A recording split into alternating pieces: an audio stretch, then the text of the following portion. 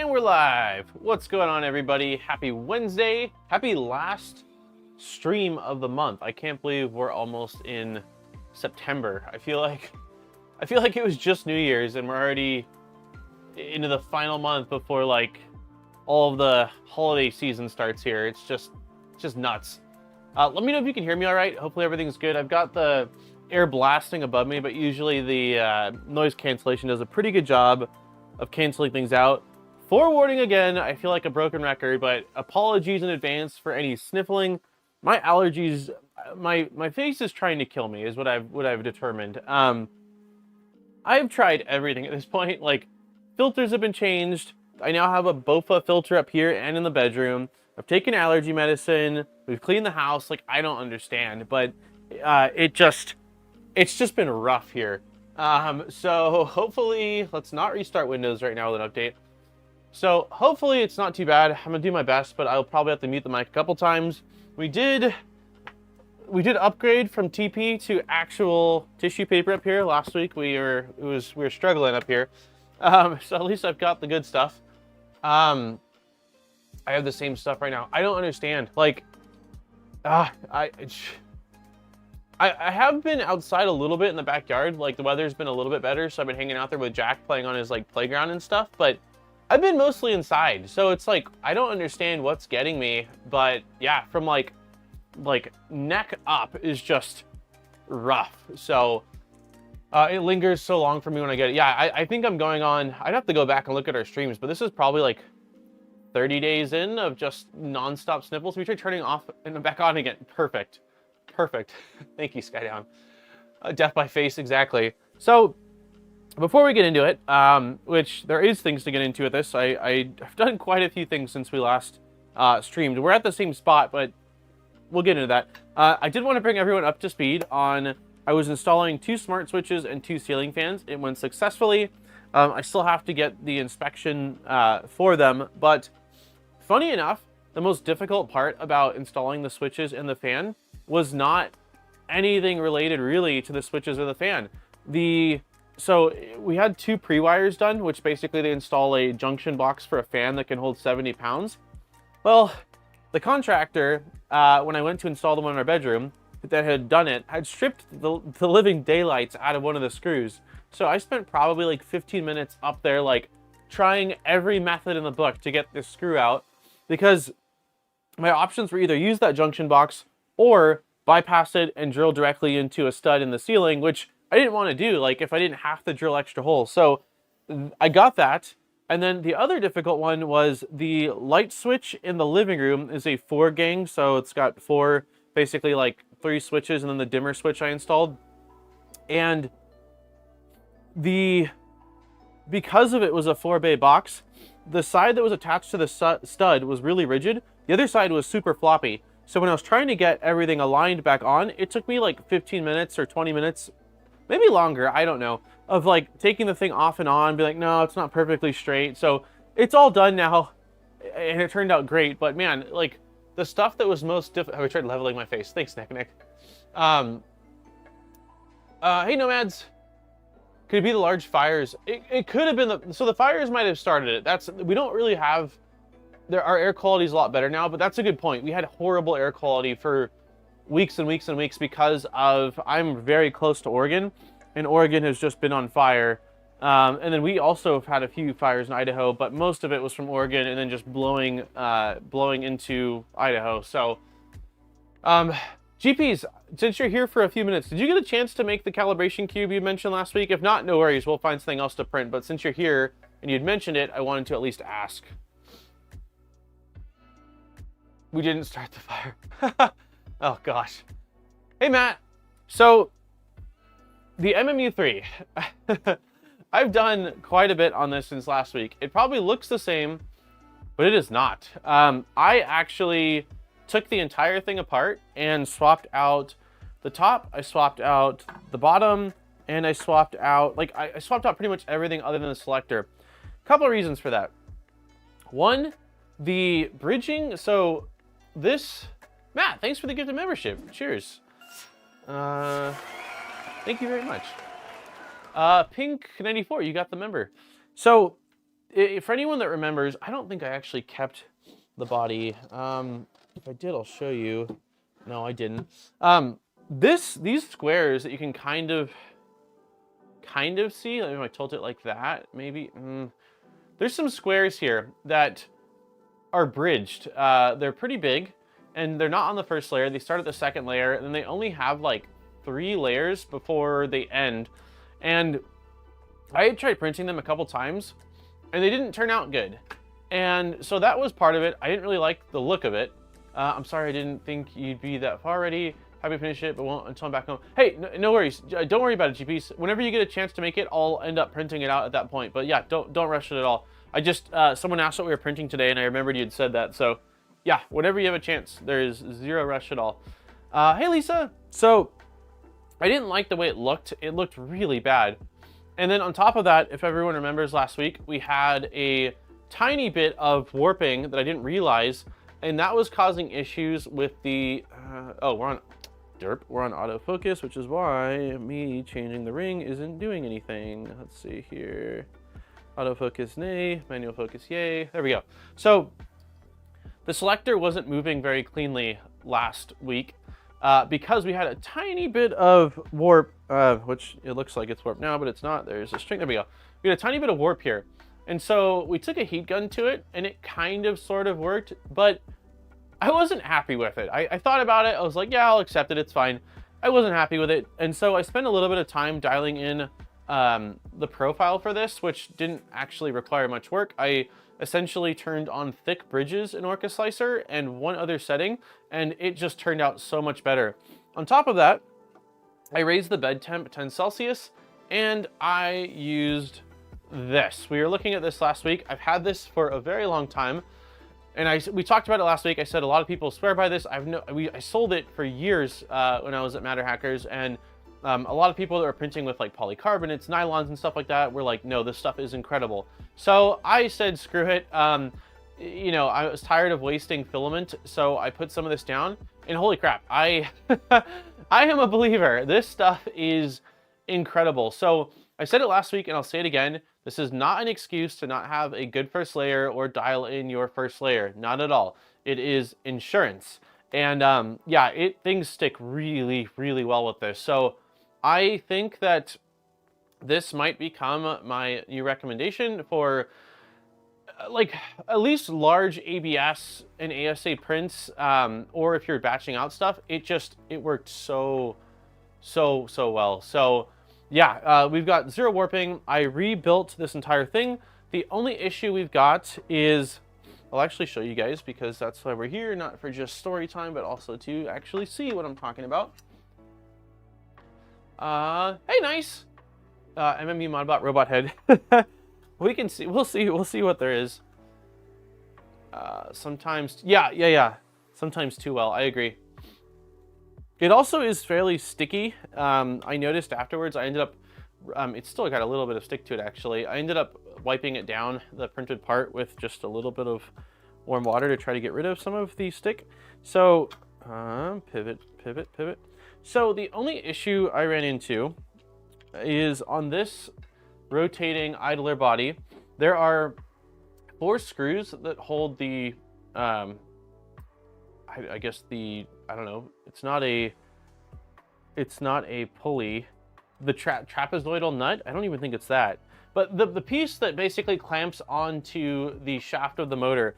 There's 4 screws that hold it in place, and one of the screws, let's see if you guys can see it. It split ever so slightly. You can see it. Okay, there's a little line there. However, based off how tight this thing's held, I'm convinced 2 screws would be enough, and this will have 0 effect on anything. But I did print out another one of these bodies in case this ever becomes an issue. I can just quickly swap it out. That was the only thing I ran into. It's just a pretty thin wall, and I could have reamed it, but because we're tapping into plastic for that part, I didn't really think that reaming it would be the answer, because I was concerned that the screw then wouldn't really hold very well. So it's a really small thing. I don't anticipate it'll cause any issues, but I did at least want to point that out. So flange, is it a flange? Is that what we're calling it? Yeah, that's probably the right term. Oh, also, if you're not on Twitter, which if you're not, I totally don't blame you because it's kind of a crazy place, but I'm officially going to 3D Printopia. I mentioned it probably on and off for the last month. It was up in the air. I've been talking with Fabrica about it on and off since like April of this year. And Fabrica had mentioned that he was interested in sponsoring the trip, and I wasn't sure if it was going to work out. There was sort of some changes in plans in terms of like, I think Fabrica is now driving up instead of flying up.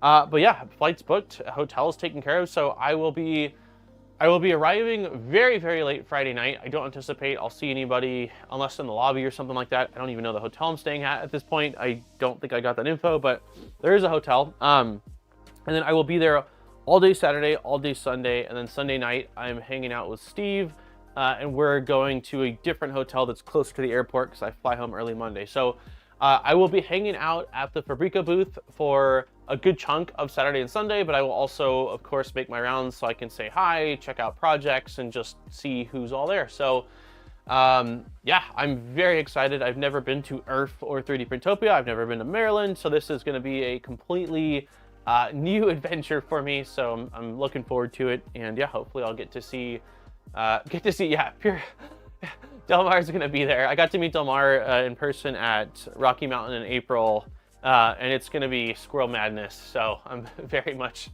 looking forward. We'll get you all the info, no worries. Delmar will guide you. Yeah, I'm not worried. As long as there's a place to lay my head down, I know we'll figure it out. So as long as I've got my flight and I'm at the airport and someone's getting me, then the rest will just fall into place. So yeah, so that's what's going on here. We are going to continue today where we left off, which is, let's pull this up. Let's close the ad. I might be picking, sweet. Yeah, Delmar, within like 60, no, maybe it wasn't the first day I met Delmar. It was like the second day, but it was cold. I didn't have the right clothes, and Delmar had like a jacket with an outer layer and inner layer, and he took off his inner layer of his jacket to keep me warm. So Delmar's a real one. He kept me from freezing my butt off. I tried to meet people at Rocky Mountain, but it was too loud for me. Yeah, I get very, so I've mentioned this quite a few times, like I have pretty bad anxiety. Like it doesn't come off very, like a lot of people like in streams and stuff probably don't know it, but I get pretty overwhelmed in crowds. So if you see me and I'm a little bit like it's probably because it's like a sensory overload. I spend most time in here working on stuff. So to go from just quietness and working on projects to being around a bunch of people, it's always a bit of a, oh crap. But I'm incredibly excited. So you look tired, buddy. I feel good. I don't actually feel tired. I went to bed at 11:15 and got a good night's sleep. So I don't know. I think this is just me. Hey, RS. Sweham, thank you very much for the 14 months, buddy. Let's do air horn. What are you printing once it's working? That is the ultimate question. We don't know yet. I was snowing and me and boy need some light. Yeah, it was. That's right. It was snowing. It was freaking cold. I'm offering rides because I live here. Nice. I get overstimulated easily when too much is going on. Yeah, I'm the same way. So like lots of sounds and like it's just, which is what the events are, and I love them for it. But yeah, there's times where like even at the Lightburn event that I work for Lightburn and we had our event, I at lunch like took my sandwich to my hotel room and ate it there because like I just need to decompress for like 10 minutes and I'll be good again. So nice, thank you. 27 months, man. Punches all around. Hadoukens. It was straight out of bikini weather. Yeah, it was cold. Okay, so I think we're still on the pulley body assembly. We're really far into it. I think the actual assembly portion's done and we're just on the electronics now. I also had a freak out moment. Oh my gosh. Last night when I was preparing for the stream, just like getting things ready, I could not find this board. I tore apart this stream looking for it. I was like, am I gonna really have to reach out to Prusa and buy one of these or cancel a stream? And I ended up finding it. It was just tucked in very, very deep into one of my drawers here, but I freaked out for a little bit there. Oh my gosh, PF, thank you very much, man. 10 gifted memberships. We'll do cheers and air horns. Yeah, I get to meet PF in person too. I think PF said he's gonna be there. I think you're in, I think you said Rhode Island, so you're kind of sort of local-ish. I don't know how far the two are, but thank you, PF. Okay, here we go. So we are done with this, we're done with this, we did this, we did that. This is where we left off, cool. So let's get, oh, also, gosh, one more thing regarding this. So I talked to Steve a fair bit on last Wednesday, and he had mentioned that he printed out all the parts for this and he had done no scaling. And someone in chat had also said they did no scaling. And also, because, Aaron had mentioned that he only scales X and Y and not Z, which is fine. However, I just realized, well, Steve brought it to my attention that like the parts aren't oriented in a way where like Z is always up. So I was kind of scaling things not uniformly. So all these new printed parts are not scaled whatsoever. Everything here is just a 1-to-1 with the STLs, but I printed an ABS and I've had 0 issues. So I don't know that it needs scaling. Everything seems to fit fine. I wanted to let everyone know that as well. Hey, Petty. I have a bad anxiety in crowds, like actually really bad. I've gotten better, but not good enough. Yeah, I get it. I think it's more common than like, when you have anxiety, it feels pretty isolating, but I think that it's a lot more common than really people realize, which is kind of refreshing to know that like you're not alone. If you're freaking out, there's probably other people freaking out too. So, but yeah, I try to be transparent about it because if I'm ever like, it's nothing personal, like I'm just freaking out a little bit. So, okay, let's get it started. So we've got the electronics cover. Let's move this right here. Is this thing open source? It's I want to say yay and nay. So I think that you can get all the files for it. You can definitely print out all the files. That's what I did. And I think you can buy the boards probably independently, but I don't think it'll be compatible with any machine other than like Mark 4s, Mark 3s, Mark 3Ss. And like if you go with the FiSec one, someone mentioned that they're like, I think they cloned the board so you can flash the firmware to it, so you should be able to, but it's not open source in the sense that like you couldn't easily pair this with say like Marlin or Clipper firmware. I came on late. Are you going to 3D Printopia? I am, RS, I am. It's confirmed. I have a flight, I have a hotel. I will absolutely be there. So I'll be hanging out a lot at the Fabrico booth. So yeah, definitely come and find me and say hello. I am awful with names. I'm better with like online usernames. So if you say like, it's me, RS, I'll be like, oh, I know you. So since they expanded autism spectrum, it's been super helpful to know that there are more people like me. Yeah, growing up, I didn't like, I have things, growing up, I didn't know much about that there were things like ADHD or anything like that, anxiety, like it just, my parents never really talked about it. And I was like, yeah, it's just, it is me. But it has been reassuring, like the more I've gotten into the 3D printing space and just like the tech sector in general, there's a lot of us. So it does feel nice to know like, hey, it's not just a you thing. Like, no, it's actually a thing. And there's a lot of others out there that can relate. So I put a mask on at shows and then the week after, yes, me too. Yep. I am very much like a fairly outgoing social person. But it doesn't fill the tank, it drains the tank. So usually when I get back from a show, it's like hardcore, like I just need to be alone to recover from it. But I did a lot of shows when I was working with Matter Hackers, so like I've had to sort of get used to it. But yeah, it's still the same. It's still the same. I think a lot of tech folks have it. Yep. I do agree. Pretty much everyone at work has a touch or two.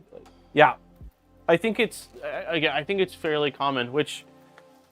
It does feel good to know like it's like one of us, you know? So, and I feel like people are a lot more understanding.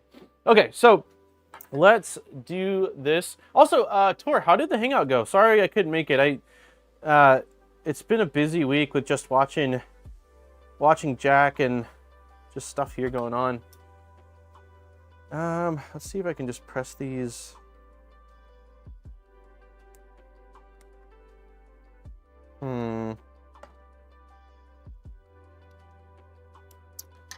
I dropped my nut already. These feel tight. This one actually I didn't reprint, so this does have a scale factor, so it shouldn't be that difficult. Keyword shouldn't be. I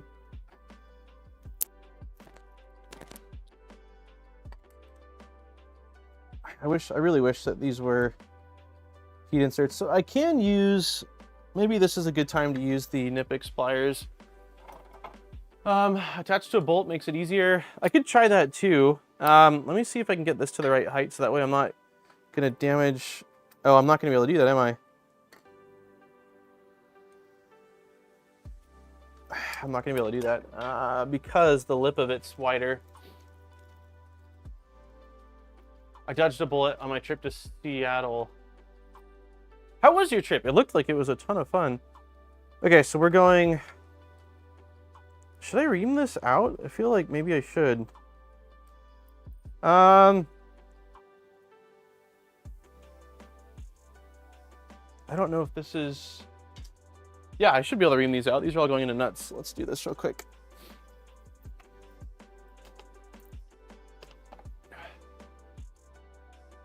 It was insanely fun. Meeting up with Joel was amazing. Yeah, Joel's good peeps.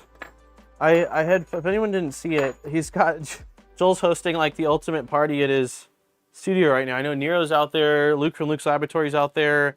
Oh, I always forget his name, but HughForge, the creator of HughForge. Steve, is that right? Steve? No, that's not right.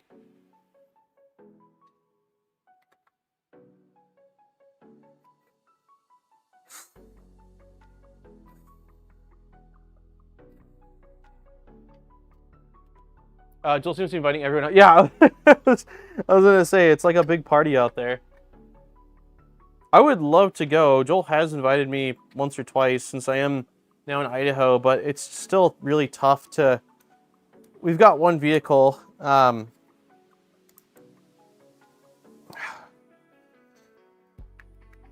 don't want to break this part.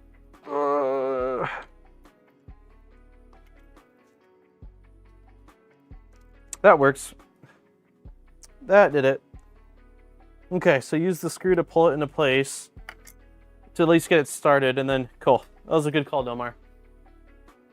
There was a hurricane. Oh my gosh! So they landed us 2-hour drive out of Philly, and I had to stay in a hotel. That's awful.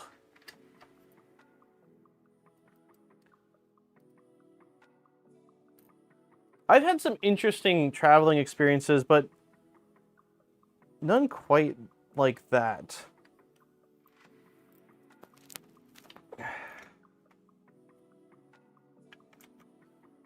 This one's a little tough because it's in the corner. Ugh. Oh no! I can see the part stressing. I can hit it with some heat. That seems to be our solution for this build. Hit it with heat. Let's just warm up the area a bit. Might help the nut go in a little bit easier. Hey, engineer, how's it going? In my 20 years of traveling, that was my first diversion. Wow.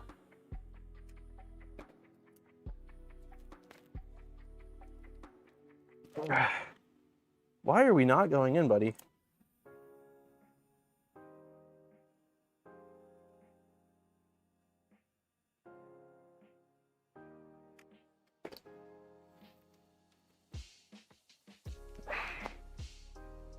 Dude, this screw does not want to go in. I wonder...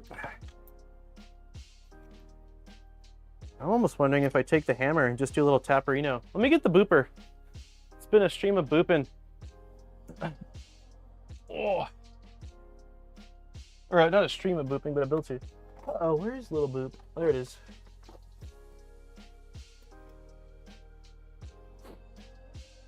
I don't know why this one's being so stubborn.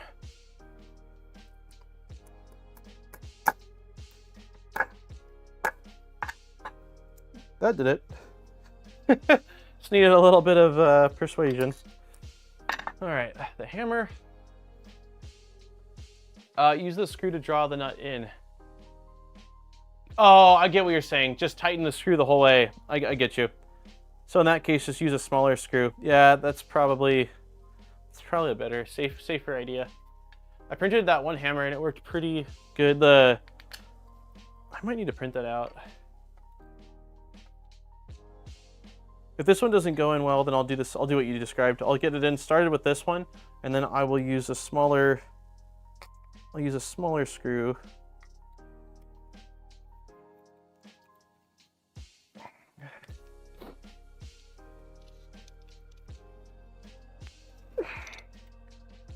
Yeah, so we'll use a small screw now. Get like we have like that. This will work.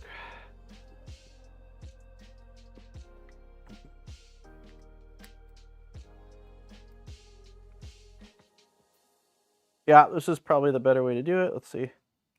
Yep, that's a lot easier. Maybe don't use a hammer. You know what? This is better on all fronts because it's actually driving it all the way in. So we're gonna do this method for all of them. Actually, I don't think it's necessary. Yeah, it's probably a good idea.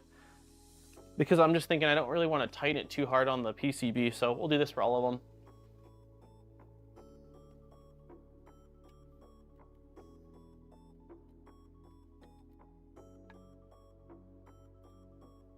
How's everybody's week going? I know last week I asked if everyone was working on cool projects, and everybody I feel like was working on cool projects.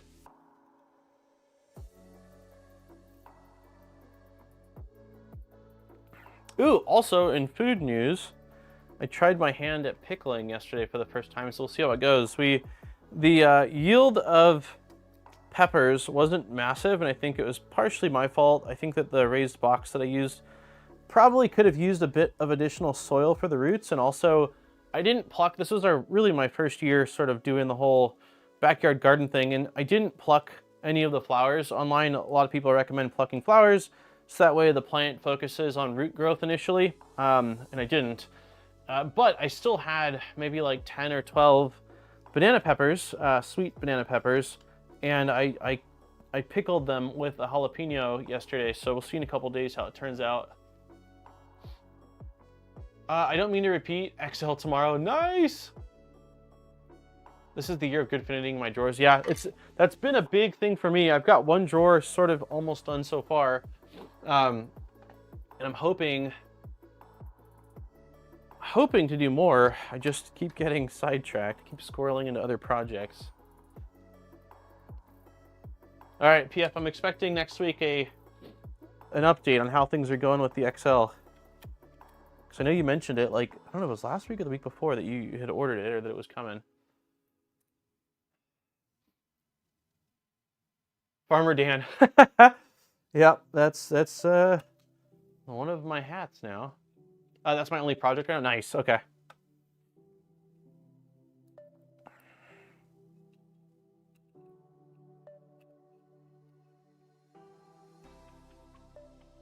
Yes, no need to tighten this down too tight. It's just holding the PCB in place. I was oh, so it's cool. It's ahead of schedule. That's awesome. When did you order it? Did you just order it like in the last week or so, or no? Did you order it a while ago? I can't remember if it was last week that you said you'd ordered it or if it was the week before.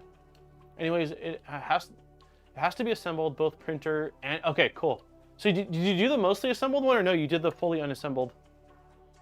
Oh, wow. Okay, so yeah, not even 30 days. Not even 30 days, like 20 or so days. I wonder how long before there is an XLS series. I feel like it's a matter of time. I feel like between now... Well, I think in the next 12 months, they're going to have some kind of a... I think they're going to have some kind of a smaller Core XY. I don't have any info on that, but I'm just speculating. Hey, Benny. Semi-assembled. Okay, cool. Semi-assembled. Hey, Armor. Okay, so let's pour all this out. And this doesn't seem right. This is not the right cable. Is there another cable that I'm not seeing? There has to be. It looks like it has a black plug and fork connectors. Uh-oh. I didn't see any of the electronics. Let's see.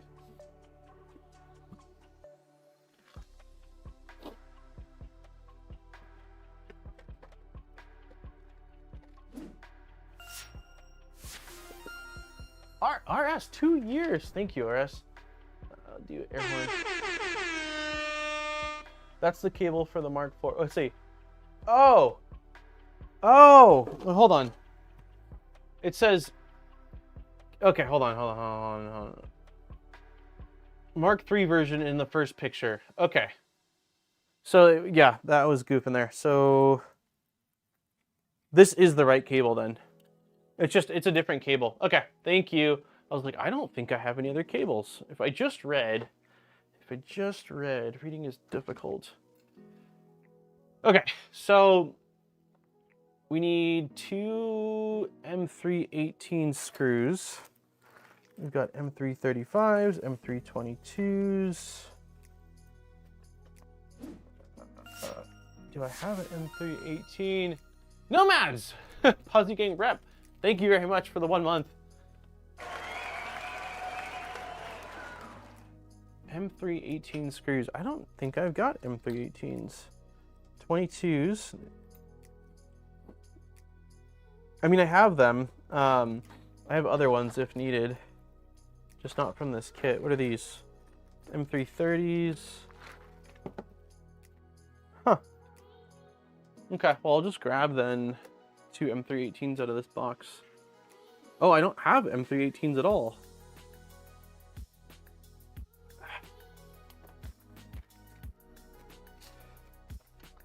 M320s are all I have in my box as well. Should we try M320s?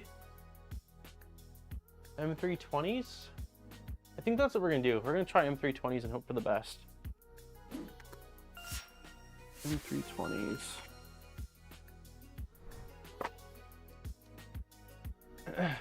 PF 20. I can't believe it's been 26 months, man. You squirrel and cheer. Thank you very much. Only token taxes included.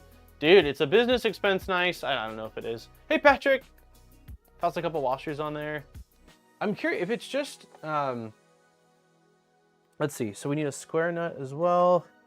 I should have done a better job of laying this all out. I didn't think I would need it because there's not that much hardware, but it's also me. These are just regular nuts. Where are the square nuts at, dude?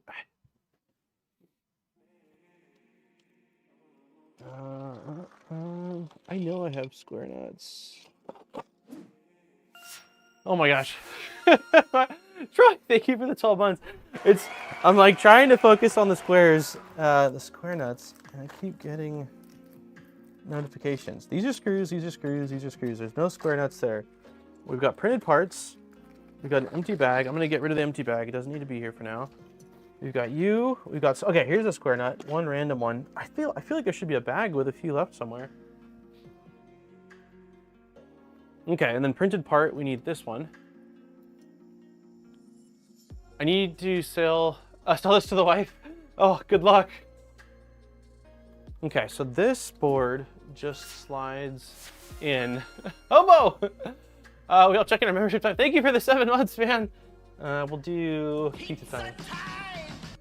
Okay, so this just goes like this, and then it looks like it just slots in. It looks like it just slots in like this. Oh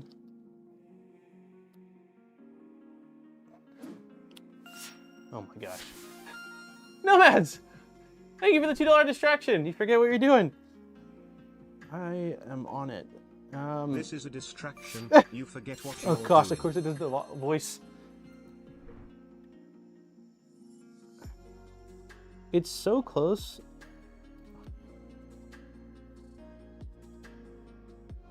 I might need to file this piece.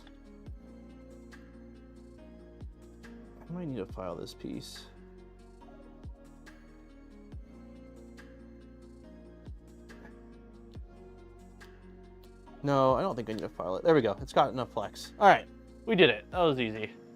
Okay. So this just goes on to, it looks like it just plugs. Oh shoot, these guys moved a little bit. I'm a goofy goober. Yeah. TTS says positron is the. Oh my gosh. Thanks, Nomads. $2, you goofy goober. Okay, so this looks like it's just going to slot into here like this. I did it.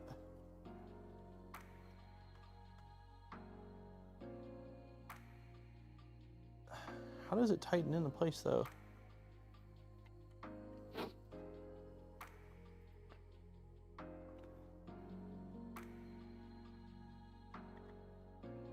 I ran out of characters. How much firmware is required to put this MMU going? Guessing it's simple. Prusa, I have no idea. I have no idea yet. I haven't looked at it. Hey, Oz.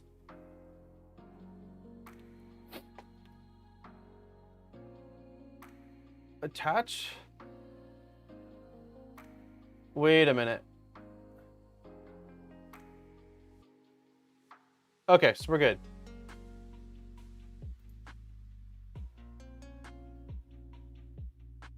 I'm confused. It had us grab these, but I haven't used them.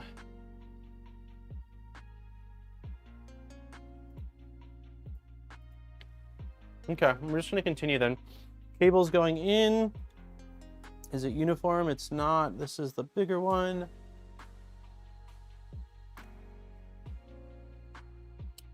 Okay.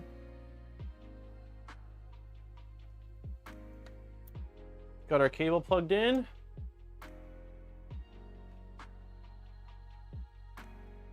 Connect the cables. Okay. So let's close this back up. I think it said for right now, don't overly tighten it, and the screw head should all be slightly above the body. So let's try that. That seems okay. This one's not oh, this one, yep, that one's going in. Okay. So now same orientation. If we have this like this,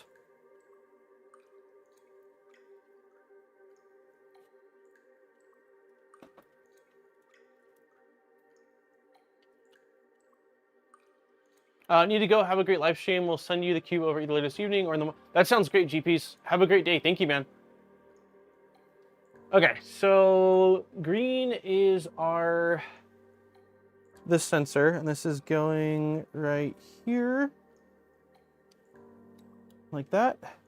Then we've got yellow, which is this closest motor to me right now, going in like this. Oh, wrong way, I think. Yep, wrong way. Like this. There we go. Then we've got our pink wire, which is going in the next slot, and then it should just be one final motor wire, which is this guy, and it's going in right here like this. Okay. Rule of thumb for the motor cable is if you look from the back of the unit, the motor connectors are the same side as the motor. Okay. It says insert the nut into the marked opening, so it's going right here, which I've already got a nut there. Attach electronics assembly to the unit. Ooh, so yeah, we might need... Let's do one last look for that M318 screw. Just because it's going, I don't want it to go too deep. M36, M335. I'm sure I'm the one that lost it. Is there any more screws in here? No. No. I'm gonna quickly check my spare parts that came with the Mark IV. Hey, Luke. Happy Wednesday.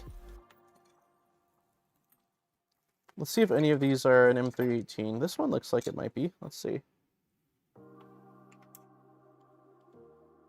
Oh, boom! M318. I think I got 2 of them. So what I probably did was, likely during this build, they fell out. Yeah, I've got 2 of them. They likely fell out, and I threw them into the wrong bag. So, nuts in place. So now this is going side view. It looks like this. How's this wire supposed For to the go? Don't Drop Parts Fund. Andrew, for the Don't Drop Parts Fund. Thank you very much for the $10. Did you say, I think you said you were not going to 3D Printopia, right? I'm pretty sure I asked you like last week. Hey, Jose. Attach electronics, make sure the holes with the buttons is pointing out the front. Holes with buttons pointing out front.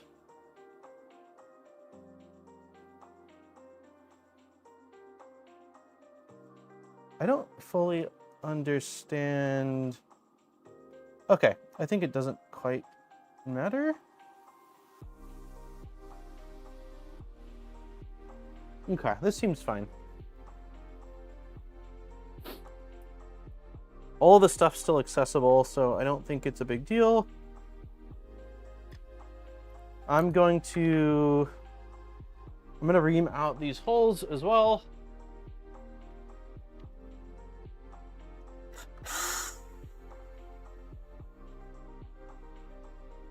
I never owned a reamer, and Steve told me to buy one a while back, and it has been one of the best purchases.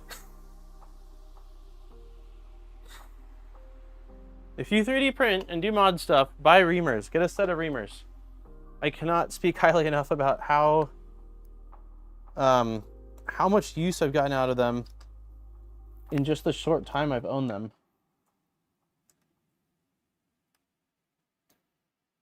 So the proof is a no. That might change, but okay, gotcha. So for right now, no. Keep my fingers crossed that some magic happens where you're able to make it.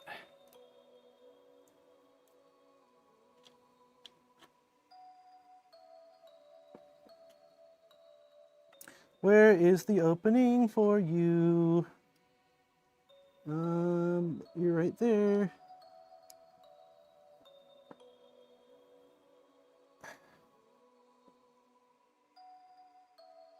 Come on, buddy. It's lined up. Okay, I got it.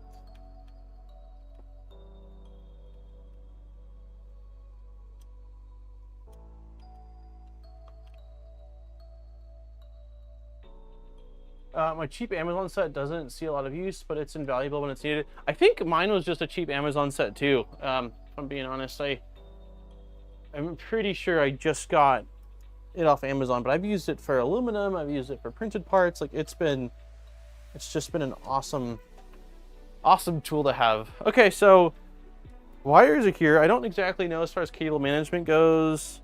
Like it kind of feels like maybe these get tucked. This one's just kind of, I don't know. I don't know about routing right this second, but your Python Bamboo AMS upgrade video was great. I was so impressed that I ordered 2 Prusa LED light bars and soon will order. Oh, nice. Yeah, if you didn't get a chance to watch it, I was really proud of the Python video. I spent a lot of time on it, but it seems like feedback's been really good. So thousands of filament changes, not a single problem. Nice. The steppers not being aligned the same way is frustrating. Wait, what do you mean? Oh, the cable, yeah. Okay, so we've got that in. Make sure buttons are going out the front, which they are. Okay, so now we need the sleeve, which I think I just pulled out. Yep, right here, we've got a sleeve. Voxel, awesome. Yeah, they're good peeps, man. I've been like working with Voxel PLA for, man, maybe 2 years now, and they're good peeps.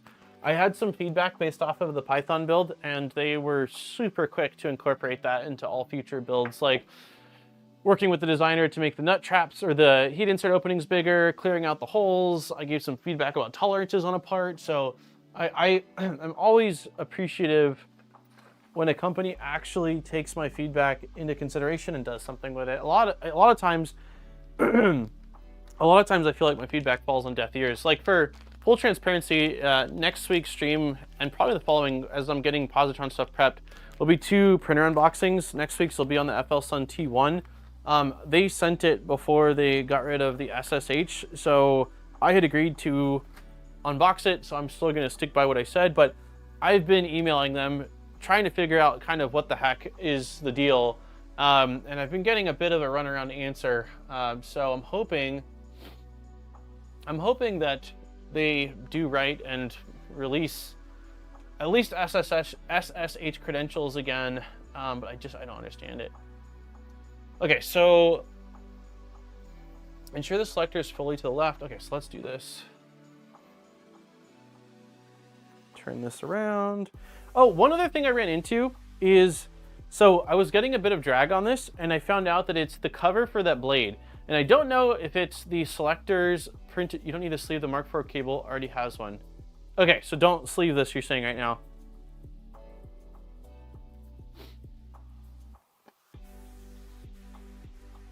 Gotcha. Okay, so I'll just do the zip ties. I will just do the zip ties then and not do the sleeving. Oh God, I don't remember what I was talking about. Oh, yeah, the cover for this was dragging. And so I had to leave the blade cover a little bit loose. So basically this is what's happening. It's at an angle, the cover, and the more I was tightening it, the more it was causing it to flare outward and rub on the openings for the filament. So I had to, it's tight, but there's a little bit of side-by-side play, but it shouldn't be an issue, especially because the blades only use if there's a jam. The blades themselves aren't moving, they're still stuck in place, so we'll see. Worst comes to worst, I'll have to make some adjustments to the selector, but I spent quite a bit of time finagling with it, and I'm pretty confident that how I've got it now is probably going to be sufficient. So let's move this all the way to this side like that. And then it says, okay, ensure the selector, arrange the super pinda so that it joins the motor cables on the side of the unit as seen in the picture. Okay, so we are going to do a zippy tie. It looks like roughly, okay, so roughly here.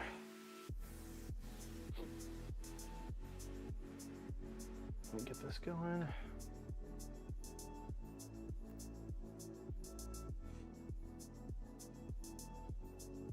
I kind of routed it silly. Let me pull this Mark IV cable through because it's kind of blocking its pathway a little bit.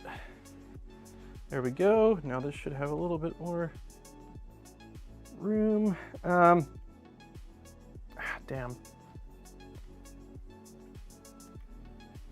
I would probably route these better than I did. Right now, let's just go with it.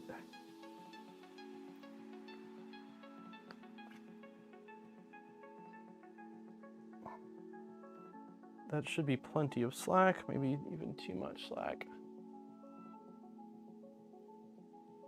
Okay, I think that's good. It's got a little bit of slack, cable's tight. Leave enough slack so the cable doesn't bend too much, okay, and then we're gonna do another zip tie on the front end right here, it looks like.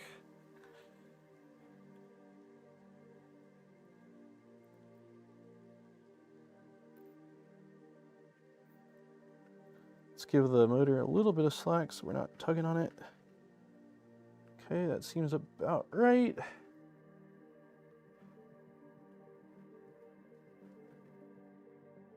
Give you a little bit of slack too. Okay.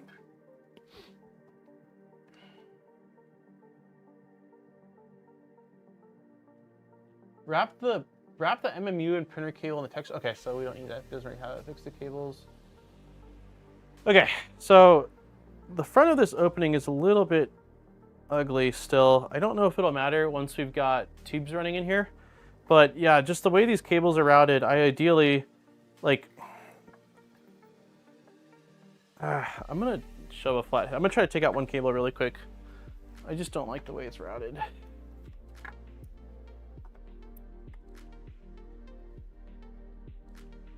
Can I do it? Actually, I don't know if this is. Yeah, there we go. Yeah, I just want this cable to be on the outside so it's not pulling on everything else. There we go. Okay, that feels better. Okay, so we will add some zip ties to this just so that way it mirrors.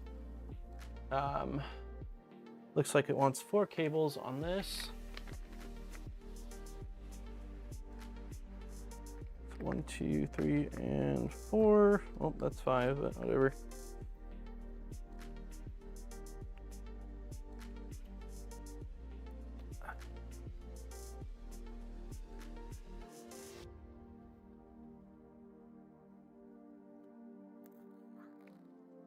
So we got 1 on the end.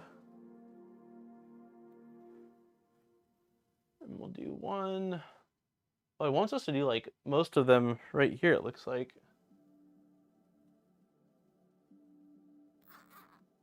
shows 3 pretty close to each other.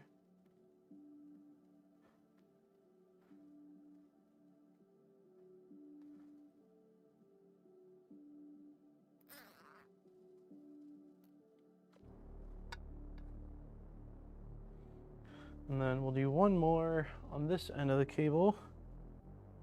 We'll do it roughly here. Okay.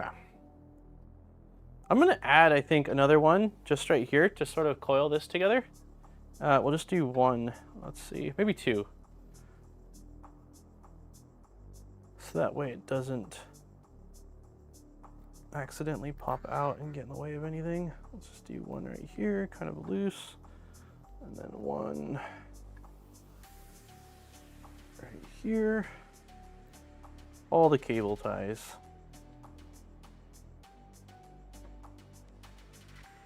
That seems fine. Okay, let's cut these off. There are slots in the plastic to run the zip ties through. What?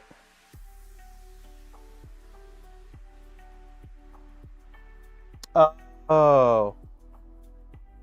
I see what you're saying. Are they needed though? I feel like I don't need to use those. I think you're saying up top here, there's some openings, but I don't really want anything up here, so we'll see. I'm happy with how it is right now, I think. So let's just clip these. See what kind of shape we're in.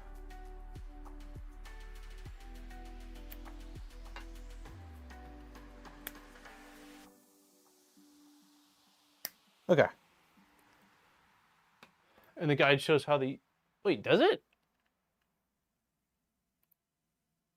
Oh, great. Yeah, I see what you're saying. Oh, you're saying for this. Yeah, it's like literally the next step. Oh, great. Okay. Let's undo a little bit of what I did.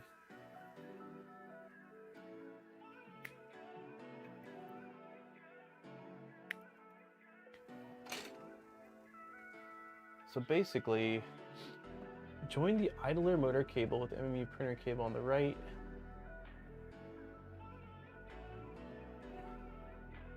So it looks like these cables up top here are primarily for these ones. So like this guy is going up here. And this is going up here. For the other ones, oh, the other ones can go up there too, can't they? Okay, so we'll use, here we go.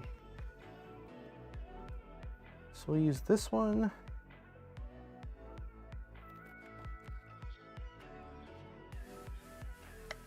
Might be easier if I go the other way.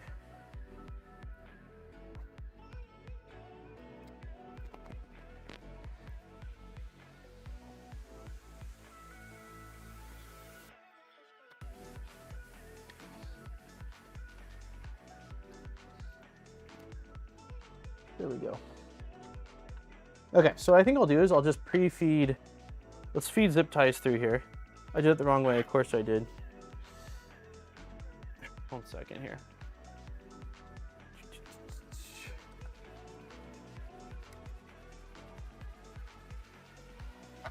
Yeah, so we'll feed 3 zip ties up here, that way I don't have to mess with them.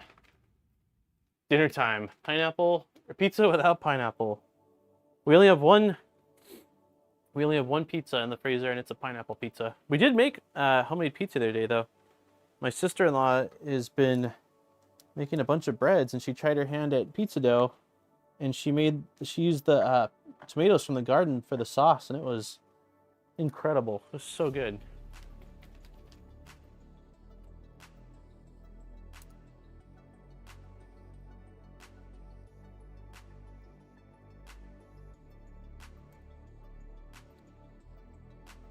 I think this one might be a little tricky actually, because there's that printed part.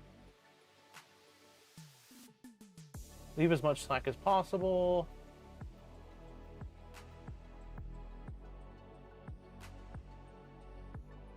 It's kind of weird. So in this image, so it doesn't look like we're actually using these ones. It only wants us to use a single slot.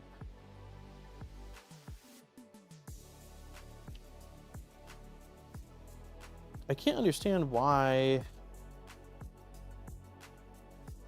I can't understand why that would be.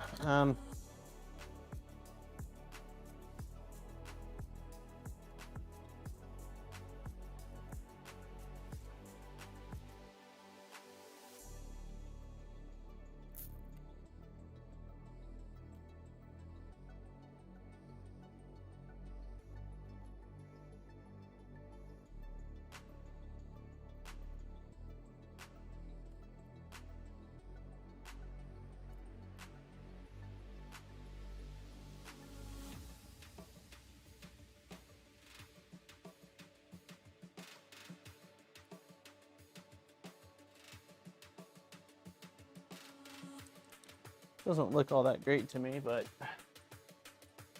hey, Viking. The kid stole the pineapple. I did personal pizza on Sunday. Made a barbecue chicken with pineapple for the wife. The kid stole the pineapple bits. It's because he's got good taste. He knows a good topping when he sees it.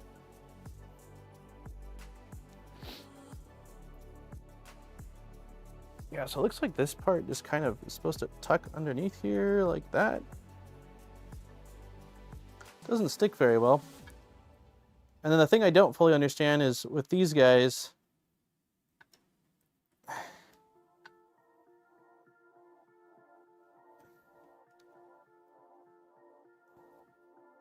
it kind of seems like these need to get zip tied together as well.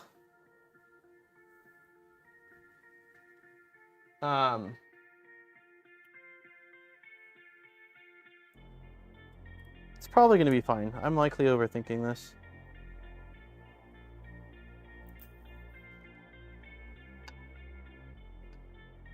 Here, let's do it. I'm gonna deviate a little bit. I'm gonna add one more zip tie than it calls for right here.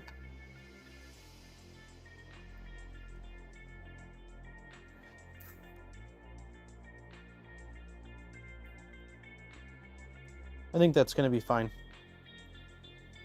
I just don't want to put any more stress on the board or like on the end of the cables.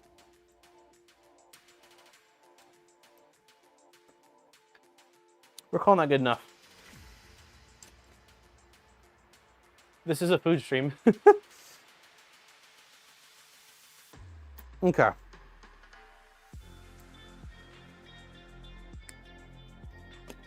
So here's what we got.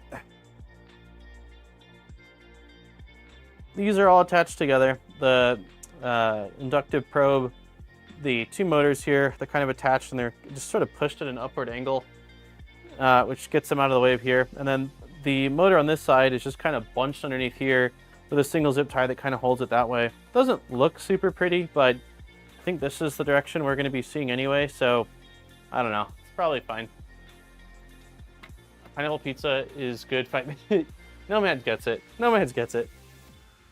So I'm calling that good enough. If we run into an issue that's cable related, I can reseat things, but probably just overthinking it a bit. All right, now we've got the frame holder parts. For this, we need M310s, which it came with a bunch of M310s, but I still think that I've ran low. Let's see, we still have 6, actually, we're okay. Baked pineapple is delicious, I agree. Okay, so we need the little label piece, which just looks really nice. We need the triangle brackets. It's 1. Here is 2. It caramelizes the sugars and gives a sweet and savory flavor. Yes, yes it does. If your pizza shop doesn't caramelize the pineapple, it's going to taste bad. Yeah, caramelized pineapples are where it's at. Okay, we need 2 more nuts, square nuts. And I know I have them. I feel like every time I stream, there's a little, like a gnome that comes in and just steals the parts that I need. Because I absolutely counted and I had enough square nuts. Because I can't use, I checked also the square nuts that I have, and those won't work. The Prusa square nuts are flatter than the like standard square nuts. Let's see, more square nuts. Screws, screws.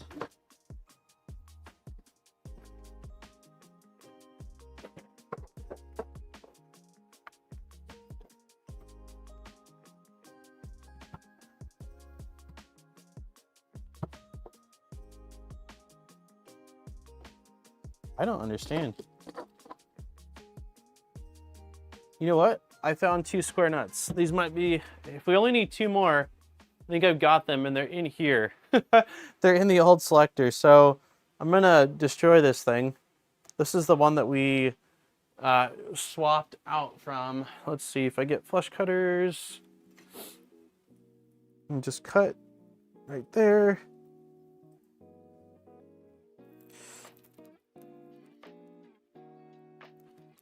Holy cow.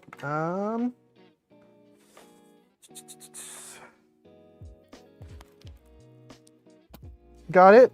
All right, we got one.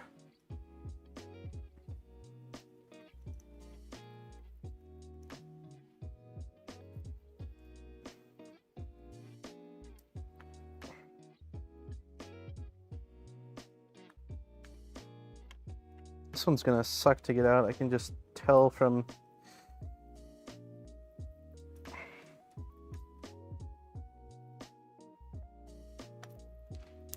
maybe not. I think I got it pretty... Wait, why is there 2 here? There's 2 right here. Perfect. Okay. We're good. So we're gonna turn this, it says upside down now. Like this. And we are going to install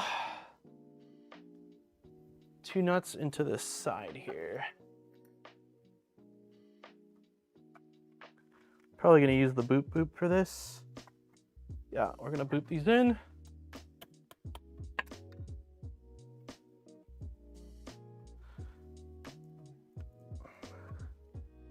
We need to clear out this hole. Let's get a little flathead in here.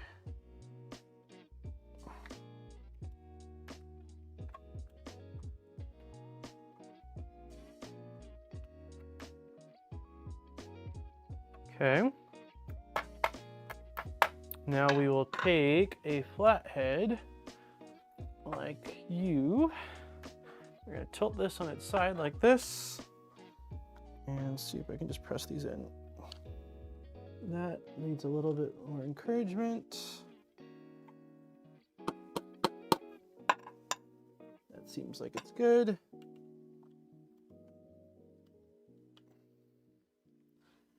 And do the same thing, just a little love tap. Oops. And that's good. Okay. The Booper 3000. All right, so now we've got this. What's next? We are placing these on here like this. Okay. And installing the screws. Perfect.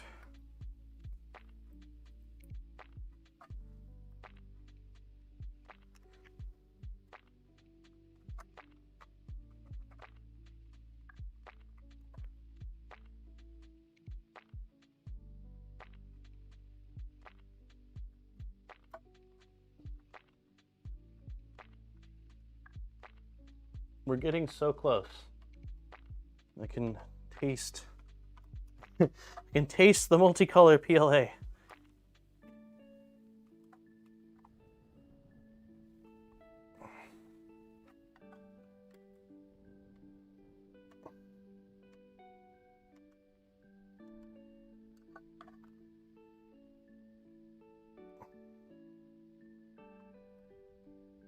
Okay, that is secured.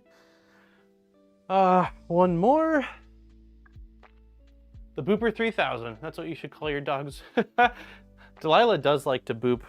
She doesn't realize she's got a big old blockhead every time she goes up to someone. We had friends over on Sunday, and they've got a 2-year-old and a 8-month-old, and Delilah went up to the 2-year-old and booped her, but luckily it wasn't too bad. She doesn't mean any harm. She's super sweet. She just doesn't realize she's a big dog with a big blockhead and a big snout.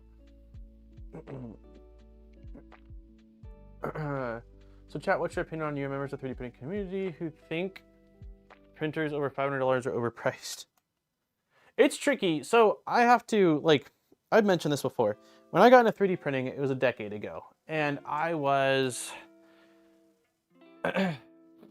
let's see, I just stopped working at PetSmart and I was working for a patio furniture company. And I think I was finally above minimum wage, but just by a little bit. And I had to save for my birthday and Christmas and a little bit of extra money to be able to buy my first printer that was on sale for $400. So I do sympathize. Like, I can understand, like, uh-oh.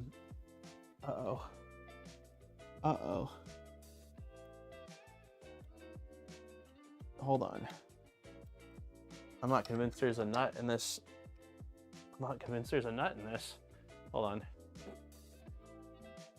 So basically I can understand, like, if I was in that same spot, I would be looking at like a $200 printer. So like I can understand it.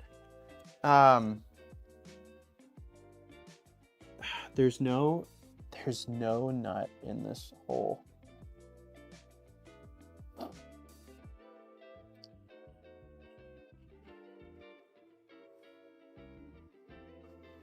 What's the play? There's no nut in this hole. The only way I'll be able to get a nut into this hole, under $5 is especially cheap, then again, I'm gonna go drop a grand on someone's unfinished tool changer, so I'm the wrong person to ask. I paid $500 CD for CRC, not a great printer by any means. Man, I think that the only way for us to do this, I think I have to quickly take this apart. Yeah, I think I quickly have to take it apart. That sucks. I'm gonna try to do it in a way where I don't make it take that long.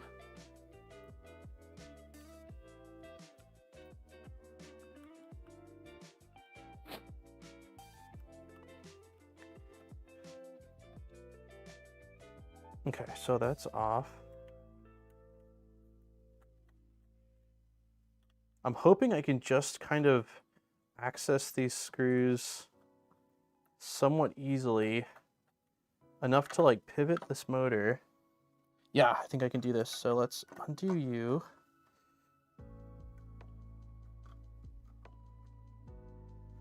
Okay.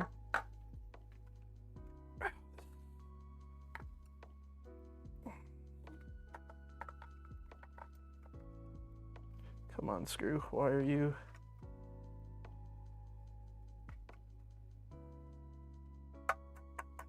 Oh, there we go. It's falling out. Okay. I don't think this will be too difficult to correct. I just want to be careful with all the cables and everything. I do need to take off this guy I just put on there right here. This guy's blocking my ability to access the screw openings.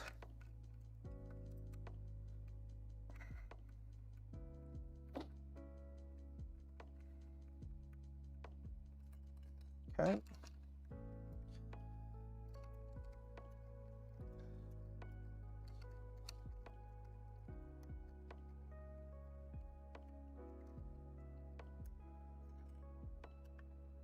I think you know what you're looking for, what you're going to deal with in long term under $500. Yeah, I mean, 3D printing started off as, well, it's still really a hobby for me, but it majorly started off as just a hobby, and I was completely fine with tinkering.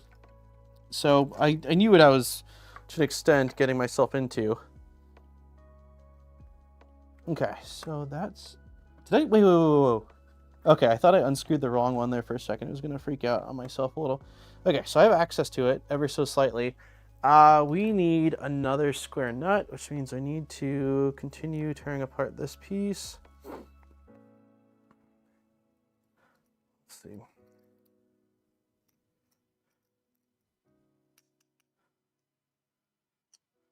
Shouldn't be too bad. Hey, John.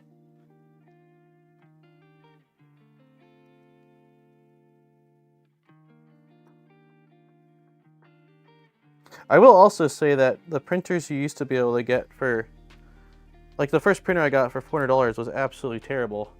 And almost made me quit 3D printing. I did take a pause. I got no support from the manufacturer, couldn't get spare parts. I was dealing with, like lost in translation communication back and forth.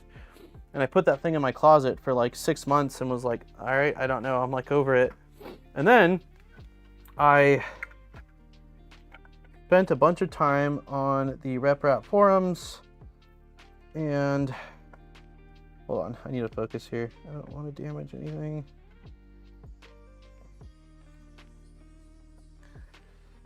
Where is the booper? Where did I put the flathead that I was just using with the booper 3000? There it is.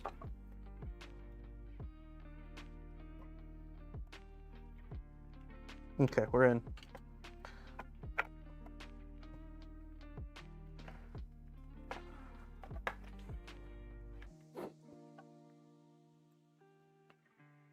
Okay, I gotta get the motor back installed. Let's not strip the motor. Why are we going at an angle? What's going on? Come on, man.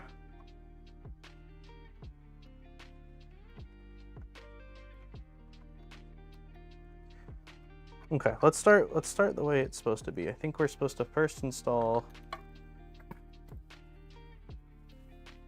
hold on. Okay, so this one needs to go towards the front like this. And then there is a screw at the top that needs to get driven in first.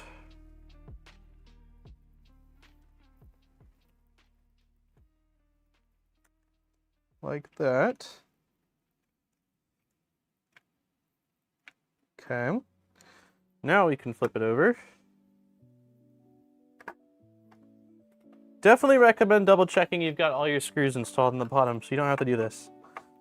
This was my bad. This happened when I was frantically trying to rebuild this thing off stream so that way we'd not have to deal with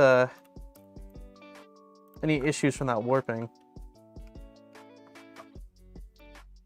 Yeah, this screw is not going in straight now.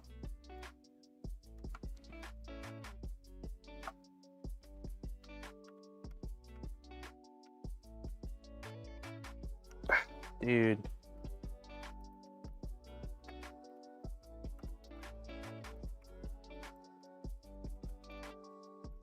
I'm gonna try a different screw again.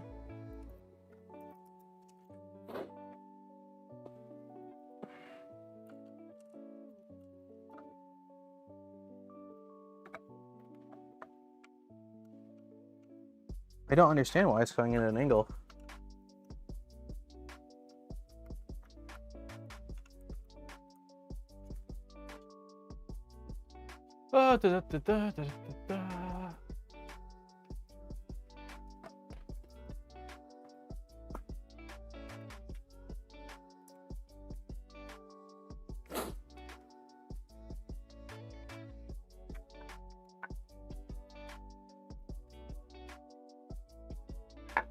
No, the hole looks fine.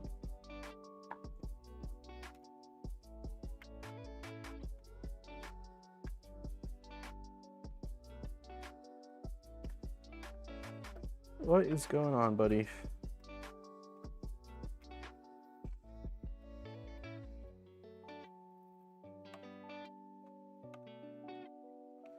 It just wants to go at an angle, which makes no sense.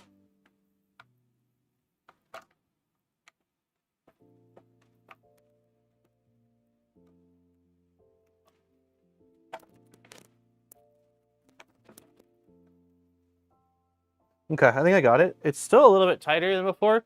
Maybe it's possible that there was some plastic shavings that got in the thread and that's what's causing it to be more difficult, but as long as I can secure it in place, I am okay with it. And it's at least going in straight now.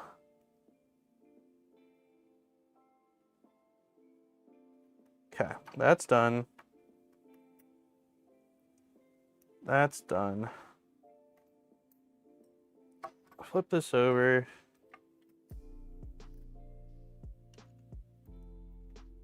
Okay, we're good. I don't care about the price, it just feels that people are bashing others more expensive kits, just expensive.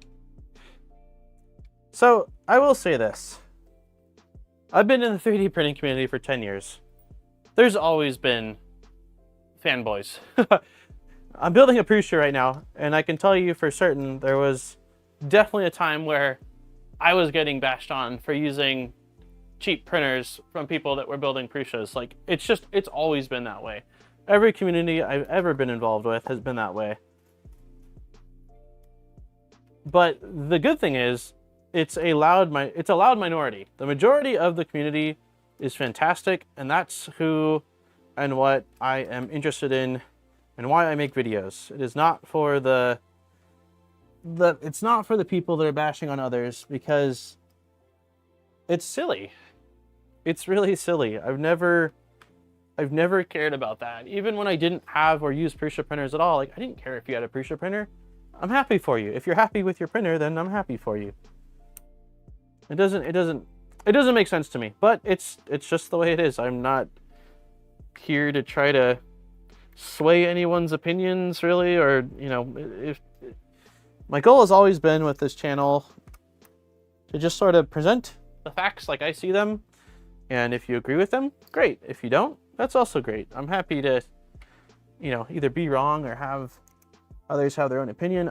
What I don't like is people being mean to other people, which is, I've been very proud of I mean, I get it on YouTube too. Don't get me wrong, I get plenty of comments that are really mean and hurtful.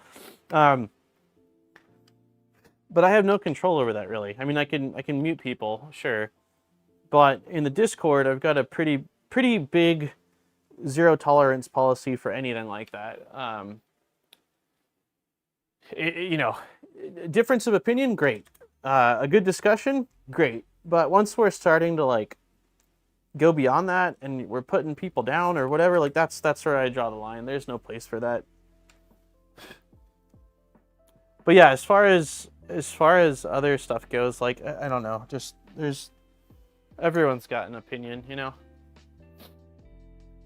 What about when Aaron is mean to me? I don't know. I'm sorry to hear that. Aaron's been nothing but nice to me.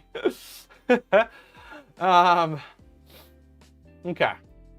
We're back to where we were before I realized I made a whoopsie. So let's get these installed again.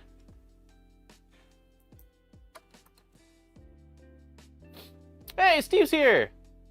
Everyone say hi, Steve. Steve gets a scroll sound. I might need to make a sound just for when Steve shows up. Happy Wednesday, Steve. I showed everybody the rebuilt MMU. The only thing I goofed on was I just realized I forgot to install a nut here, so I had to, like, take it partially apart to get to it, but not the end of the world. If that's the biggest issue we run into for the rest of the stream, then I'd say the stream god smiled down on me today. Hey, Jesus. All right. That one's in. I think Aaron's coming up the stairs. I hear Jackson yelling. Jackson's walking like crazy everywhere. Oh, here he comes. Hi, baby. I'm Dada. No, I'm Dada. Yum. Got yogurt. Everyone always asks. It's a food stream, so we've got a little granola, a little yogurt, and some fresh berries. A little parfait action going on here. We got the Jack Attack. Come on, baby. Oh, big boy! He crawled up here yesterday, and he loves the X1 Carbon because he likes the touchscreen on it. Huh? You show him? Yeah, they can see. Remember the screen? Is it? It feels nice. What? What's wrong, baby? He doesn't, he's getting into a very independent stage where he doesn't like to be held, he says, I just want to do what I want when I want to do it. That's a screwdriver, baby. You can see, you can hold the wheel. Here's one of these wheels, baby. Yeah, he screamed in Home Depot yesterday. Uh-huh. We gotta behave and listen to mom and dad, huh?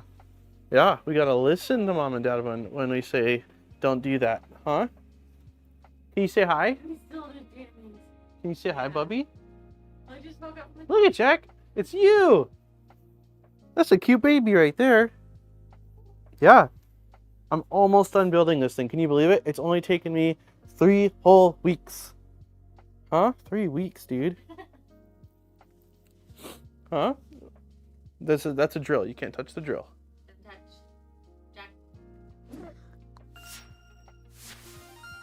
Lisa, hello, Jack. Tell Daddy you're a big boy now. He knows it. Thank you for the 26 months.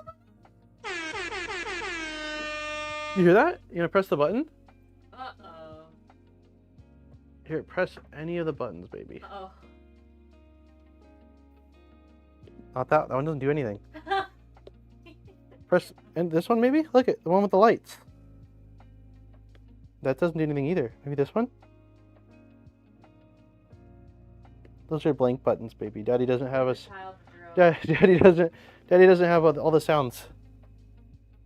Yeah. Cool? Yeah, buttons are cool. Even Dad likes buttons. Dad likes pressing buttons too. Yeah. It's you! It's you, kiddo. I gotta get back to it, bud. I think you saw my comment. I was like, I'm about to put a pizza instead of making a fruit bowl. I didn't see it. Huh? If I get it working, you can see it later, okay? Let me see these. Wanna come hang out later? Wanna play with your sandbox? Huh?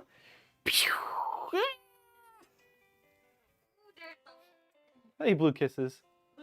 Bye, baby. Okay. Thank you, hon.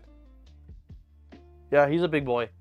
He is a very big boy. With all the printers, one day he'll figure out how to design and make something to blow up in the microwave. Perfect. Perfect. That would have been... That was Nura. Aaron asked who said that.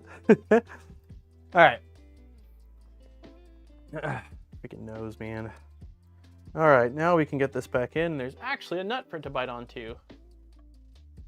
Yeah, he's starting, I mentioned he started walking a couple weeks ago now, and he's not quite, like he's been very careful about it, kind of shuffling back and forth, but he's getting to the point now where if he wants to get to something, he's like, all right, we're not quite sprinting yet, but that's a power walk he got going on. My daughter is sure that anything's being printed is for her. Yeah, once he's a little bit older, I'm very excited to be able to print out things for him.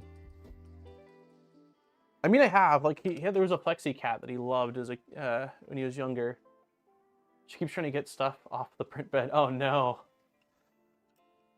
Okay, we've got our feet on.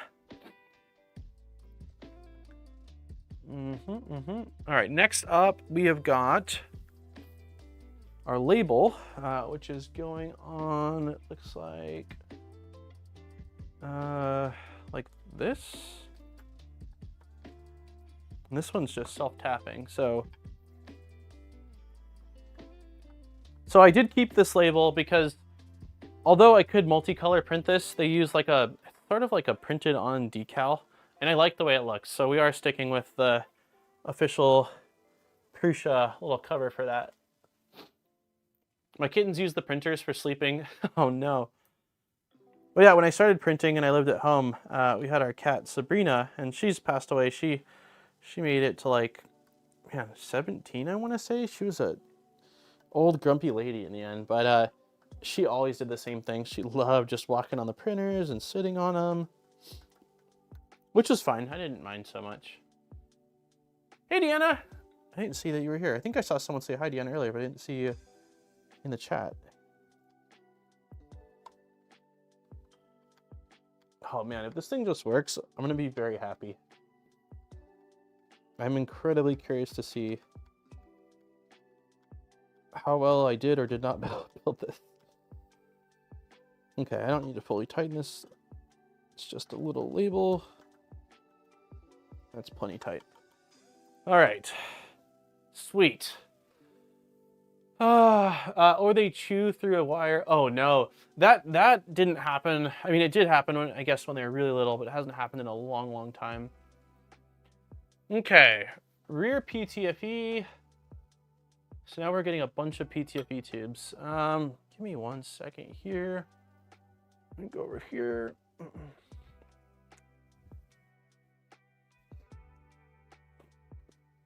think that the tubes, where did I shove all the tubes? I think they're actually in here. Yeah. So it came with a lot of tubes. 1, 2, 3, 4, 5, looks like 10 tubes. So insert 5 long PTFE tubes in the back opening. So back opening is on this side. The spool management is going to be very interesting for this. So we've got 1 tube. I think that's fully seated. 2 tubes. Oh, that one went in way further. Hold on. Hold on.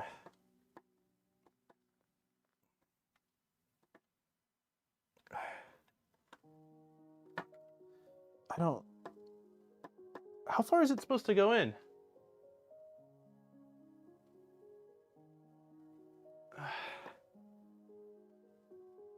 I don't know. That one, the second one...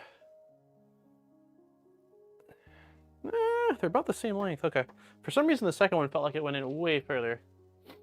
We need to tune the filament tip forming with that. I don't know. I don't know. I really... I'm going in pretty blind with this, so... your guess is really as good as mine at this point.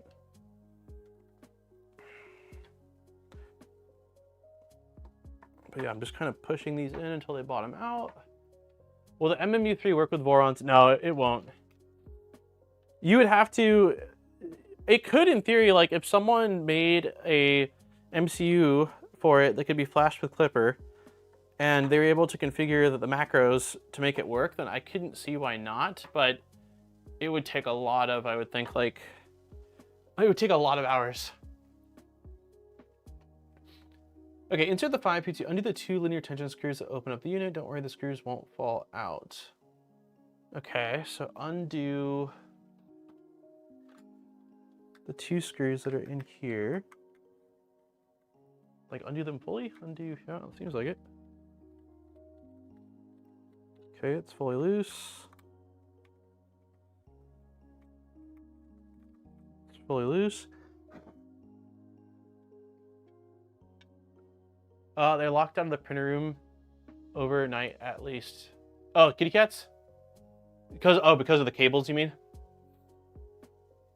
There are 2 small windows next to the pulley. Verify the PTFE tube is inserted. Oh. Okay, so open this up.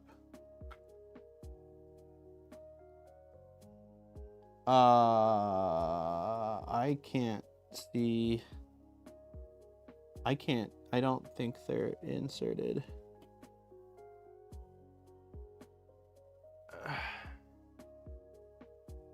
Hold on.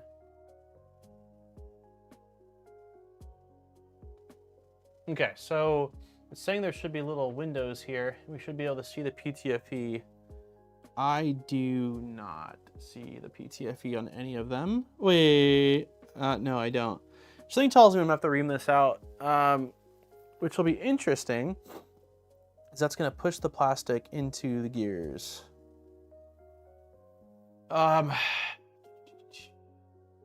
This thing tells me I'm gonna have to ream them out. So that's probably our next option, or next thing is to ream them out. So can I get these tubes out? Is my next question. This is gonna be fun. Yeah, I can. Yeah, they're not going in far enough. So what I'm likely gonna do is take these out, ream them, and then just hope I can get the filament to pass.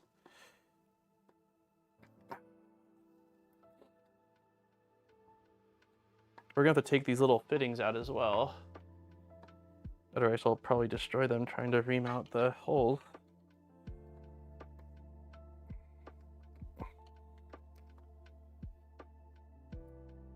Holy crap. All right.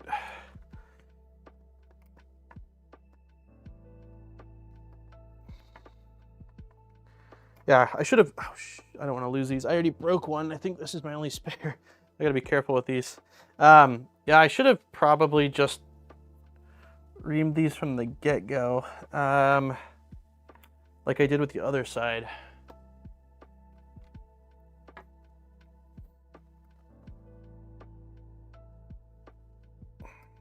Okay, those are all out.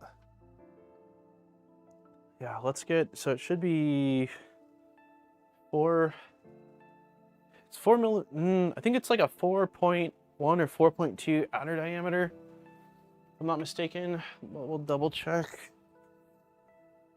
We'll just use the 4mm reamer.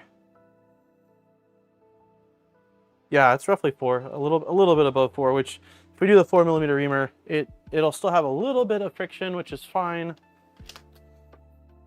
Steve, I said this earlier, but the reamer has been one of the best tools I've ever purchased, and I got it because of you. I think it was also the VZBot build.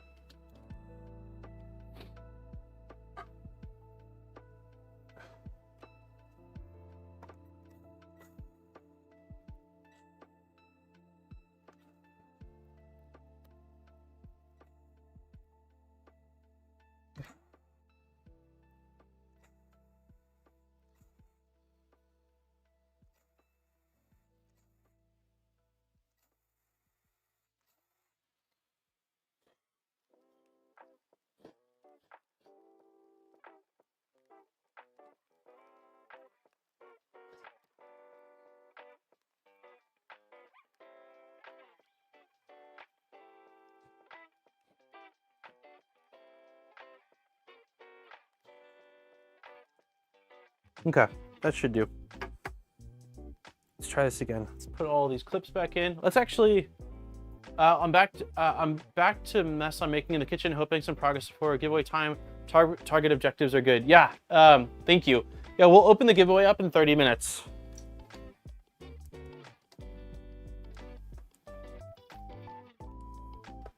Can I see the tube now? Yes, I can. Cool, that did it. Okay, so now let's get these back in. I will be very careful. Okay.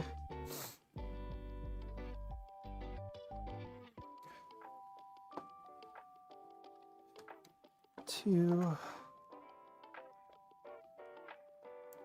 Oh, shoot.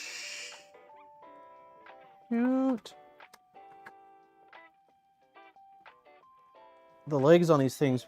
There's a little bit of metal that kind of keeps them from breaking, but I managed to break one the other day. Now I'm quite, oh my God. It's always one of the 4 legs that doesn't want to go in. There we go.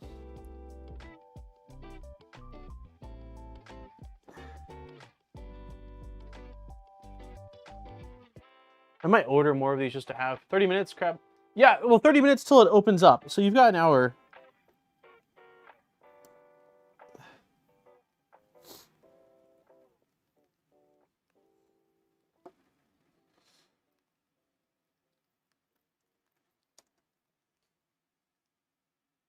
Oh no, one more leg broke. Dude, I don't love these little push fit guys. It looks like there's 1, 2, 3, I have 5 more. But are we gonna need the rest of them for the other side of this thing? Something tells me the answer that's yes. Does anybody know if I need the other 5 or if it comes with just a bunch of spares?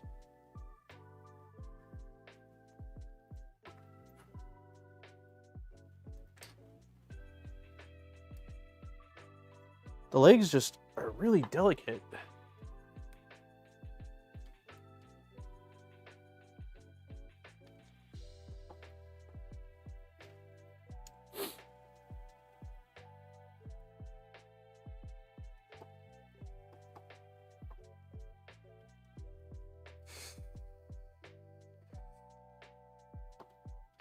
Maybe it can work with 3 legs. Let's see once I push this in.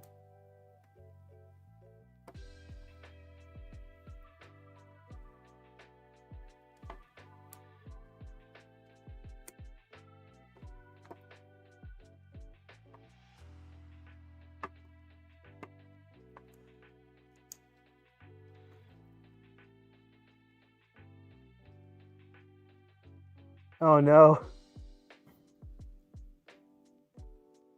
That one leg straight up broke off. Like, it's blocking the pathway now, so I absolutely have to take it back out. Ugh. That sucks. All right, well, let's see if we can get away with 3 legs for this one.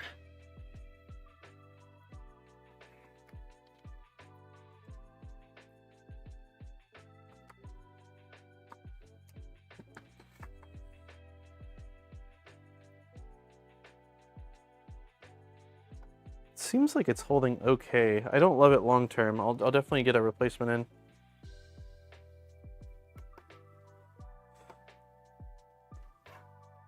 Yeah, it's holding.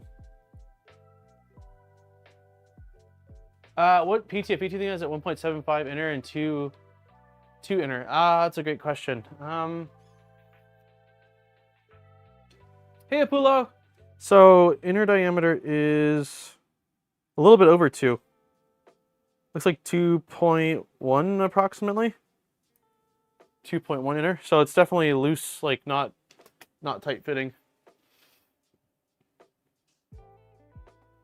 Insert the 5, undo the 2 idler screws. There's small windows.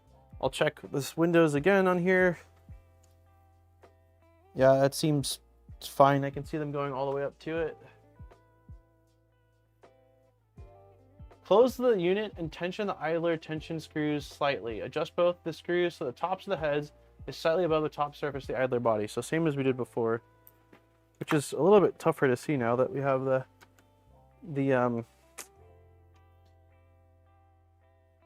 now that we've got the bed on top, but it should be okay.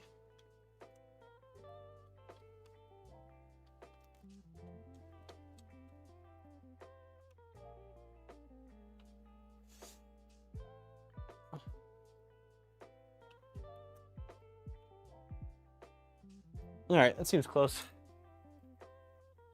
Hey, Coffee. Steve's new overlords are quite adorable. Yes, they are very adorable. I have not said it once this stream. If you haven't hit the like button, please do. I don't even know, where are we at? We got 54. Could we get to 75 likes? Okay, adjust both the idler. We did that. This is the setting which works for the majority of materials. Cool. Cool. Too low, too high. Serial number and safety sticker. Okay, let me have a quick bite of this. I like 2.5 inner diameter for reverse Bowden.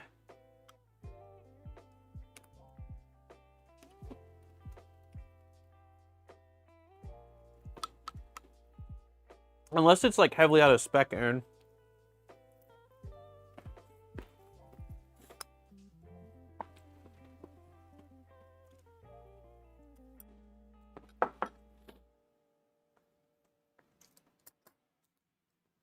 Okay. It wants us to put stickers on.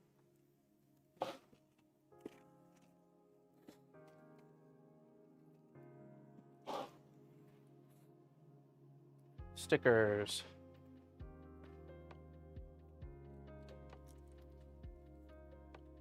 So it wants one sticker on this side.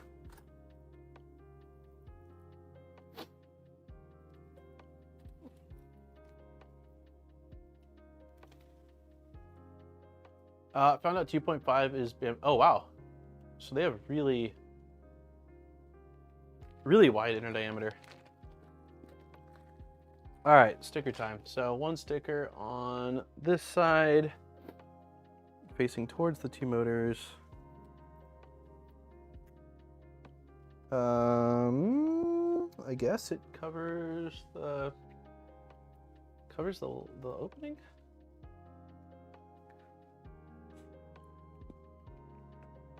I don't want to cover that screw hole, so you'll try it like that. All right. Official safety sticker. And then the other one probably just goes on the other side. Oh no, the other one goes on the underside. Like this.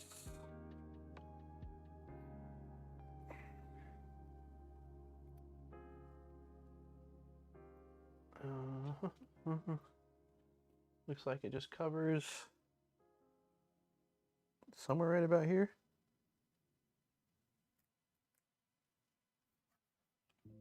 Nice. It's not straight, but it will be clamped on towards the machine, so it's about as good as I'm gonna get it. Okay. Let's not bend those PTFE tubes. I feel like we're done other than like the Mark IV side of things. Yeah, we are. Sick. Okay. Let's go back to the page before. So we did the introduction. We don't need to disassemble. Idler body. We did that. We did that. We did that. Cassette. Okay. We got to do the cassette stuff now. So let's move this out of the way.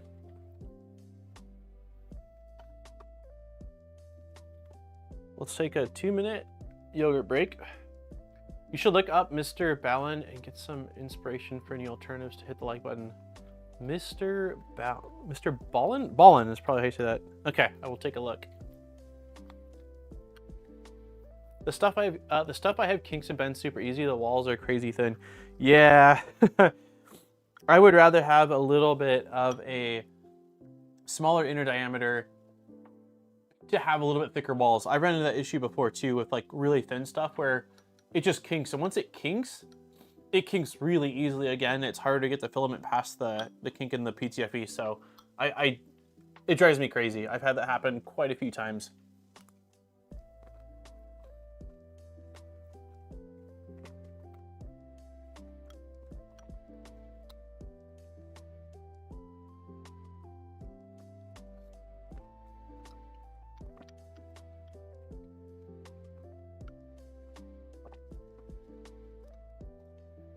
Okay. I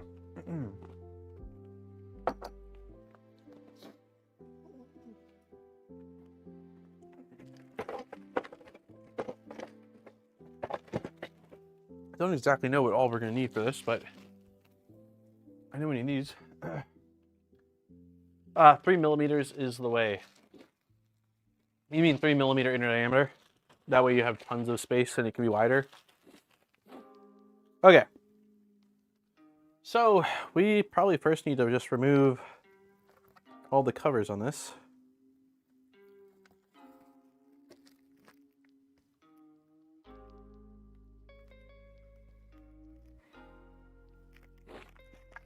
One side came off. I'll just throw this on the ground for now. One side came off easy, the other side is a little more challenging.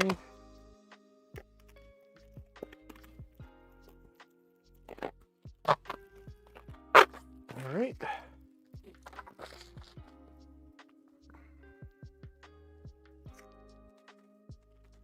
Oh, you guys can't actually see what the heck I'm doing. Sorry. 3 millimeter in diameter kinks up. Oh, gotcha.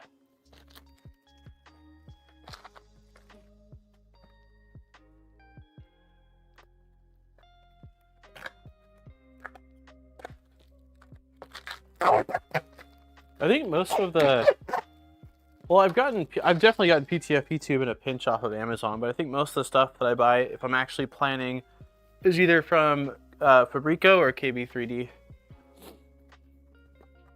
Pretty sure they sell it by like set length, and so you can just buy multiples of it and they'll give you more of it.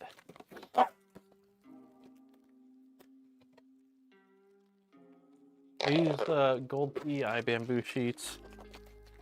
Yeah, the gold PEI stuff's great. I'm using right now a black PEI, but this one was from Ember Prototypes when he sent me one of the early, it was like a thank you, like holiday thing, I think. He's a super cool dude. So I've been using this, but I've been using the robot side down, so it's just black because I'm like, I don't want to damage it. Even though I know that like the method that he's using to engrave these things is supposed to make it where they're really tough. Yeah, for some reason I can't find my gold bamboo sheets. Things got moved around in the move, and I'm still trying to locate things. So, but yeah, the gold ones are great.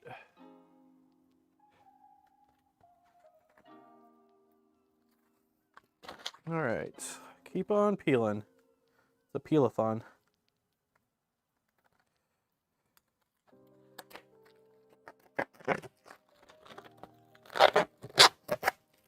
Just keeping my eyes on the prize. I really want to get this thing printing.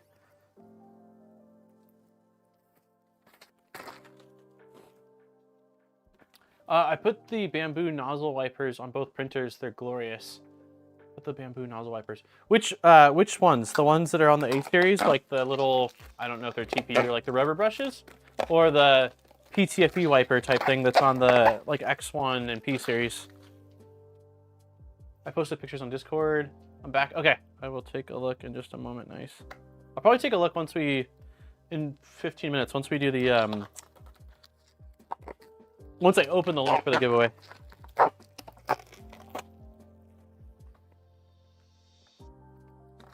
Okay, those are all uncovered.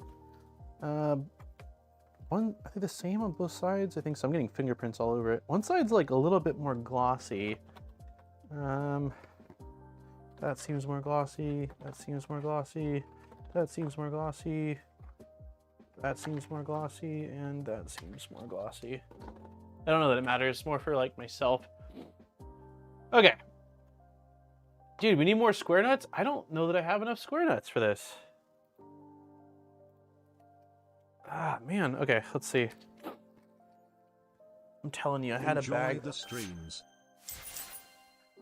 Jeff H, thank you very much for the $20, man. I appreciate it. Definitely do. Cheers. And air horn. Thank you. I think it said enjoy. I enjoy the streams. I can't see. I can open up stream elements. But thank you for the support. I really appreciate it. I don't know how. I mean, I got to go back and see how long we've been streaming for now. But I want to say we've got to be getting close to our 3-year anniversary. Because I know. I think that.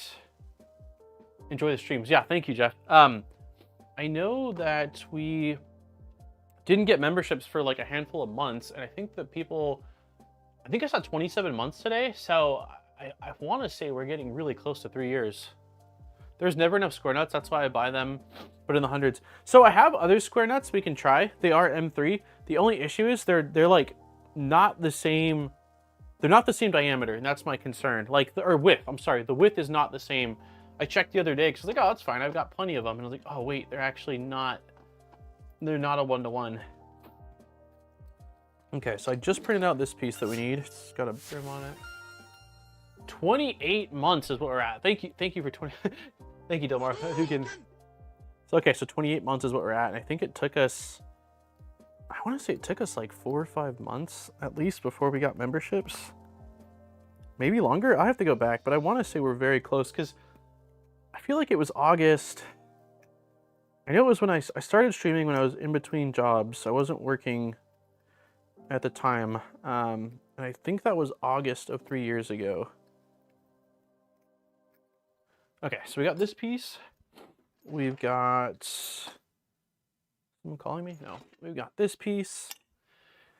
And we've got this piece. And we need a ton of square nuts. We need 6 square nuts.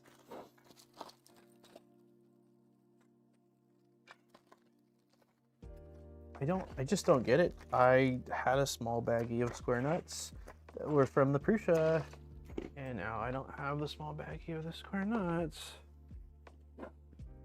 Yeah, these are all regular. Yeah, we might have to just cross our fingers and hope that the ones I have are gonna work.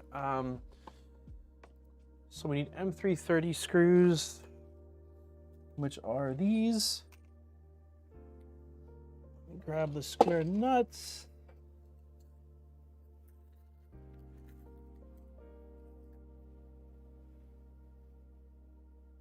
Okay, we did peel off everything. insert the protruding part of the buffer legs. Okay, so we need to grab this and this.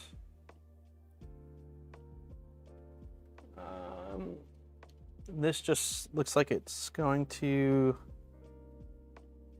be a tight fit, but hopefully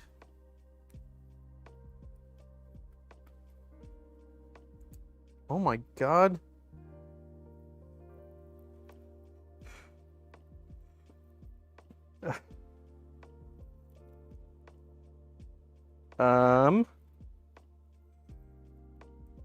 Dude.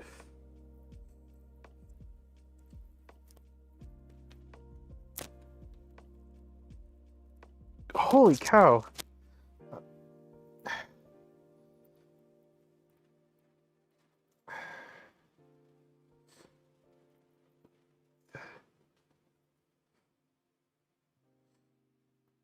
Okay, I got it. This is a very tight fit. Basically, these just get pushed into there. I don't think I'll ever get them out. But we got it in, so.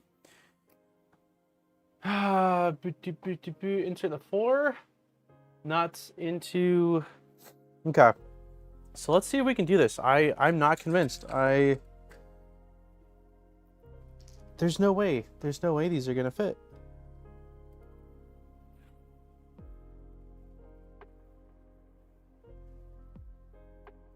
I'm just looking at it right now. If I use the oh, okay. Oldest live stream is October 20th. Okay, so we're not at 3 years yet. It's October is when we did the first stream. Okay, thank you for checking, Delmar. It was, what was it? Was it the Prusa build or was it? I think it was a V0 build. I don't know what to do in this very moment. Those nuts will absolutely split this part.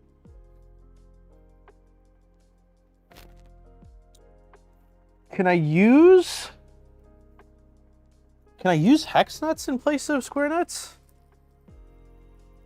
I would think that they would have an easier time spinning, but if I get them, no, they would be sticking out.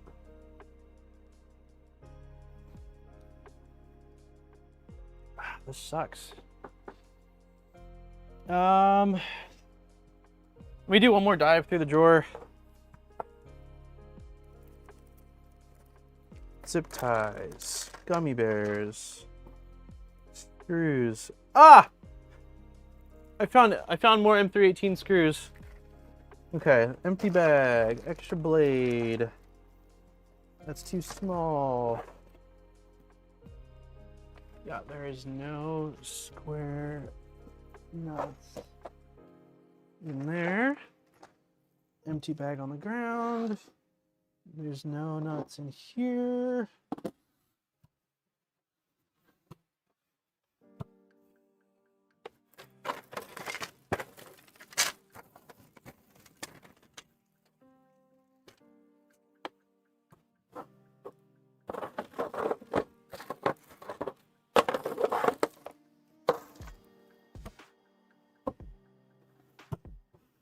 Man, we might be SOL. I don't.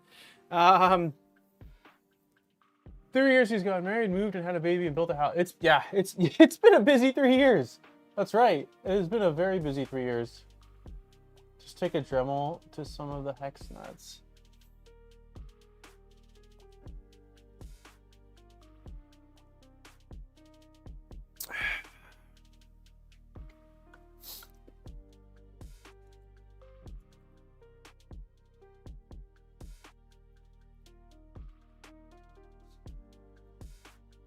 There's just no way there's no way it's going in.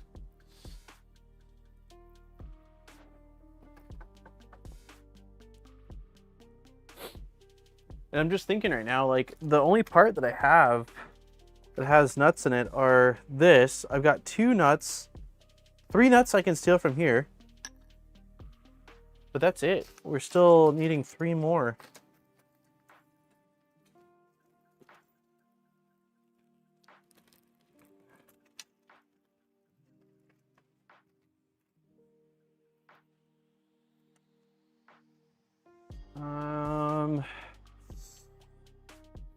I'm gonna check really quick one last thing. Time for some cutters and M20, M22. Did I throw out, let's see. I'm doing some trash digging right now. No, there's nothing in here. There's nothing in there.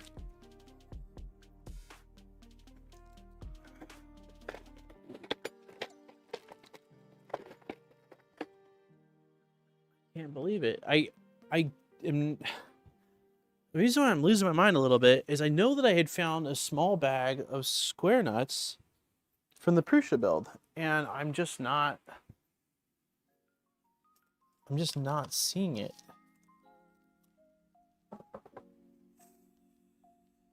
Can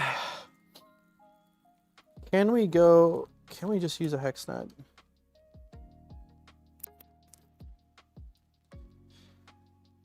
No, these hex nuts are wide.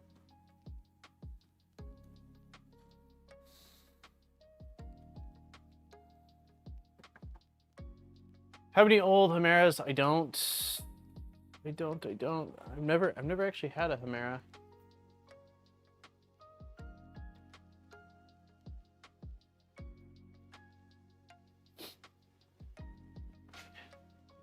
I cannot believe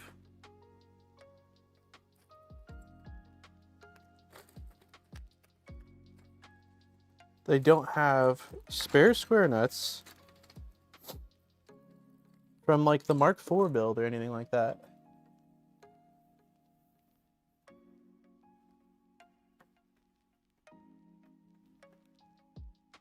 I feel like filing them will take an eternity.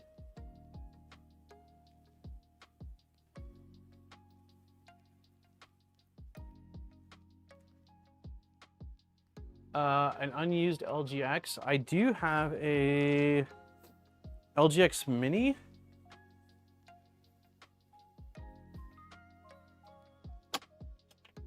Or LGX Lite. Where are you? LGX Lite. There you are. Oh my god, oh my god, oh my god, oh my god. Oh, Pulo! Oh my god, there's like 6 square nuts in here, and they look like they're the smaller ones. Dude, hold on. Pulo.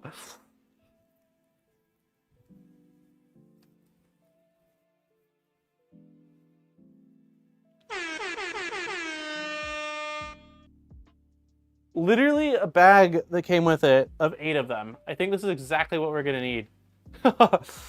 So I'll have to order more to replace them, but who cares?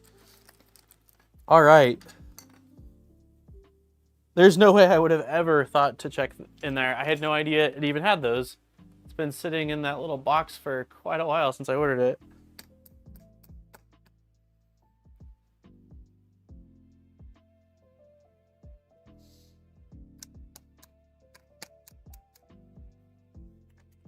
Thank you, Pulo. Thank you, everybody. But that was the ultimate save my butt and save the stream. I was like, I was sitting here like, I don't know what to do. Like, if I hand file this square nut's gonna take me the rest of my life to get them done. There we go. Those are bottomed in, and these are the perfect square nuts for what we need. Are you going to 3D Printopia, Pulo?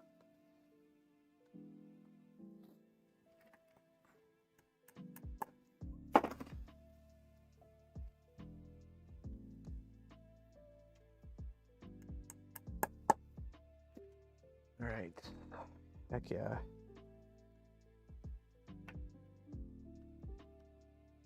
We are back on track.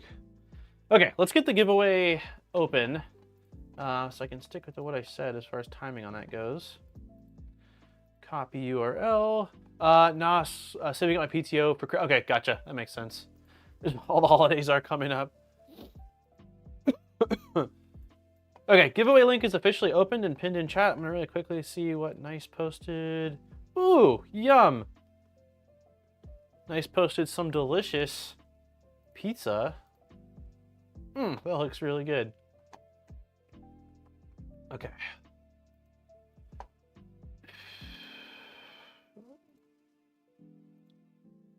Insert the remaining 2 nuts into this piece.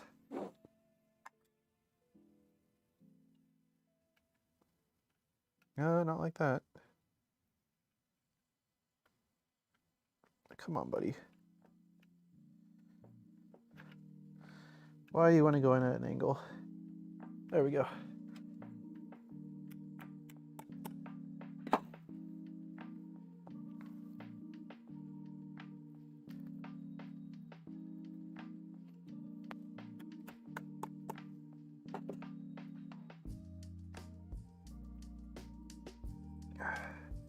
Ooh. Give it a little love tap just for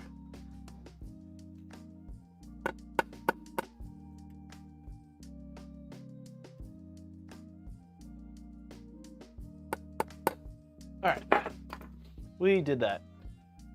Yeah, into the buffer plate. So now we're gonna take one of the buffer plates. This is like this. Okay, insert the buffer plate into the marked opening in the segmenter. Push it all the way in so the screw openings line up. Okay.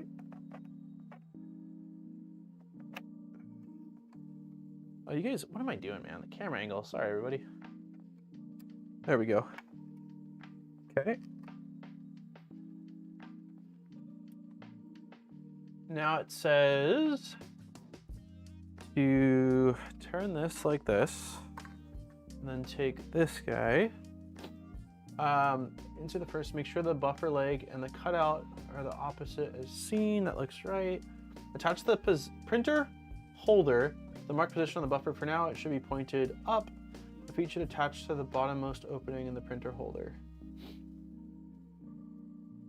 So it looks like this opening goes on this hole, like that. And then orient the whole assembly. Okay, so we want to turn this like this.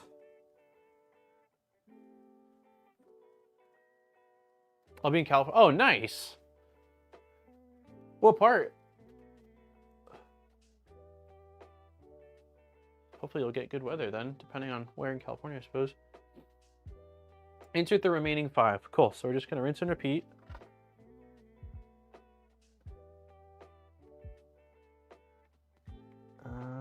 Like this.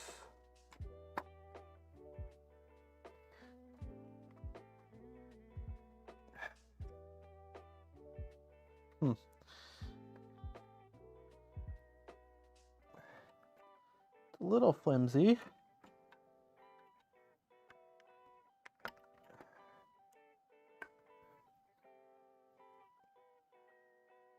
There we go. The top one's in, bottom one is still, there we go. Okay. That feels pretty good. Next one.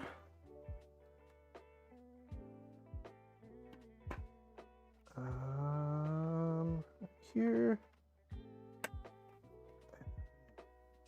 Push in. I think that's in.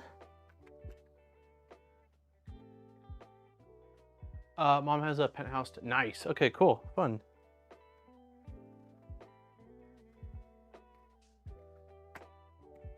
There we go. Okay. Oh, that wasn't right. There we go. Okay, I think we're doing okay. There we go. This one doesn't seem like it's fully seated because it's not. There we go. Okay. And then the last one goes like this and goes like that, and then pushes in. See if I can see through this. Nope, I do not have these all the way seated. Okay. Getting a screw through this is going to be a little interesting, I think, but we'll do our best. Okay, so we've got kind of like this accordion sort of setup. Yeah, it looks like how ours looks. Now it wants us to insert 3 M330 screws on this side. So we've got M330s.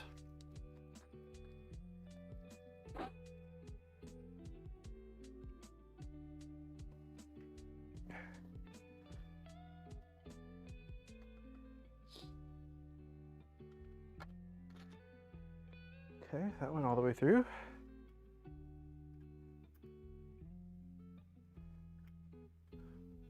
Do not overturn the screw, otherwise the buffer plates might deform. Okay.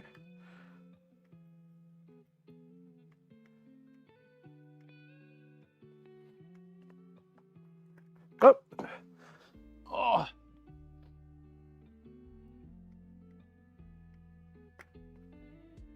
Okay, that's as tight as I'm going to do it. It says not to overdo it. And I've been known to break a thing or two on stream.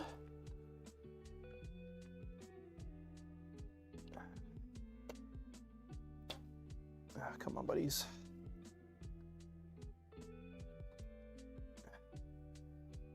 That one's being stubborn. It's a little tricky to get it all lined up.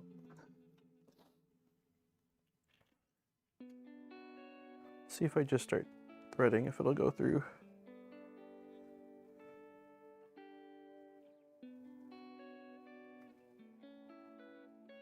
Seems to be working.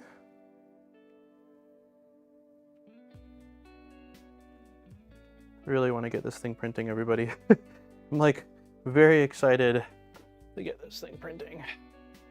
I'm gonna switch angles for a sec just so I can make it a little more comfortable on myself.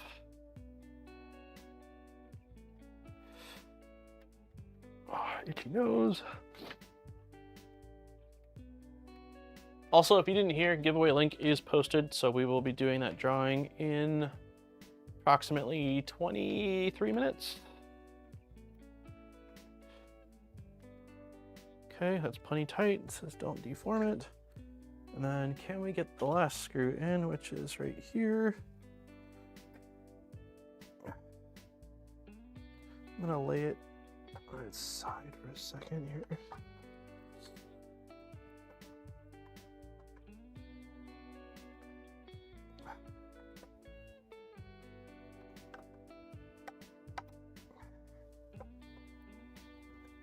Needs a little convincing.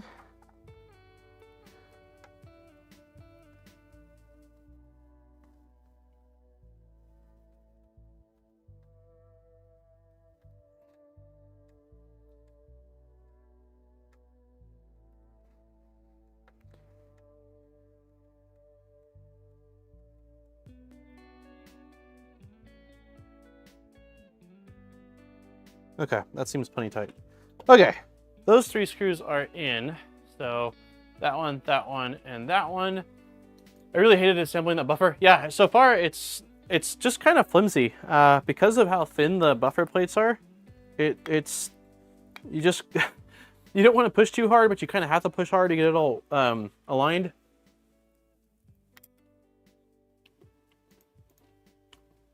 Okay, so now it wants us to add 2 more screws.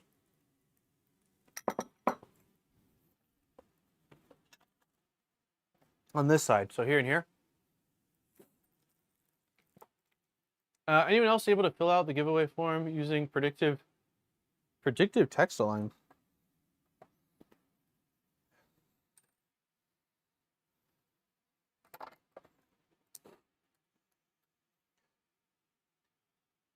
It does become more rigid when it's together. Yeah, I would hope so. I think once we put all the connecting pieces on, it'll act more as a unit. But like independently, it's definitely not winning any strength awards.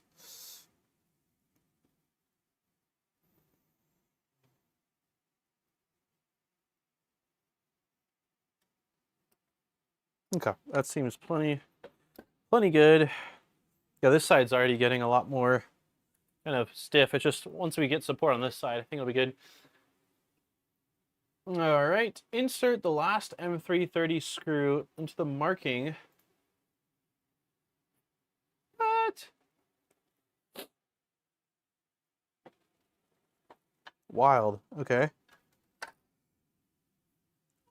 So there's basically this little slot. Boop.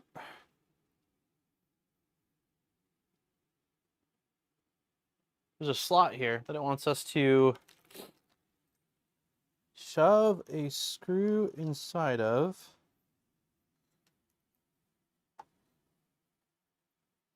Man, it's as awkward.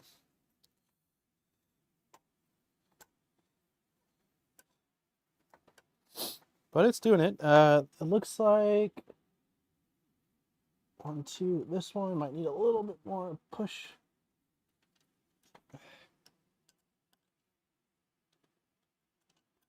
There we go.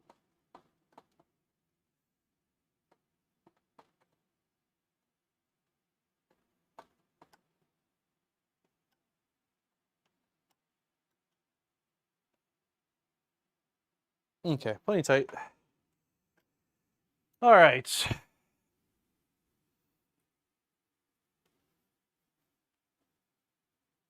There we go.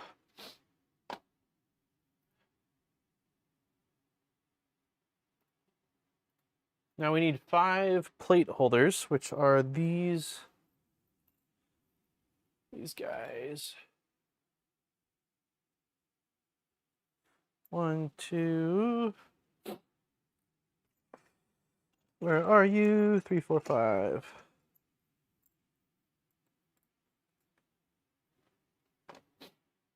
Okay.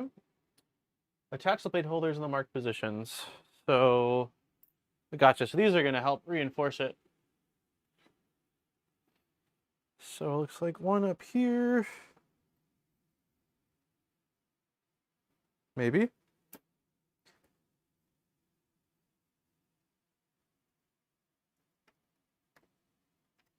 Oh, I broke one.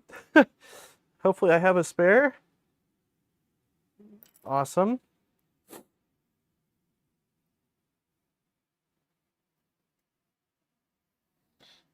Okay, so this basically has a little notch in it that needs to go over that spot there. And this goes like that, like that, like that. I've got spares though, because I have the PTG ones that it came with, so worst case, I'll just steal one of those for right now, and then it'll be easy for me to print out another one and swap this out later.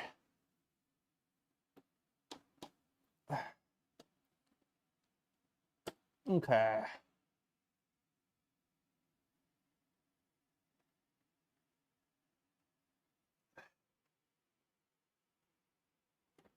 Okay, one's on.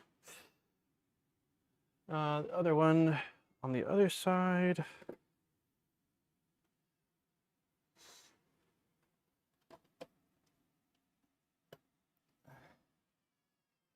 Jackson's crying.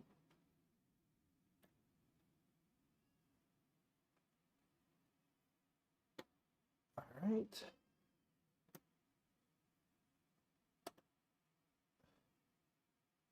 Honestly, this feels like a part that would do better in the PTG, just to have that little bit of flex, but it's working. And then we need 2 in the front.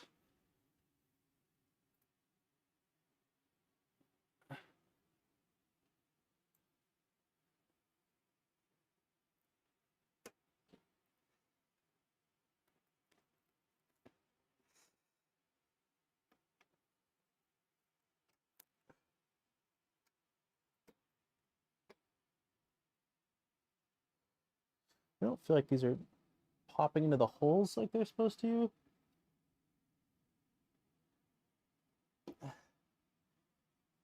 But does it matter that much? I don't actually know. That's okay.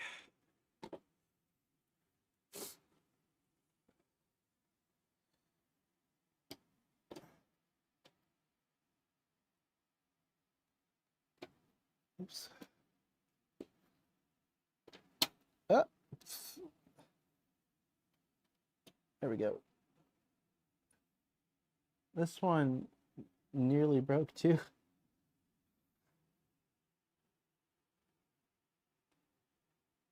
I'm like debating on just doing these in the PTG.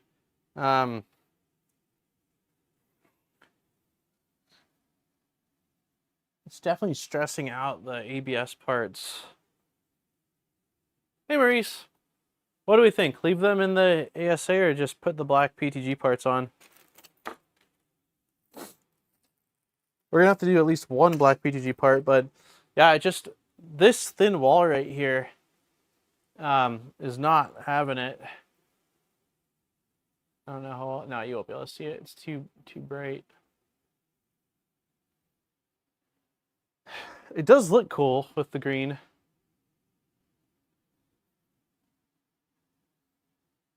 But yeah, the parts just, they look really stressed out. Yeah, I think I'll use PTG too. Lisa has spoken. I could always,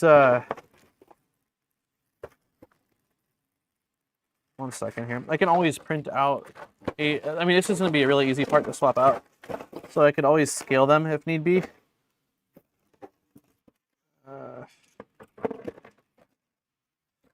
Let's see, I've got 4 of them. 1, 2, 3, 4. But this to me feels like a part that like PTG makes sense for. There we go. Yeah, let's just swap these real quick. Forgot the form, or I put it on early. The form is up right now.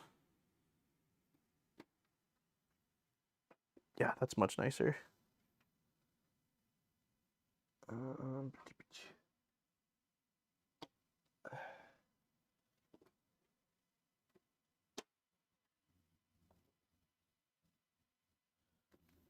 I liked the green, but it's okay. Yeah, I think you might have to refresh. Sometimes, I know that sometimes it doesn't seem to update. I think we just lost our music, right?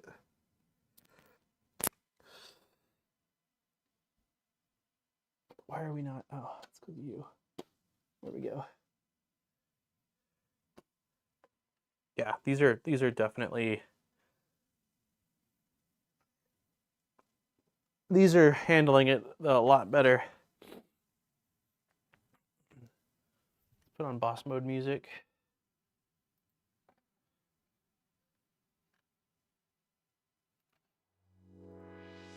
You can re-put in green later, but for now, yeah, my thought exactly.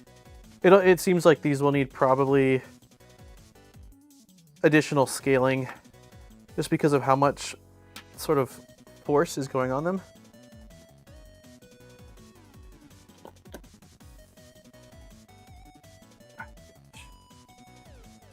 Can't even get them off, they're so freaking stuck. There we go, snap it off. Let's not break the panel. There we go. Yeah, they're breaking off so easy. There we go.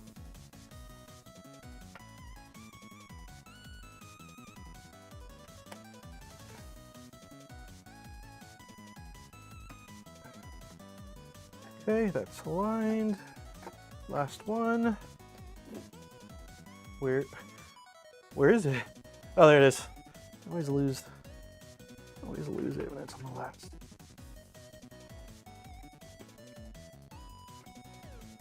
There we go.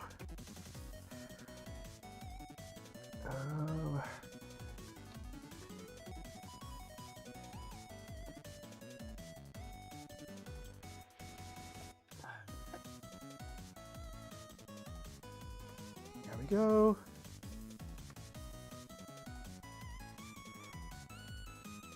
Okay.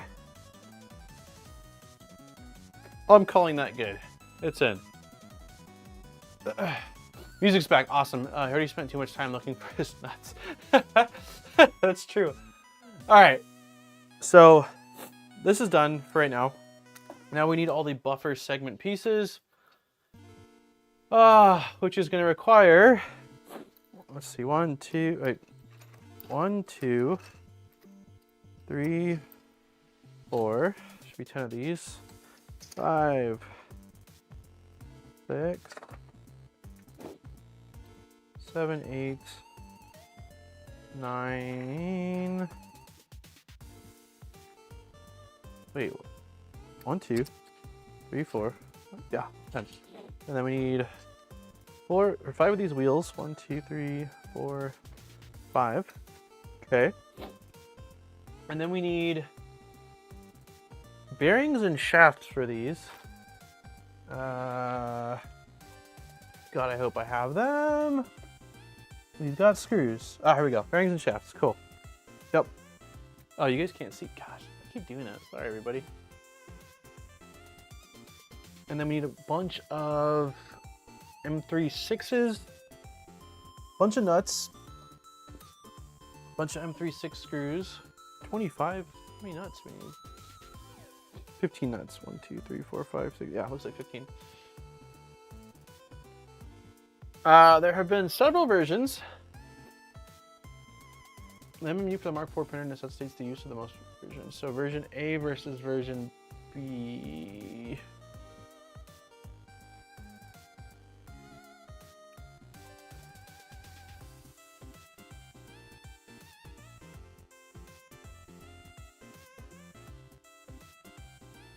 Wait a minute. There have been several versions. The assembly process remains the same. MMU from MMU3 necessitates the most recent buffer carriage B. I don't know what I have. How I printed the latest thing from the GitHub repository. I think I have the right thing. The only thing that's tripped me out a little bit is this. What else is different? Yeah, I have these. We're good. I have B. Yay, I did a thing right. Okay, great. Okay. So.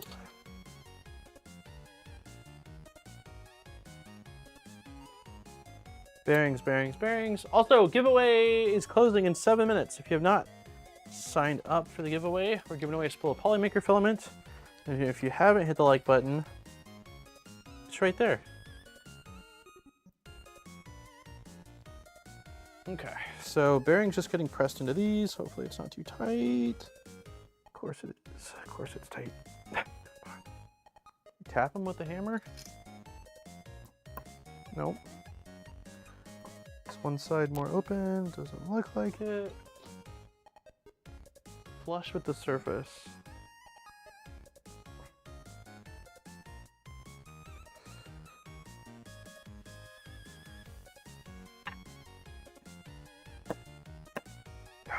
Shoot, man.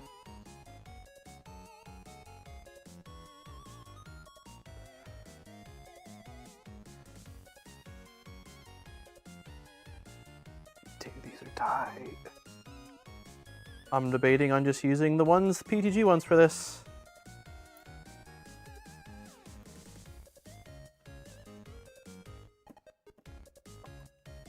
I don't know.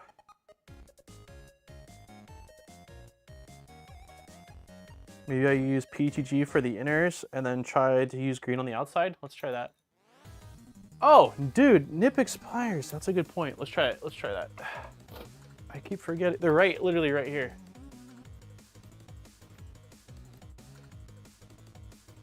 Oh no, I don't have the biggest.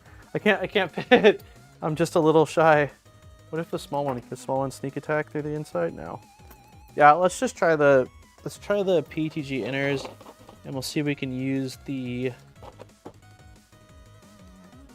Let's see if we can use the. Yeah, it's way easier. Well, kind of. Yeah, we'll do that.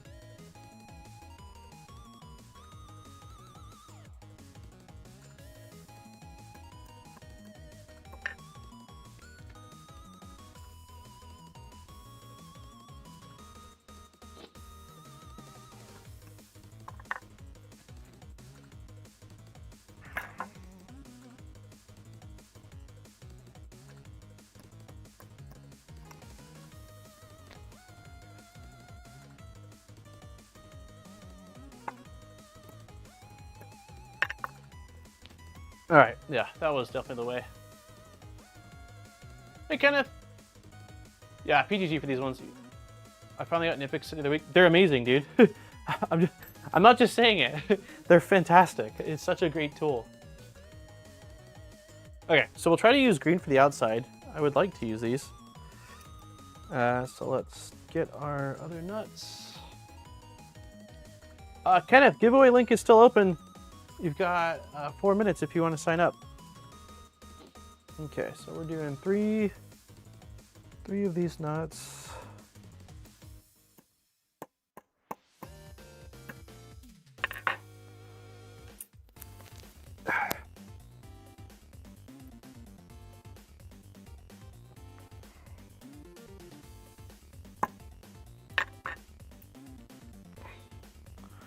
Seems to be working all right.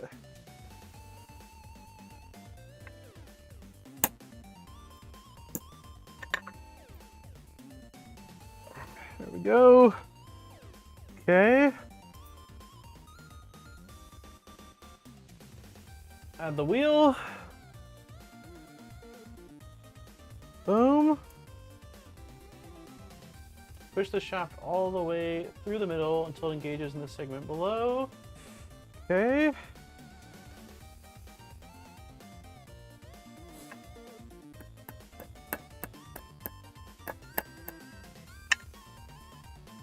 Beautiful, look at that.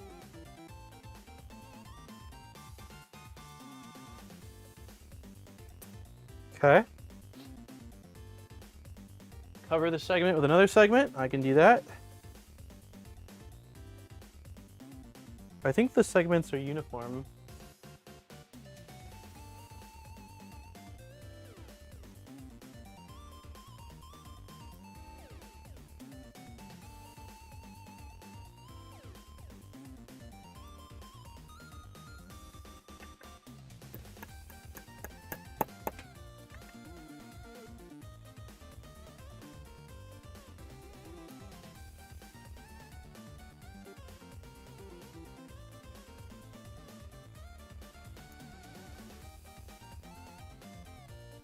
Still seems to be spinning freely inside. Hey, Mr. Melted. Okay, cool. He got in. Also, Mr. Melted, you've got 2 minutes on the PolyMaker giveaway if you want to sign up real quick.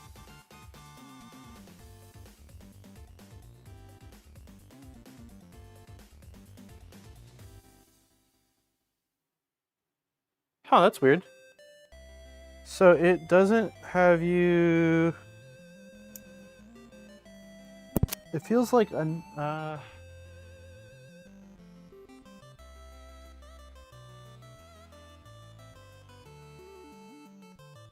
No, this is right. Okay.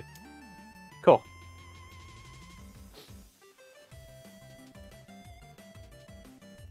There is a lot more assembly to this buffer than I was expecting.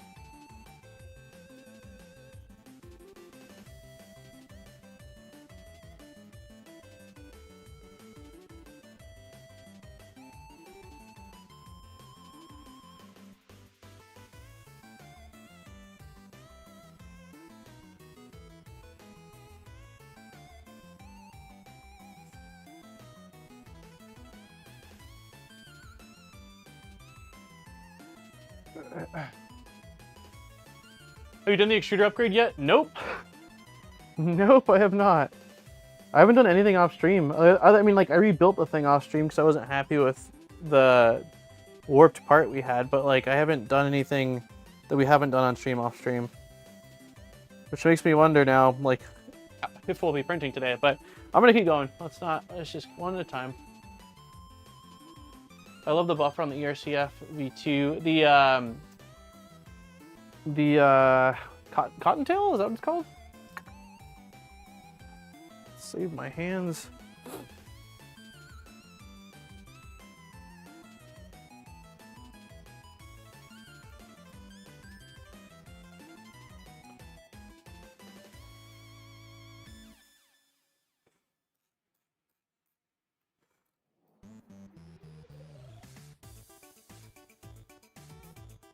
Mark 4 Kit still didn't ship. Should I get a lot of parts SLS printed nylon X?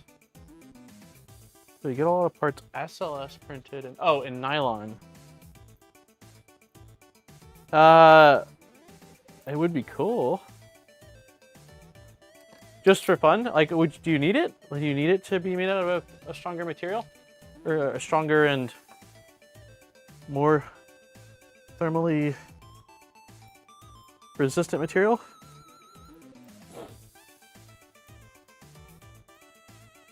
Assemble all the remaining segments using the same technique.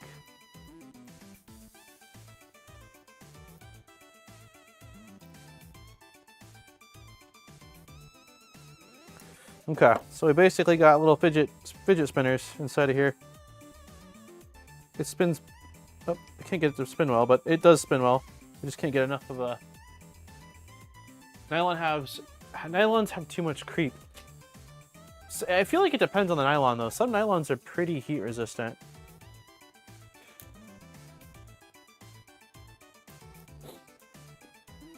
All right, just keep on doing these things, I guess.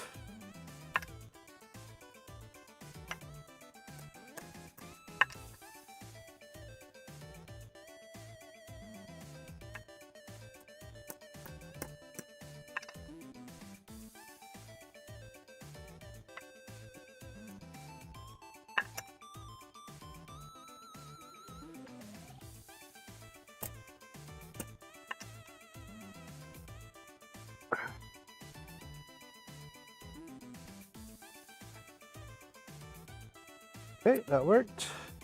Next we drop this on here. Then we get one of the little standoffs, or the little pulley, not the pulley, what am I saying? The shaft, the little tiny.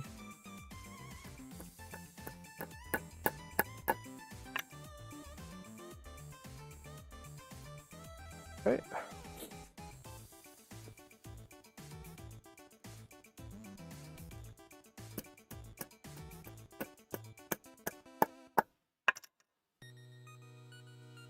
Okay. Good thing is that now that I've done one of them, oh snap, it's 1:33. Okay, last call for the giveaway. I'm gonna take the link off in a second here.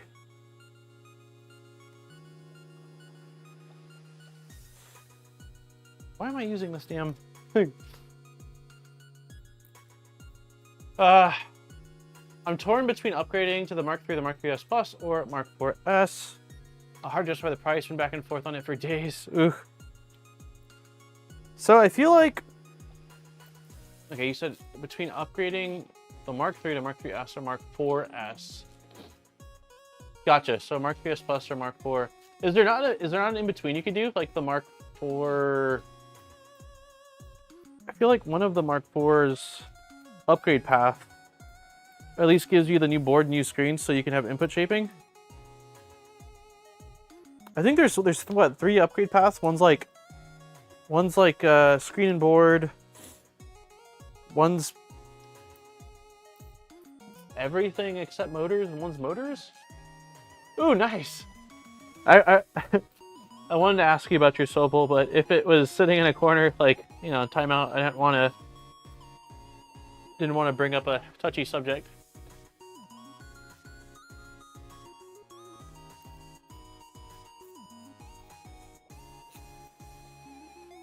I actually really like the look of this with the bright green outer and the black inner. You won't actually see, I don't think, the inner of this, so it'll still look nice and contrasty against the buffer system.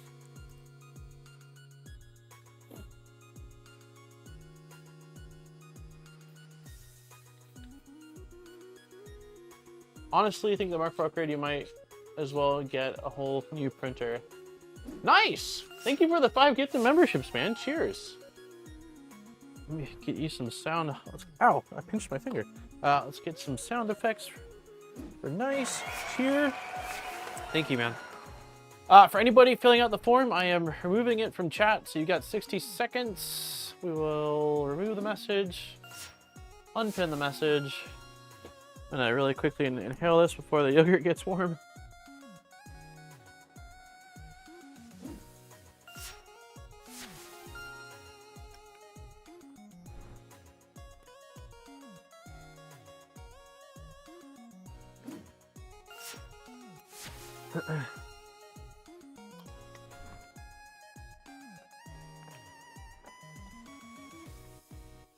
Did we get up to the 75 initial likes? Okay, we did. Oh, wow. We're at 85 likes, 128 people. If you have not hit the like button, smack it. I know we can hit 100 right now. Easy. Easy peasy.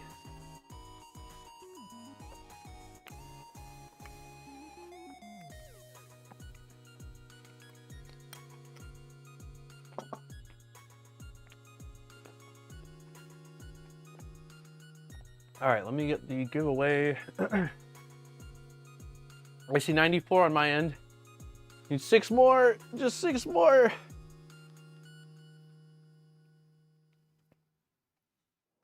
$95 on my end. Okay, let me, while we're doing this, grab... Oh wow, 97 entries. That's a pretty good... Quite a few people in the giveaway today. 90, oh, 104! You guys are awesome. Let's do Hadoukens, scrolls all around, and... I wonder what's for dinner. I wonder what's for dinner. Thank you, everybody. Okay, let's do this. So we've got... Yeah, I think like 15 or so more people than we've had on the last giveaways here. Desktop. Okay, so 97 people here. Sorry to bug you again. Did you see my message? I did not. In chat? Sorry, noses. I've entered 2. I've entered to lose. It's all good. I did not see your message, Maurice. In chat or Discord? I'm scrolling up. Oh, here we go. Oh, I sent you a Discord message last week. I know you're busy, but would you be able to look at it soon? Sorry, post. Yeah, I will definitely try to... Let me really quickly, hold on. Hi, it's me. Give me 1 second here. I don't know that I saw you...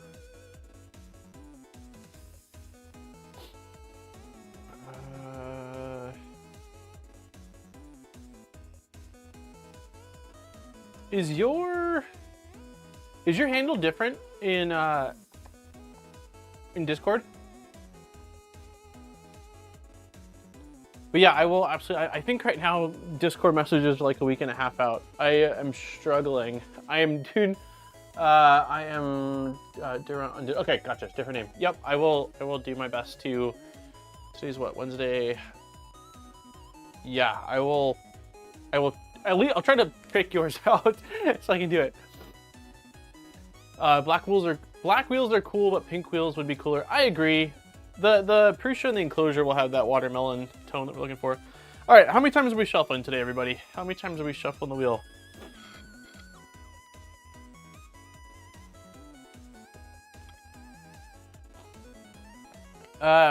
Let's do the range of 8 to 22.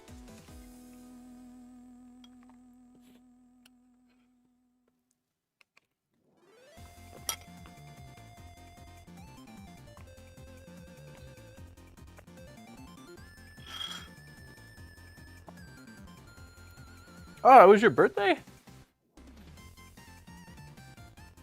Oh, pink wheels were not an option, Lisa.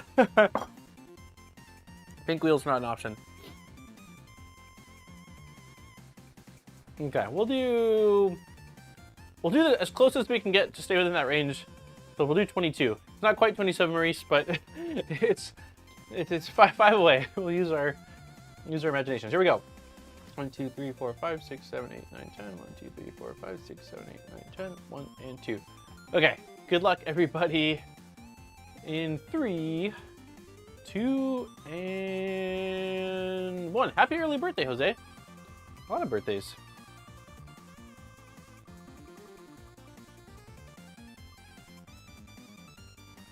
Fleming! Fleming, you are our winner.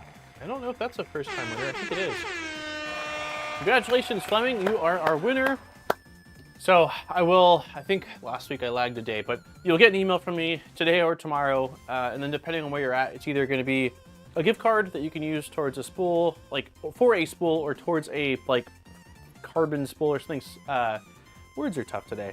More of like a specialty spool, or if you're outside of the US and Canada, you can pick between a list of a bunch of different spools. So congratulations. Thank you everybody for partaking. Thank you to PolyMaker. Also, I know I've mentioned it the last couple weeks, but thank you to anybody that has used the links in the description. If you're buying PolyMaker filament and you click on the link, it does help the channel out, and it makes a pretty big difference. So there's been some orders that came in the last week, and I did want to say thank you to anybody that has been using those links because it helps. So, okay, let's get these wheels done, man.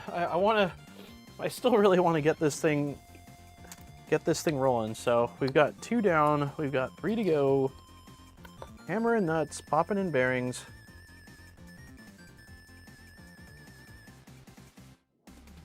There we go.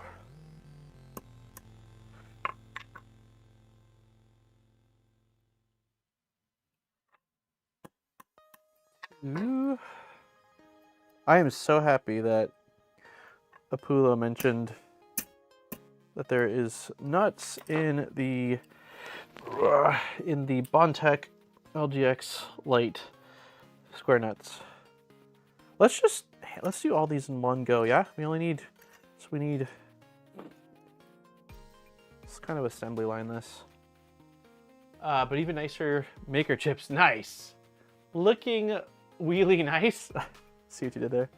I got to see Kevin sent me a picture of the chips, and they look freaking awesome. I can't wait to see them in person.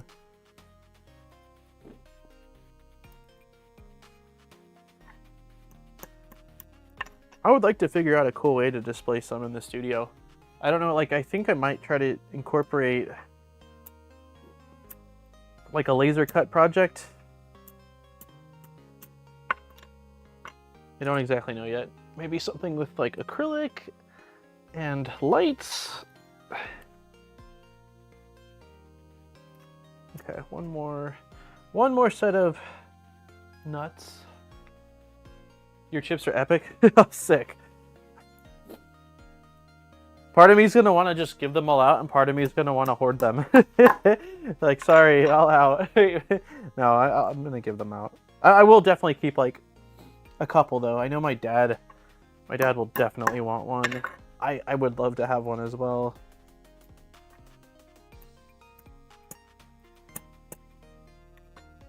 How's the Zombie? I saw you yesterday in Joel's stream, and you said you were drywalling. How's your studio coming along? I feel like I haven't heard or seen anything about it in a while, but I know that that was like a huge thing that you're working on. All right, wheels, 1 wheel, 2 wheels, 3 wheels, 1 little motor shaft. Little beep beep. Hammer in. Whose chips? Your chips? Yeah, my chips. There he is, the man himself. Yeah, the photo you sent, they look freaking gorgeous.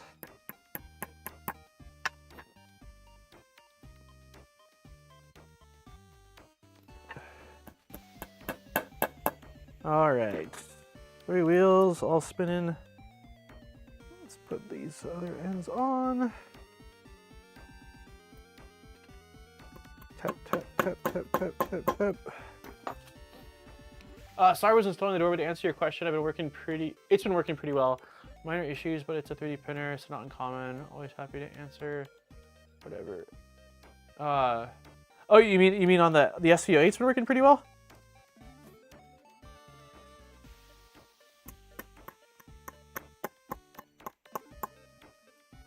Most people, not most, but I don't know if I'd say most, but I know quite a few people that have been posting about the SVO8 and using them, and they've been pretty happy with them, so they're definitely not perfect. But then again, what printer really is, right? Okay.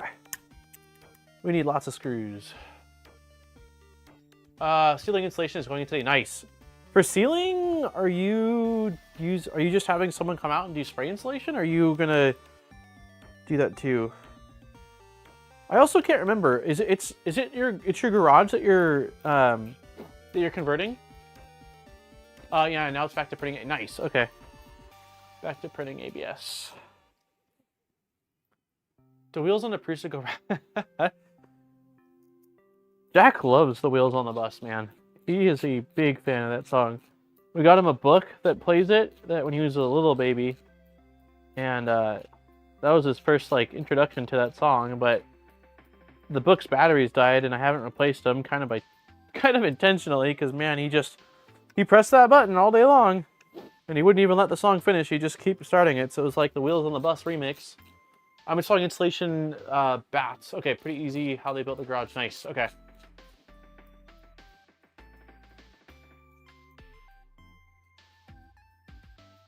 Are you getting excited? Or are you still secret? Don't share. Jump share. Is this photo of your progress? Click on this link. Ooh. Ooh. Am I allowed? Am I allowed to share? Wait, people can see them, right? They can click on that link. It's not a private link.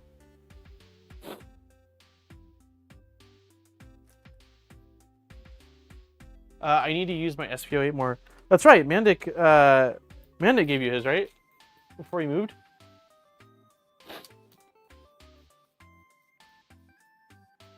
Yeah, I knew that. Okay, they weren't private. I was like, there's no way. Yeah, they look sick, right? The colors are freaking awesome. I like that there's like 3 different variants of them, or 3 different colors, or more than that. You got white on green, white on black, this green, the super bright green. And then it's on the like PEO bed, so you can see sort of like the diamond reflecting. Yeah, they're really pretty.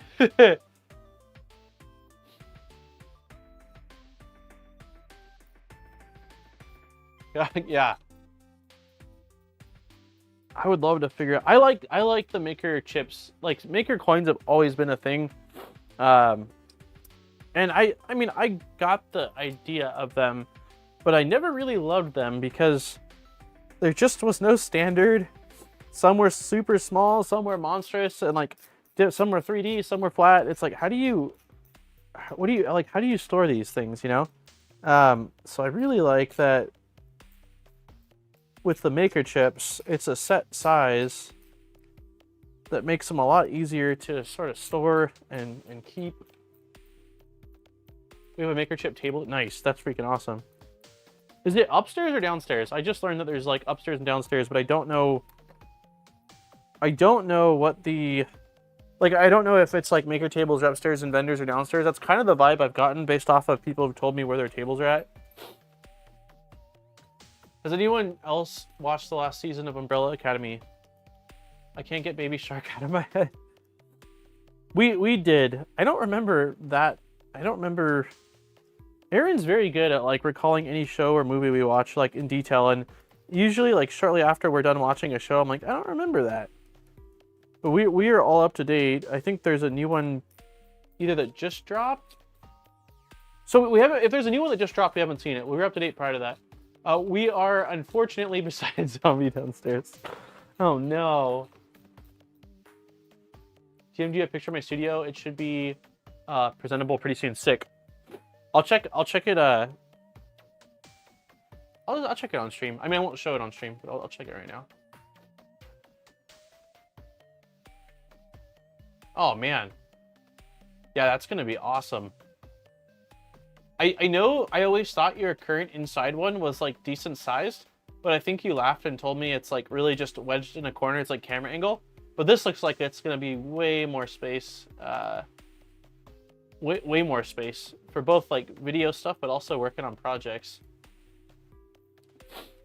Tabletop is butcher blocks. Yeah, I didn't want to describe it too much because I don't know how much you want people to know about, but that butcher block tabletop looks gorgeous and looks like a massive area, which will, 1, give you space to work, but 2, give you more depth. And that's the thing that, like, I'm so close to my backdrop that I can't have that, like, nice bokeh, the bokeh effect, because I just don't have enough depth. But with yours, I feel like it'll look really clean because you'll have that depth.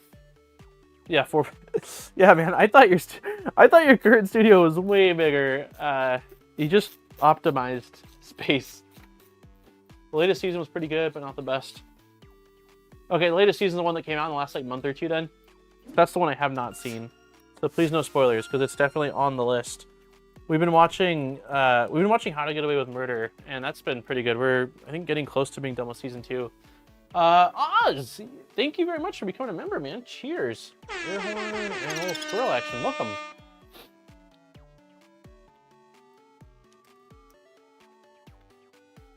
Isn't the Fellowship? Oh, no, that's Fellowship's not. The Lord of the Rings Amazon series, isn't that coming out in the next like day or two? I know a lot of people didn't like it, I think, but I did like it, and I am a Lord of the Rings fan. To be fair, I'm just like a fan of all things Middle Earth, so you give me a show, whether it's the best or the not, that's fine, but I'm gonna still enjoy it. Zombie, thanks for becoming not becoming a member. Thank you for being a member for 25 months, man. Zombie gets Hadouken. 2 Hadoukens for Zombie. He needs it with all the work you're doing. And a banana. Thank you for the $1.49. Can't wait for the anime? They're not doing an anime. That's not announced, right? You're just being silly. Okay, last wheel, everybody. Last freaking wheel. I can't believe it. All of the wheels.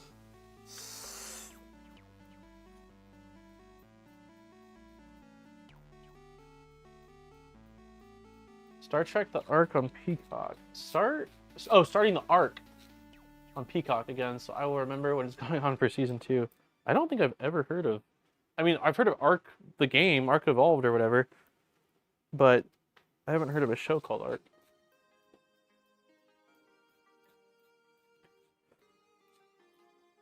Ugh, my freaking hands, man. Oh.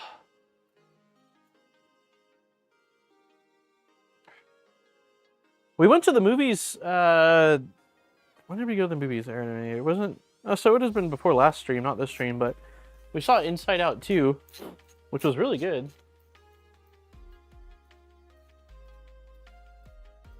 If anybody's wondering if anybody liked animated movies or has kids or whatever, we really liked it. I had never actually seen the first from beginning to end. Erin's had it on quite a few times for both Jack and herself, but I knew she really liked it. And then one of my coworkers saw the second one, said it was good, but yeah, it was really good.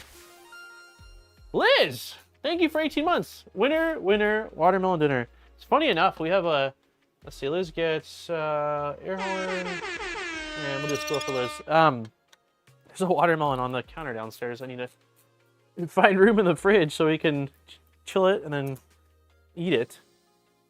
I took my kiddos to drive in to watch it, and oh, nice, and Despicable Me 4. Do they like it? I feel like there was a little bit of stuff for, like, you know, kid and adult in there. Some of the characters, like they introduce, I don't want to give too much away, but there's a new character that's anxiety, and it felt a little too relatable. Well, yeah, it was really good. Okay, so these are, all right. It only took us 20 minutes to get the wheels done. All right, let's see. Did this. Oh, no. We are screwed. I don't have that many collets. Where the heck are all these collets coming from? I broke one, so we should be short 1, but this is saying we need to have 10. I've got 1, got 2, 3, 4, 5. That's it. I've got 5. Dude, what in the world? I wouldn't have lost 5 collets. That's even hard for me to believe. I don't get it. Where are the other collets?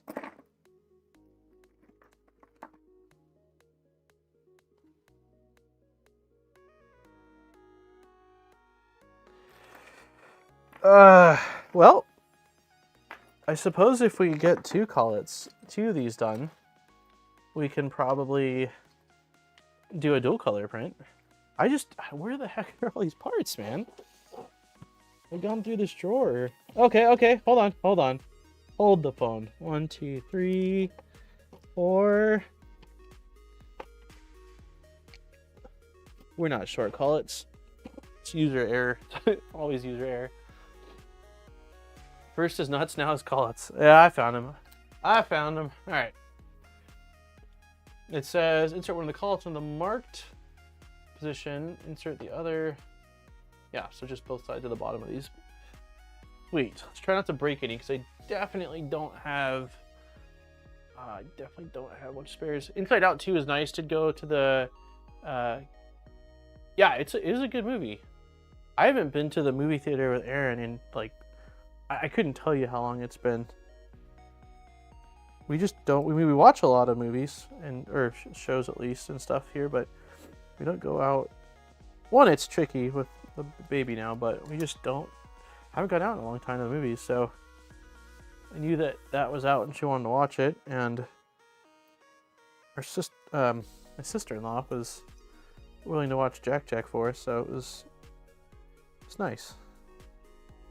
Why is this? Ah, there we go. It's always user error. Always user error. Hold on.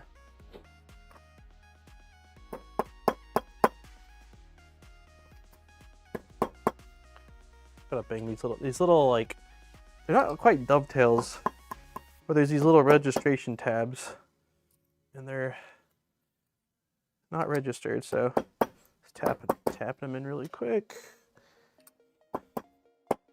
Cool. Okay. So call it.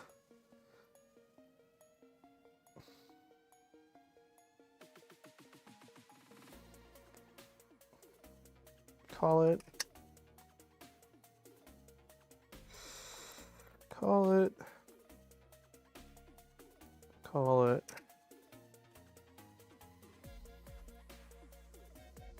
This one's already got call it.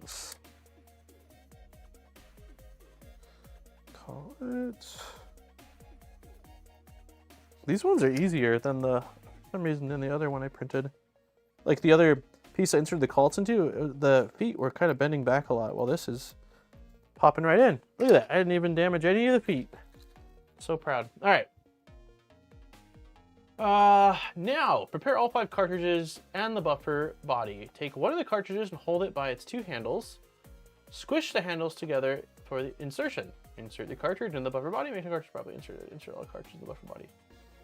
Okay, so looks like basically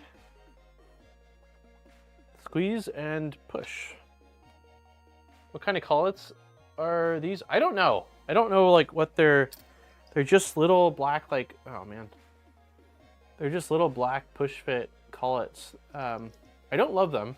I probably would have preferred, I mean, they're okay. They're okay. I'm not gonna hate too much, but like I probably would have preferred one of these like little threaded doodads a little bit more, but so it looks like these just get squeezed. So we're squeezing the prongs and then shoving.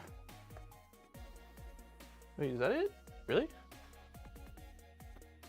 Oh, cool. That seems like that's all there is to it. So 1 in, 2 in,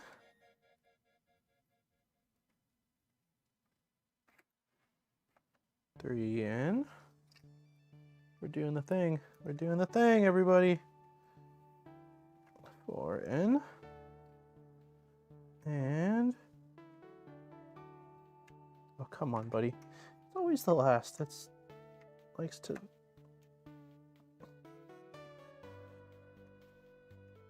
There we go.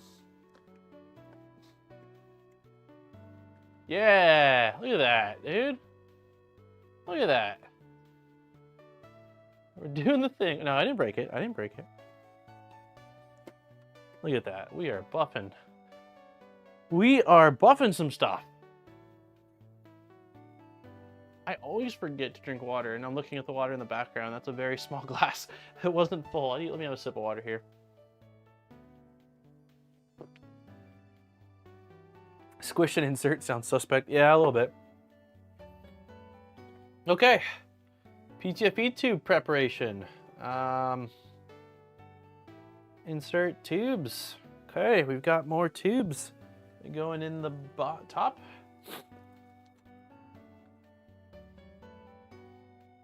All right, here we go. A little tube action. Look at that.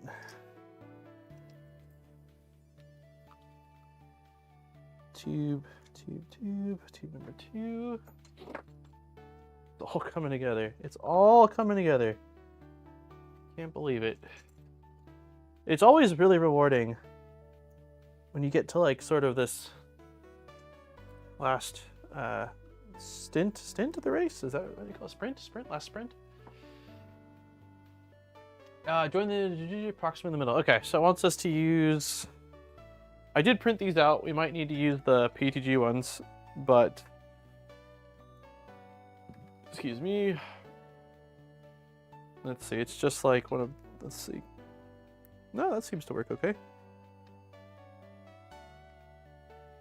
Just for PTFE organization. Sick. Let me slide it down a little bit. Oops.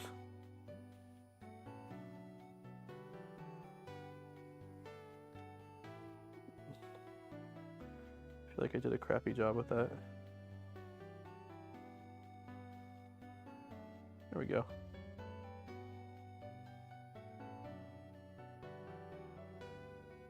Oops. Yeah, we'll call that good. All right. I got the FiSec MMU3 kit, but still need to get a Mark IV cable for it. I got the FiSec MMU3 kit, but still need to get a Mark IV. Wait, what do you mean a Mark IV cable for it? If it's an oh, I was thinking FiSec like Mark III. Gotcha. So they released an MMU3. Well, still need to get. So they were able to clone the board for this. So they can, that's interesting. All right, that's it. So I think now, so we did this spool holder assembly. In this chapter, we assemble spool holders. Before we proceed, note there are 2 types of spools. I've got these ones. These ones look fancier though. Classic vacuum formed, new injection molded. So I got the new injection molded. Injection molded. Okay, let's get all these out. Let me move this out of the way. Place you up here for right now. Slide all this off to the side. All right.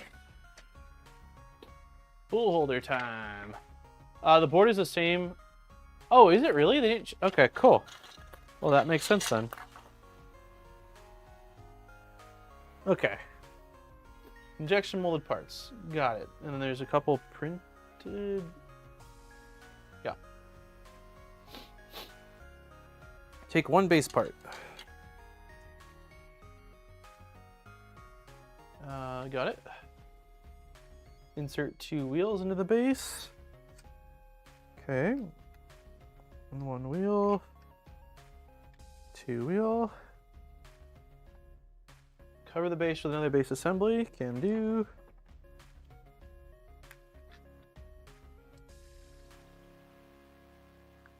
Is that it? Is there no screws?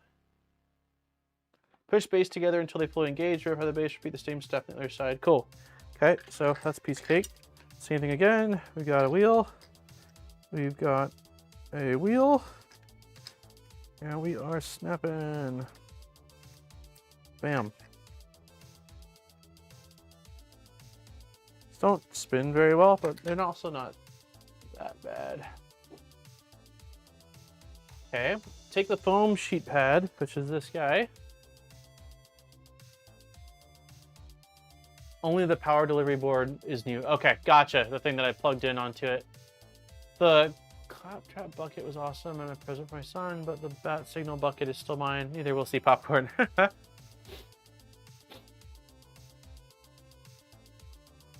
There's a bending line inside the opening. Attach an individual foam pad into the middle of the bending line inside the opening. Gotcha. Wait, this is on the bottom of this. Okay, so basically where the plastic changes direction, like this corner and this corner, you want to put a piece of this foamy stuff. If I can get it off. Like right on top of where that point's at. It's kind of not a fun task. It's also not centered, but that's okay.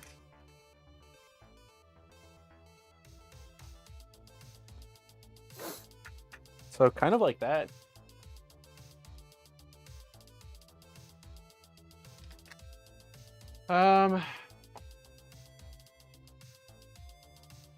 Attach another 4 foam pads onto the marked position. Install another 6 foam pads. Holy crap, we're just going foam crazy. All right. So we also need 4 more foam pads. This is by far going to be the longest part of these. Oh. So, one here.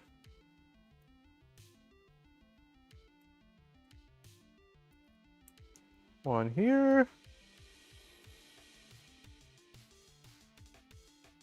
Flip it around.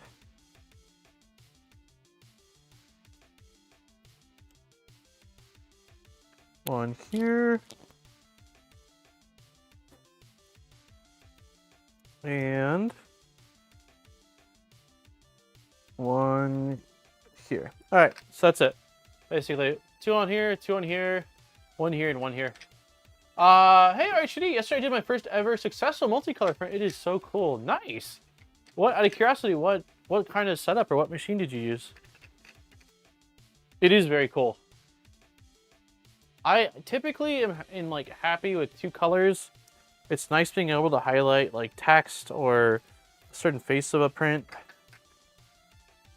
But I'm sure I will use more multicolor as Jackson gets older when I print him things.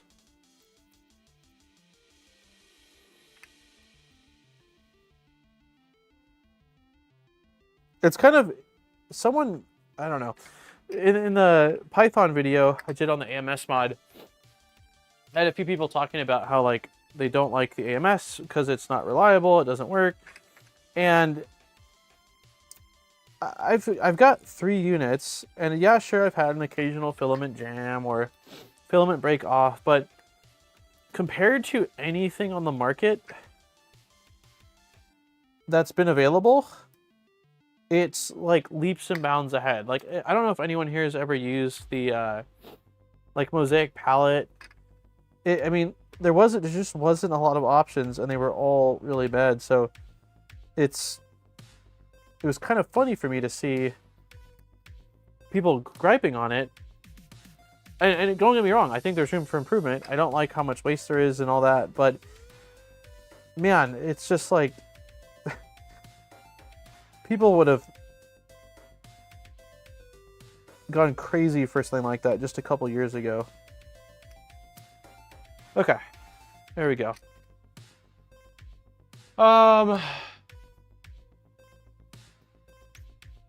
HVAC, it's currently busy with the website. You're welcome. I have 4 AMS and mine give me 0 issues. Yeah, most people, I mean, I've had like the occasional thing. If I'm using a cardboard spool and it gets really light towards the end, I've had it occasionally lift up and not feed correctly. I've had a piece of filament break off in there, but like, I mean, it's, what system doesn't? Like, I don't know. It's just, it's all about perspective. But having been 3D printing for so long, I'm like, man, you think this is rough? Like, this is such a gift, you know, for the ability to be able to multicolor print so easily for those that need or want it. I set up a multi-extruder on my NG, Bowden plus Y-splitter. It's a dual extruder now, but I will add 3 more. How cool. Did you set up, like, is the multi-extruder thing, like, what are the extruders you're using? Are they DIY extruders? The work thing is very distracting. The work thing. I'm getting a third AMS while they have the coupon active. I can't wait to try it out tomorrow, I hope. I've had literally no issues with my AMS. I'm debating a Python or Hydra on mine.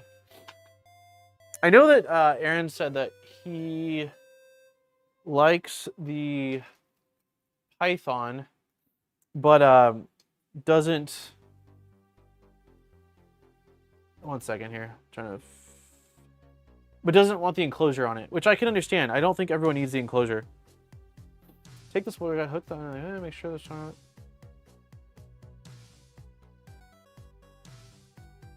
Okay, so this piece, this is the printed part.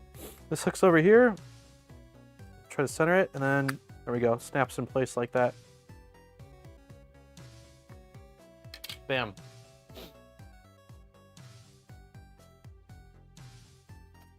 Now, these just slide onto it. Slide, repeat the same.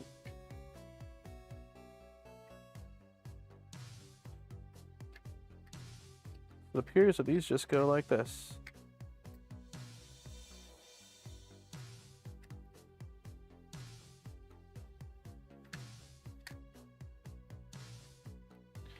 Cool. One down.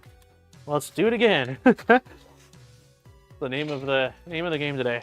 Rinse and repeat. Boron M4. Okay, I made a filament cutter because I never could get reliable filament tips. Yeah, it's tricky. I feel like a lot of companies have attempted it in the past.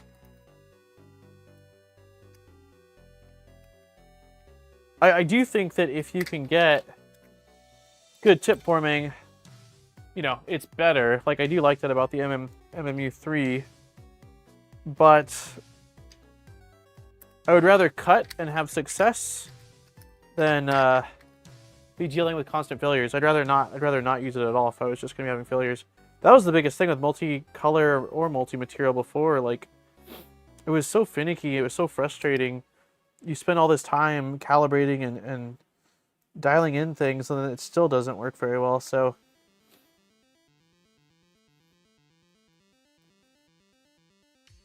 yeah, with 4 AMSs you can use all 16 colors for a print if you buy the hub. I have a hub on, it's on this X1 Carbon. But the most I've ever done is 8 color print. And it's too much to me. Like 4 to me, or in this case with the MMU3 5, that's a lot. Plus the more colors, I mean, it depends on the painting and the parts geometry and all that, but more colors is also quickly can add to a lot more waste, especially if you've got lots of multiple color changes on the same layers. That's when it goes from like, oh, okay, it's, you know, we're wasting a bit of material to like, holy crap. So I think the 16 is cool. I almost like the idea of having it more for business purposes. Like, if you, let's say you run a print farm or a print shop and you offer your product in 8 colors, well, you can have 2 AMS units on each printer with all 8 of your colors, and you don't have to have anybody manually load and unload filament. I mean, when they run out, sure, but, you know, just slice and send off the job, and it can load that specific material. It just, a lot of the print farm stuff that I think is not enjoyable is the tedious stuff, like just, you know, loading and unloading filament all day long. Like, so I think that the automation of that through the AMS system in itself is a really cool feature.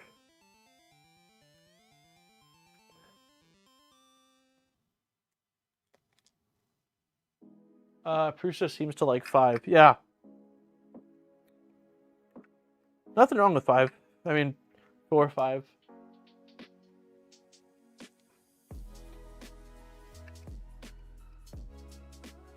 I guess everyone's scenario is a bit different, but I mean, to me, 4 is plenty. 5 is great. I'm not going to complain about having an extra.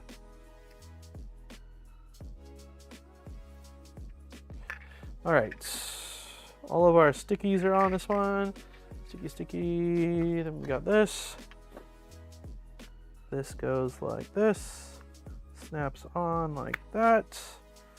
slides on like this. Bada boom. Bam, another one down. There we go, another one down. All right, next.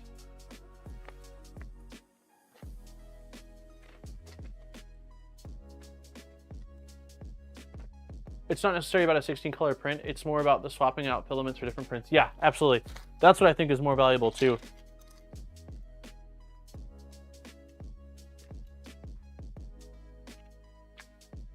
I only use the AMS for spool run out.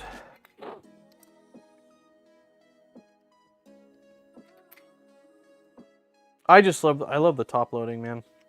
I can't, like, the top loading is so freaking nice. Not having to go on the sides or on the back, like I don't miss that. If I can get Nextel, I would use my Mini to use up spools. I would use my Mini to use up spools. Just tell the AMS it's the same color and filament. Yeah.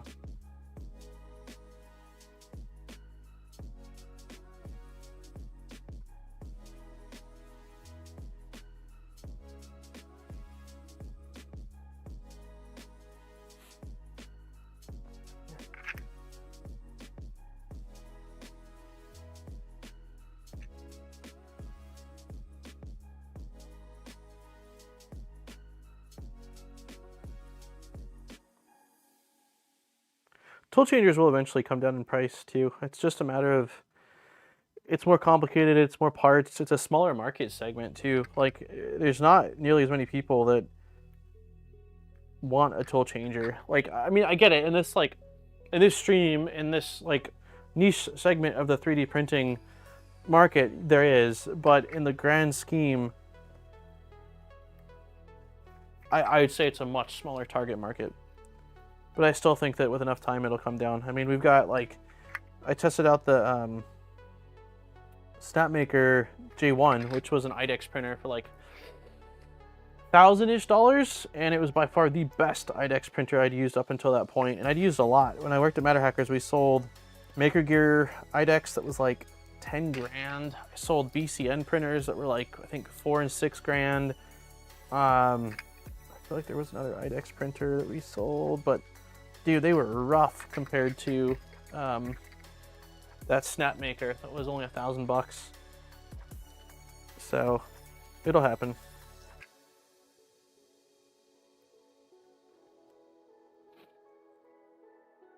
Therefore, a tool changer is still a good option against AMS. Yeah, agreed. Depending on who you are and what you do, though.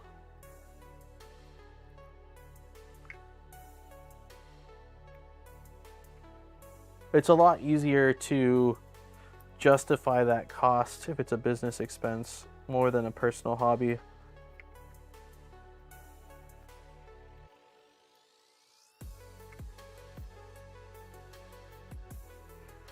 All right, we are almost done with our third one. It's very repetitive, this last section of this. Okay.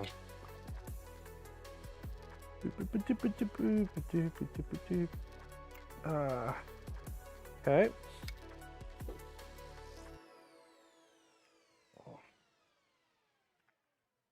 This one's on. This one's on. Boom. All right, 2 left. My little cousin asked me about what he could get her $50. I told him a Mini or wait for Black Friday. Yeah.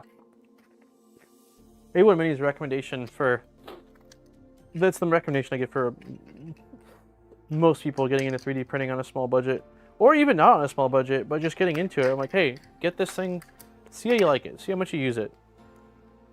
It's just a, I don't know, it's a smaller entry point that I think is a good place for a lot of people to be, to see like, hey, is 3D printing even what you thought? I remember when I worked at Matter Hackers, a lot of people would call and they'd have these like crazy ideas of what a 3D printer could do. And I was very passionate about 3D printing while I worked there. Like, I very much so was like deep in the sauce. But I had to often like kind of, I think we called it like throwing sand on the fire a little bit. Like, you know, not like the goal wasn't to like let people down, but like set some realistic expectations. There was even times where people were like, yeah, I want to buy this crazy big machine. And I'm like, well, for what you're trying to do, like, you know, you sure? But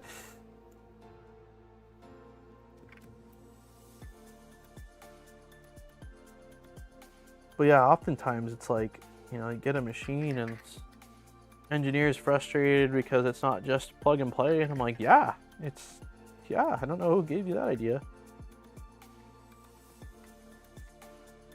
The XL enclosure is bizarre though. It does look very unique.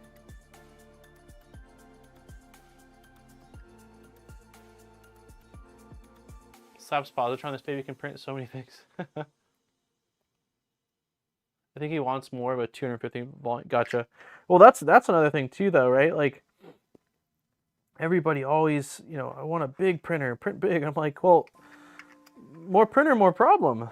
Like, you know, it's gonna take you, instead of, you know, 8 or 12 hours for this print. Now, if you're scaling it or you're doing multiple batches, it's gonna be, you know, it's gonna be multiple days, and if you lose it, you're really out. So I would often try to push people to get less big machines and multiple machines instead.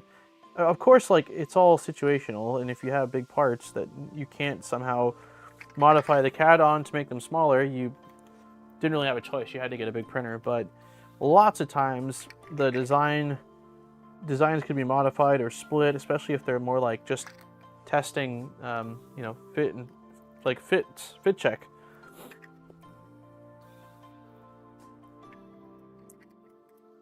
All right. All right. All right.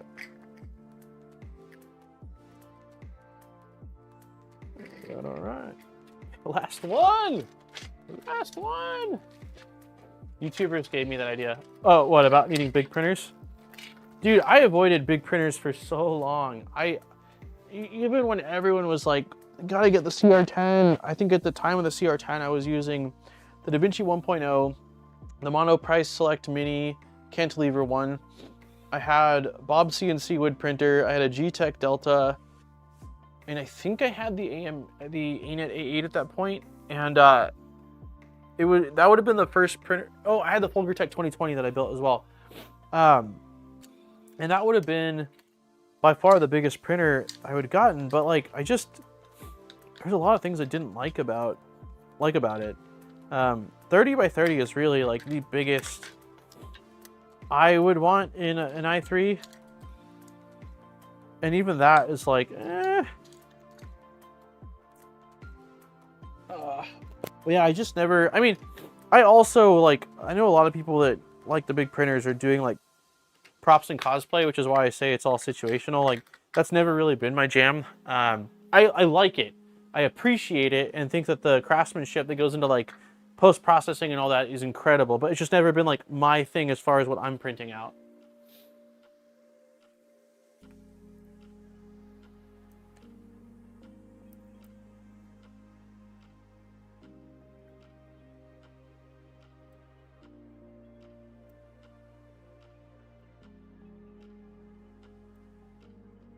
I think that a lot of people kind of feel that way nice about that Prusa enclosure. The feedback I saw was like all over the place, with some of it being like, yeah, different, or like steampunky, and others being like, woof. So it's a pretty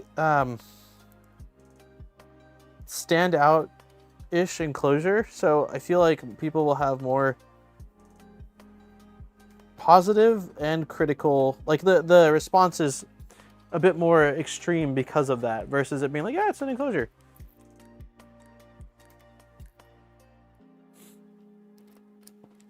Based off what I've seen, I don't love it, but I can't say that I hate the enclosure. Especially if it's like, don't get me wrong, I like function and form, but as long as it is functional, I think that's probably the key thing. But pretty looking products are important too, so. I like one large printer for some projects. I was saving for a Phoenix. That's right, you did. I remember you saying that. I love something like the SVO8 just for the print size. I want to do some wallboard for behind my printer desk, but I feel like that it'll take forever on the Mark 3S Plus. Yeah, if you at least upgraded so that way you could have like the Mark 4, some variant of it with input shaping, I mean that in itself will substantially increase your output. You'll just be able to run the printer quicker and harder without sacrificing quality too much.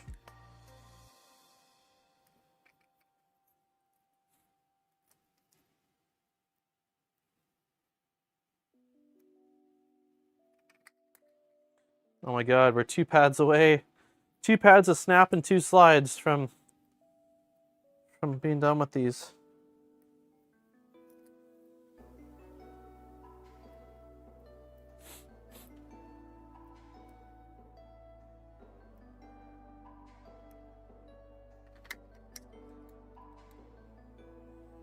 Last one. Snap on. What's going on? Why are we not snapping on? There we go. All right. Ah, we did it. Woohoo! Ah, all right. Stretch break. Oh, we've been going for 3.5 hours. Dare I say I think we're gonna have another MMU3 stream. I don't. Why did I so heavily underestimate how long the time was gonna be?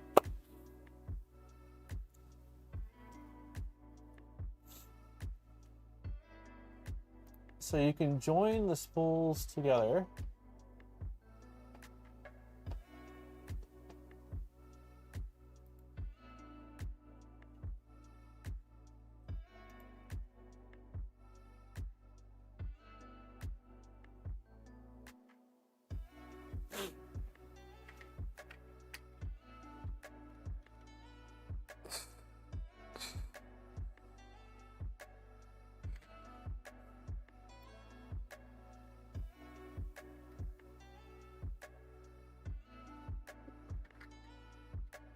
Am I being silly? Why can't I?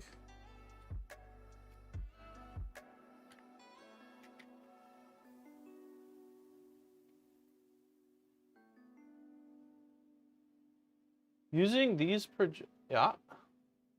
join parts, to join them simply tilt in the guide part.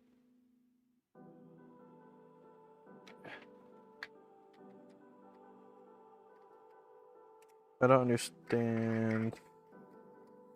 I would think that basically this goes like that.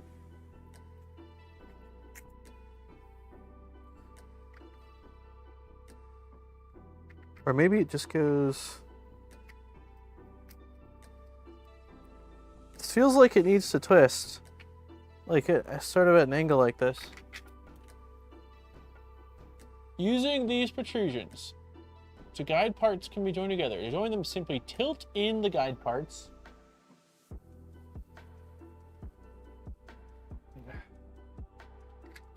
Okay, I don't think I'm gonna worry about that right this second. What I'd like to do,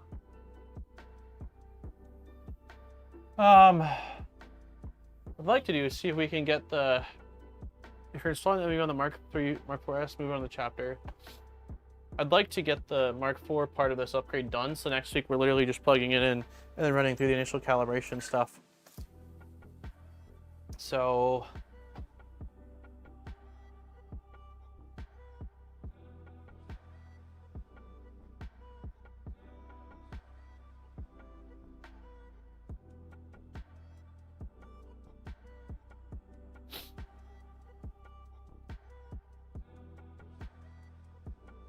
yeah, let's do this real quick.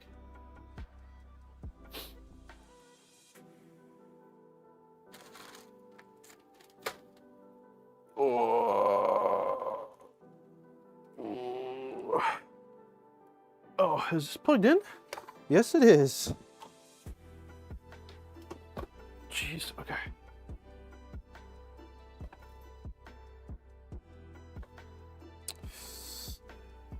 All right, all right, all right.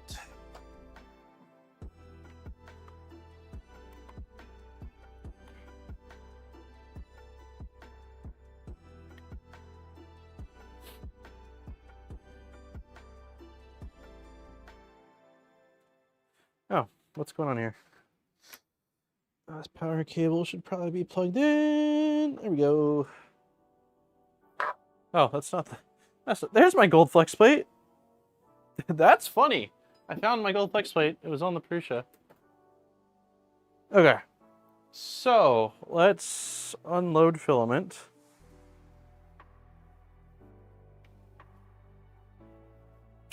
This is PTG.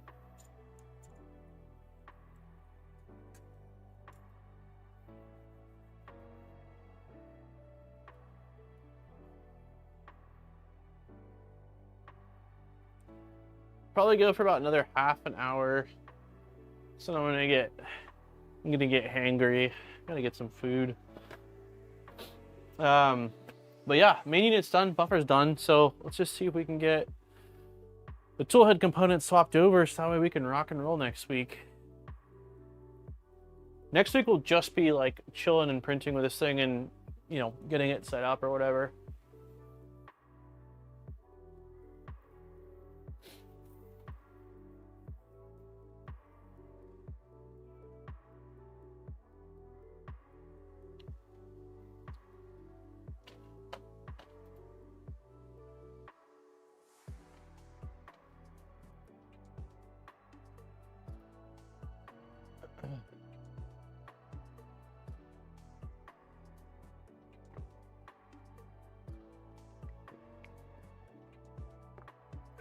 Unloading.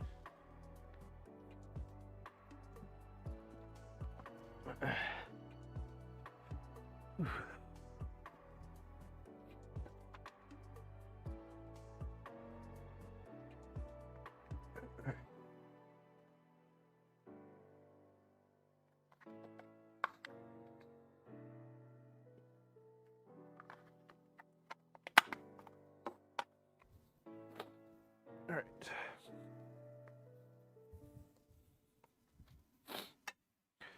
Done.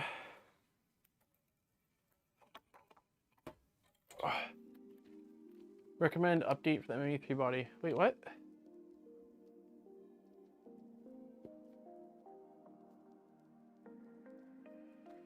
Either was the soup can one or the one that finally got lined up on the index portion. Sounds like a bad idea.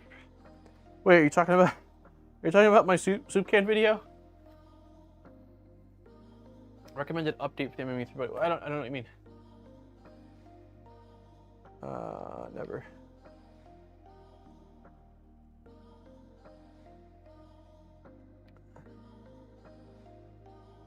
I want this thing to cool down. Control. Temperature. Nozzle temperature. Oh, there's a cooldown button right below it. Okay, let's just let it cool down for a sec or two here. Look at printables? It'll make sense. Oh.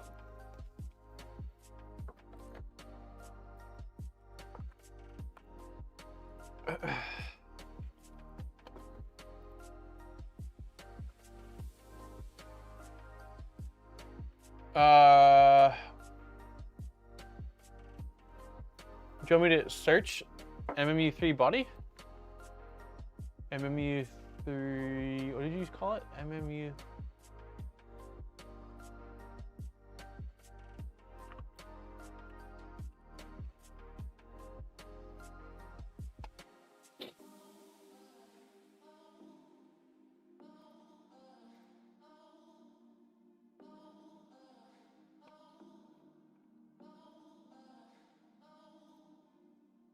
Without square in. Oh my gosh, this would have been so nice. The square indents in the base were something that I wasted filament on because I couldn't get them to bridge correctly.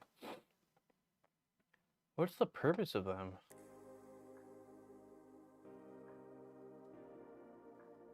MMU3 PC4. PC4. MK4. This?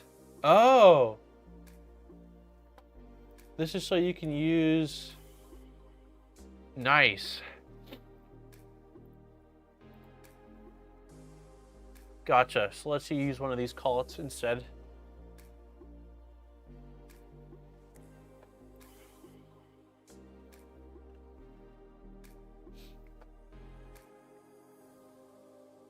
Oh wow, they have it for all of them.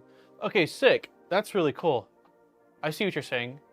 Yeah, so I just mentioned that I don't really like the built-in collets, so we'll use them because we have them.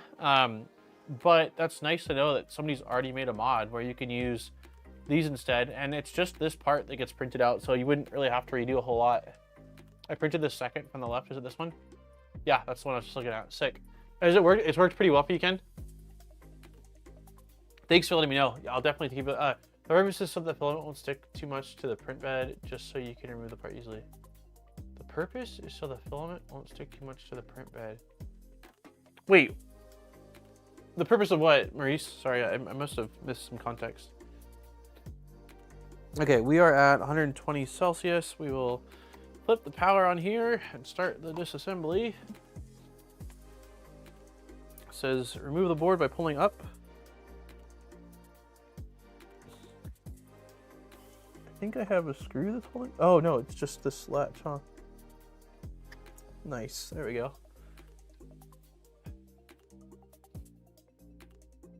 Open the idle swivel. Okay. Fully loosen the 2 M3 on the gearbox. Okay. It's been a fun stream today. I gotta say, I know I say that most weeks, but there's definitely some weeks where it's like, man, it's kind of frustrating, but it's been, I've enjoyed today's stream. I enjoy a lot of the streams, but it's been a fun hangout. There are multiple early models have 4 screws, the newers have 3. Okay, so I have 3 screws. Remove the whole assembly. Okay. The square ones on the bottom of the main unit of the MMU3. Oh! Oh, I get what you're saying. Okay. It gives it less surface area to bond basically to the plate. It feels unnecessary, but I get it. Like, they've got it dialed in. Their parts look fantastic that came with the MMU3, so that makes sense for the sake of mass producing in their print farm. Skadoosh.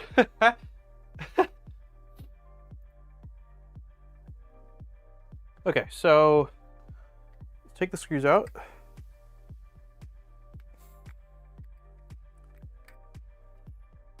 Actually, we can leave the screws in. What am I doing? Ignore me. All right. So,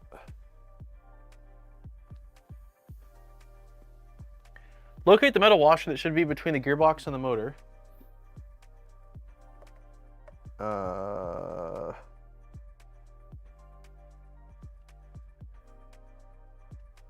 Is that a... Where's my little flathead? Where? Oh, there it is. So is this a... I don't have... Or... I don't... Oh, is this it?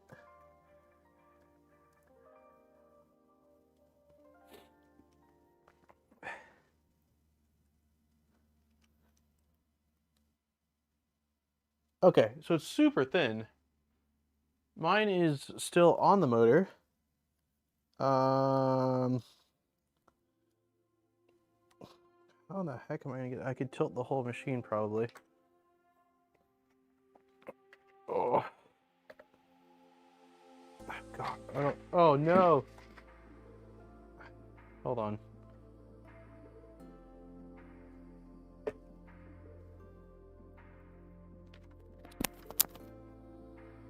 This is not coming off. Do I have a magnet? I'm gonna search for a magnet. There's a washer. It's super thin on the shaft of this thing. and I cannot get a tiny flathead behind it, and I don't want to damage anything, so pretty sure I've got little clicky, magnets somewhere.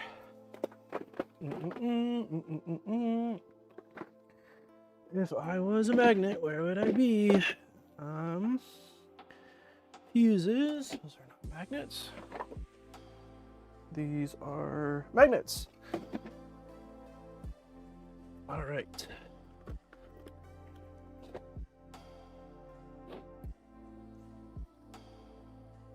Is it going to be magnetic? Hopefully it's a steel washer.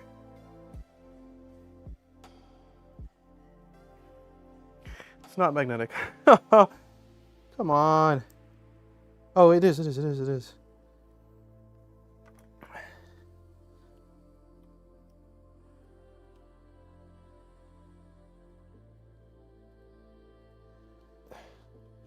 Dude, that is not easy to get off.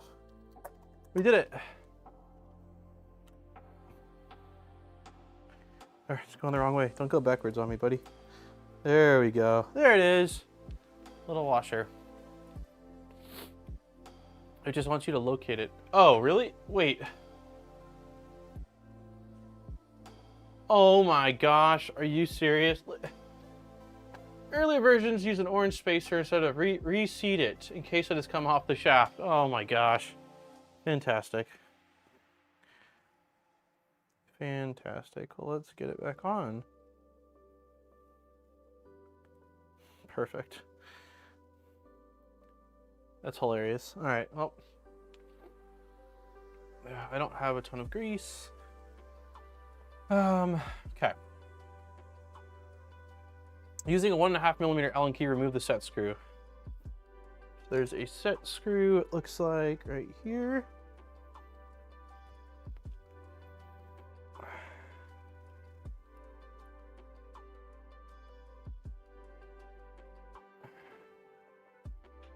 Okay, remove the idler.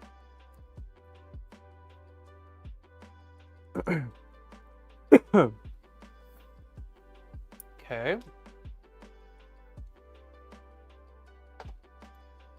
Remove the two M330 screws of the springs. Okay.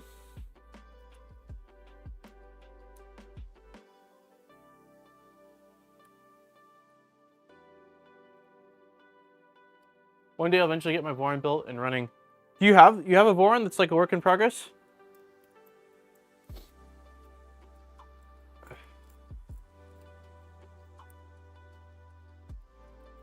Okay. Screws are off now. It wants us to remove the spring assembly. Got it.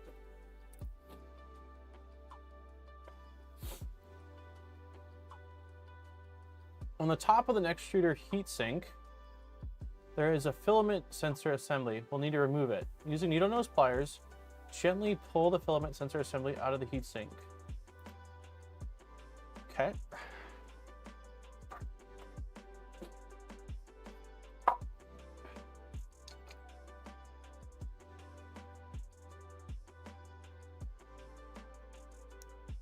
Done.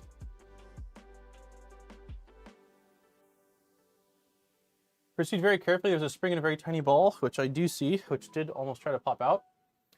These filament sensors will not be used. Oh, interesting. The filament sensor assembly will not be used. Put it in a spare parts bag. So there's no filament runout, or I guess it uses a different sensor, the one on the... Okay, either way, I'm putting it in. It's been in progress for about 2 years. Oh no. I can understand that. I've got also projects in a similar boat. Now we're going to take apart the idler assembly. Remove M36 screw. Okay, so let's bring this down, bring you guys up a little bit. There's a saying about like it's, you know, it's about the destination and not the journey, so. Okay, screws coming out. Got that. Split the printed part, set aside the bearing pins and spacer. Take this apart. We've got bearings and we've got pins. I don't see a spacer though.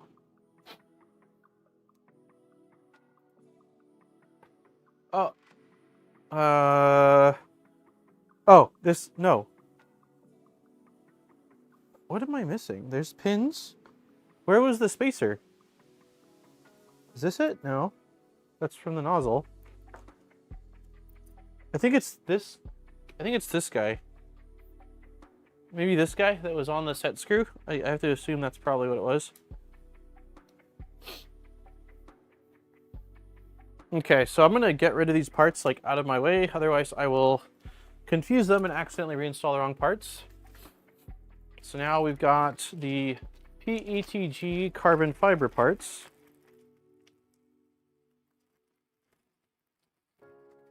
Which are here. Okay. So we are going to take this piece and we're going to insert these like that. Let's get the other one.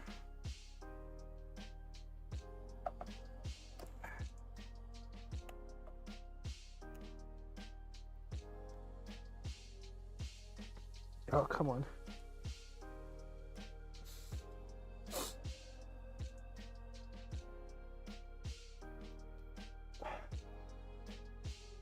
Oh, come on. I'm gonna take it off of the bed really quick.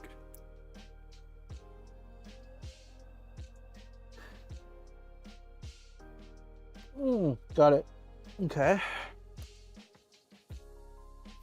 Then put the bearings back on. Bada boom, bada bing. Okay. Then sandwich them. So I think I'm missing something here.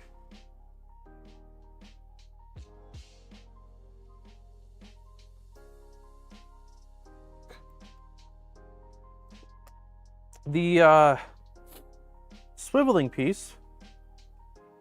Is it this? It must be this. It's okay. No, it's got to be this guy. It's the part that was on the set screw. Mine just stayed with it. So push this through here like that.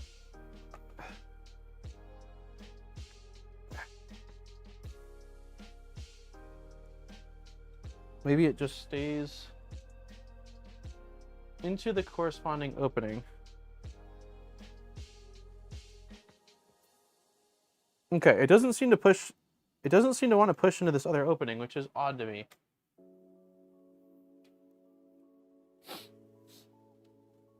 Is it supposed? I feel like it's supposed to be centered, or like at least go all the way through here. I'm gonna push it through. Let me see. Ow! Right in my thumb. Okay, I got it through. It was tight. It was tight. I don't know if it's supposed to be centered or if it's supposed to be flush. I'm gonna assume it's supposed to be flush with the bottom, so that way it can be flat up against the motor. So we got that, and then we're gonna reinstall just the single screw that holds this all together.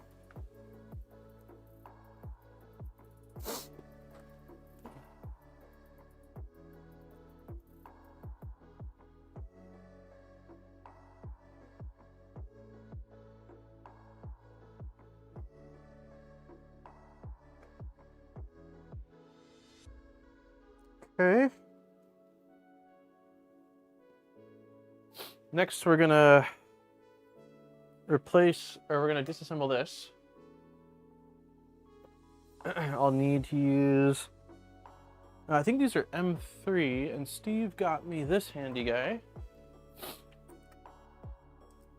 Yep. And this is a Torx. Oh no, oh here we go.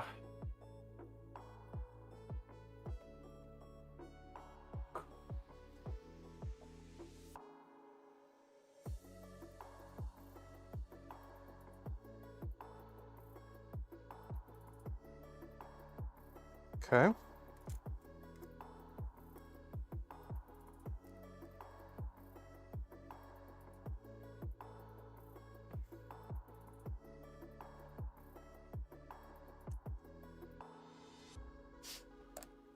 Okay. Let's get rid of these printed parts. I dropped the nut, because of course I did. Oh. There's our nut.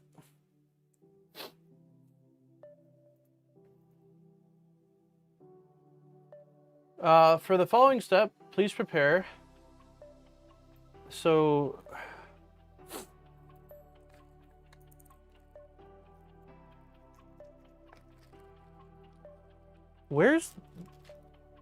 there are 2 tiny magnets included in the package.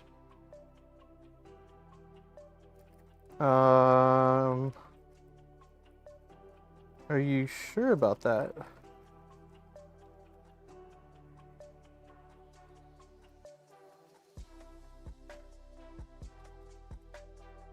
I don't see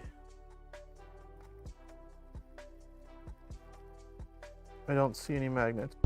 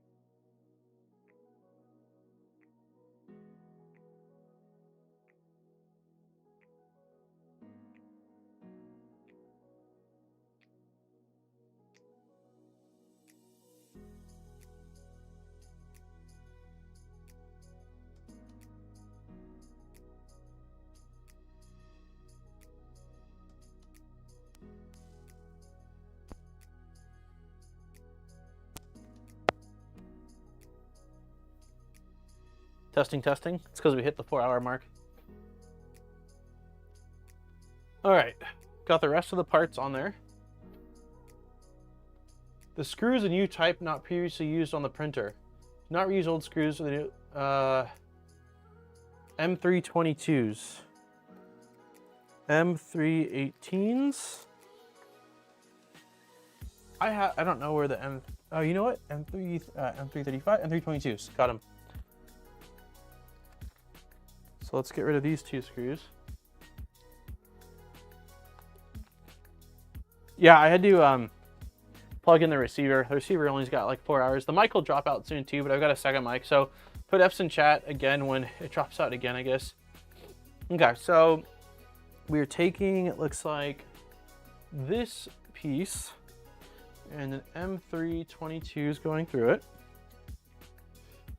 Then we're taking this piece, the spacer, sliding that onto there. So stop that for a second. Then it says to take the other M322 and slide it through the other hole, like so. Okay. And then slide the idler nut. Is that this little guy? What's the idler nut?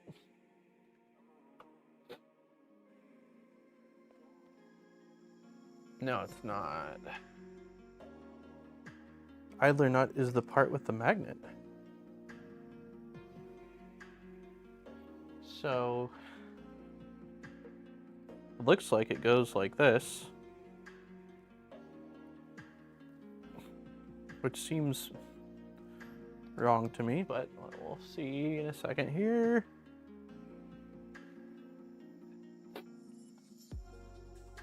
Orient the swivel assembly as shown in the picture. So we want, oops. So like this.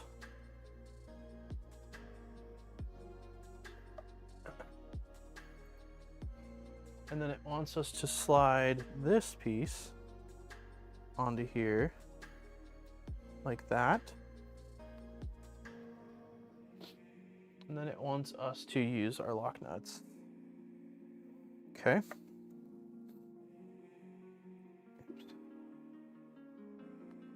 It says do not over tighten. So we will do our best not to over tighten.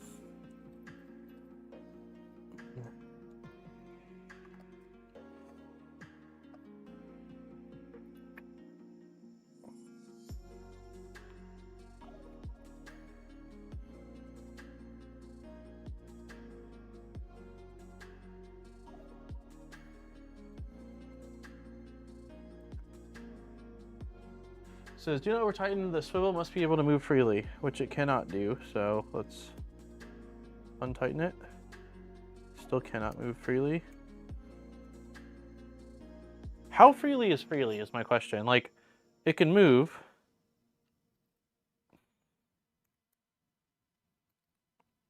Surely that's good enough. We still want it to be tight. Because now it's got play. That doesn't seem right. It's got left and right play now. I don't think that's right. Do not over tighten the nuts. The swivel must be able to move freely. But what I don't know is, like, is freely like a loose swing, or is freely just it needs to be able to move on it? Like, you need to be able to move it. Something is missing a 3D printer world. A good, not expensive 3D scanner. I'm supposed to have one coming in I'm excited about, but what I don't know, like, they had some weird requirements, and I don't do requirements on videos. Like,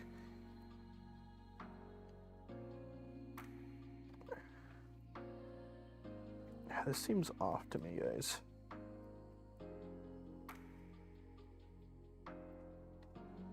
That seems like it could be tight enough now. I just don't know on this guy.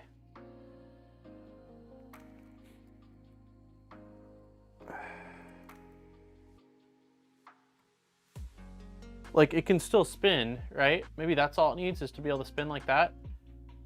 I don't want it super loose. I'm gonna assume that's probably okay. Maybe it just doesn't want us to clamp it down where this has no ability to move. Like, it's still a tight move. Like, it requires some force for me to do this. It only needs to move when you open and close the idler. Okay, so this is probably fine then. Just the ability to actually move. It doesn't, we still want it tight. Okay. Now we need 2 M330 screws with the springs, which we've got 1 and 2. You'll need the springs. Oh, the old M3 screws won't be reused. Okay, so we need to get rid of the screws. And now we're going to use M335s, which we've got 2 of right here.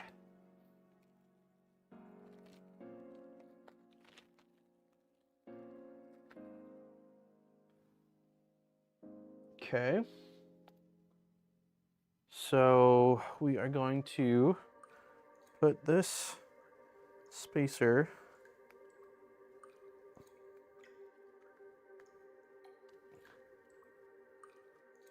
push the M3 through the screw guide.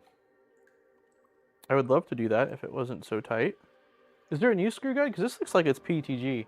It's probably fine, because yeah, we're just gonna, we'll thread these through.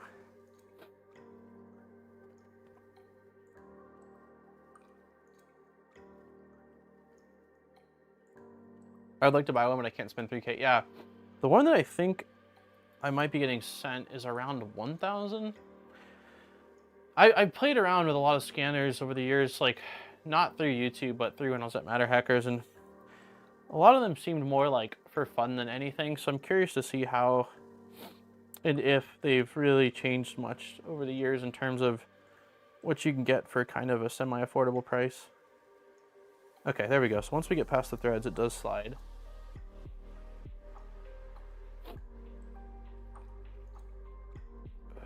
There we go. Okay. So those are on. Next, we want to attach the springs. So spring is on here. Spring is on here.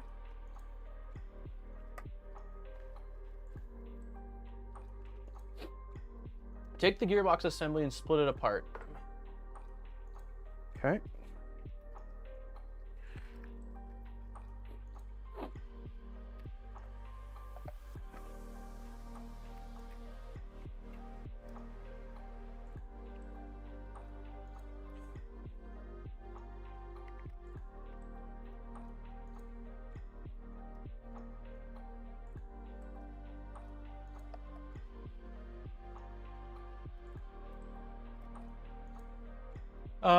Parts might be greasy, set aside for later.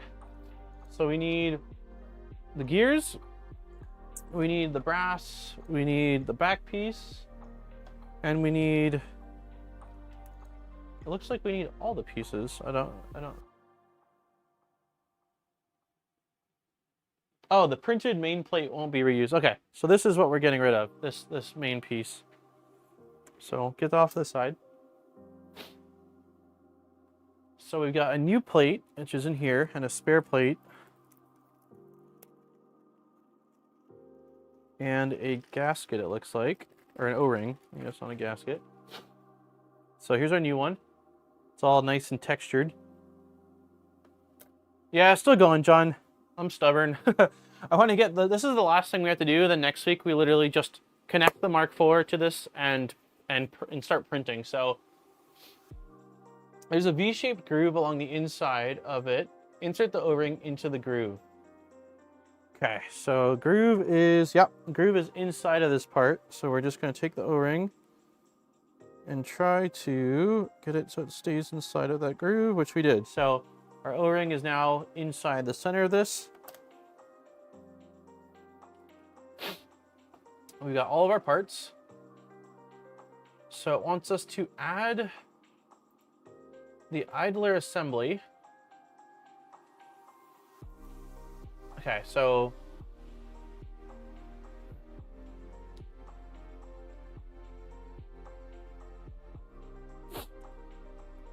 it wants us to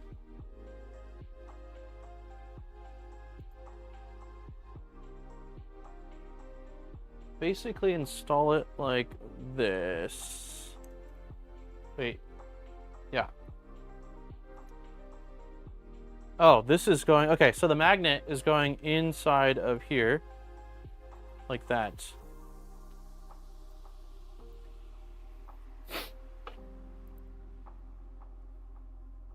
Oh, okay. So it's saying, gotcha, this is this piece. And we're using the set screw that we took off. Okay, set screwed in place. So this piece is going right here. I think this was a 1.5 millimeter driver.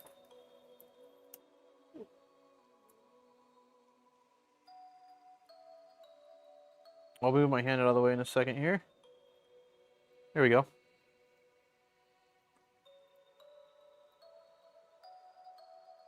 Okay, so that's nice and tight, kind of. Yeah, it's tight.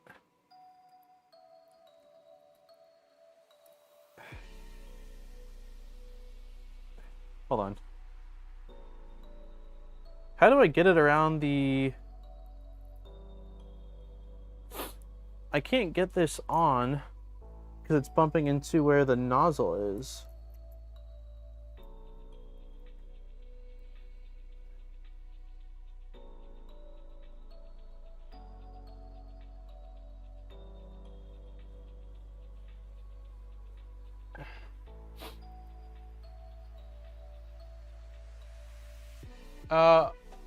Oh, I have to do it first. Okay. Okay, so let's loosen this. Then I can slide this where it needs to be. There we go. Now I can tighten it in place. Man, this seems like almost as much work as building the MMU3. I would have bought it. I would have thought it was just shoving a bowden tube in an alternative printed part. Yeah, no, it's pretty involved. There's no denying it's pretty involved. Okay, so now this can swivel. Cool, that's in place. Now we can move on to the next part, which is Adding that piece back on top that I just had, which is this guy. Like this. I don't know if we want this tightened down yet or not, but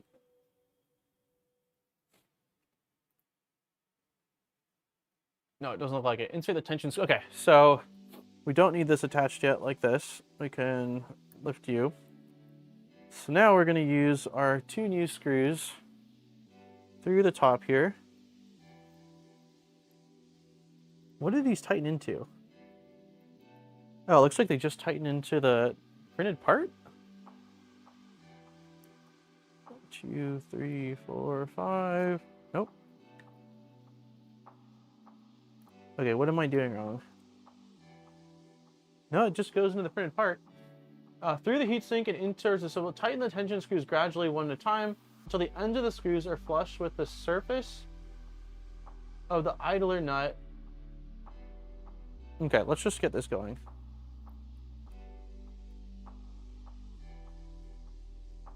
There we go. So it is just tightening into the printed part. I think it's nap time, 30 hours. Oh my gosh, yeah, go to Get some sleep. Thanks for hanging out, Deanna. Next week we'll do some fun printing, I promise. I hope. Okay, so tighten the screws gradually, one at a time, which I haven't exactly done, until the idler nut part. Oh, okay. So until the screws basically pop out the other side. So gotta keep going until the screws are like flush with the other end. So we are getting there. We're definitely getting there.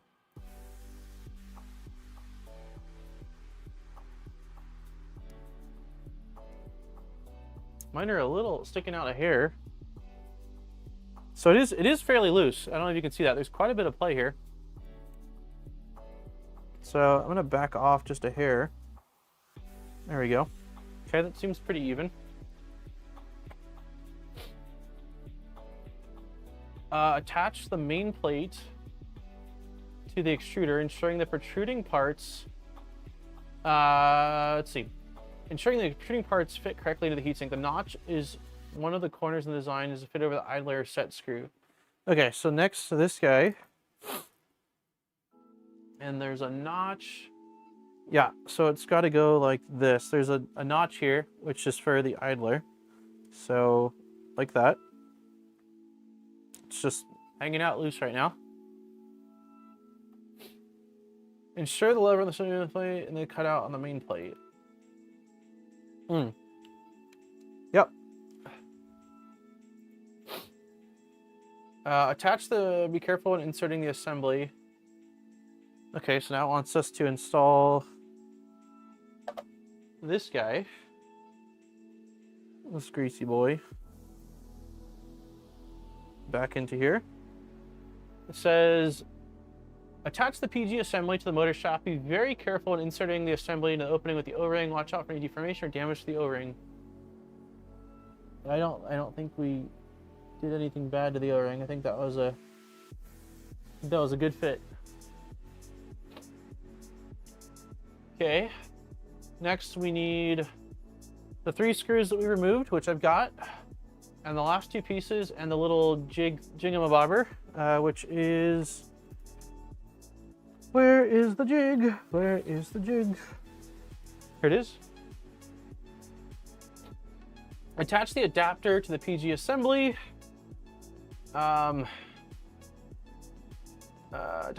Making sure the spur gears are correctly aligned and fit snugly in the pockets of each adapter.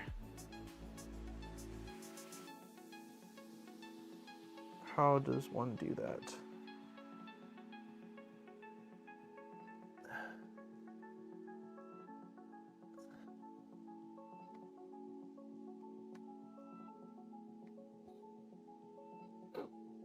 Is it user error?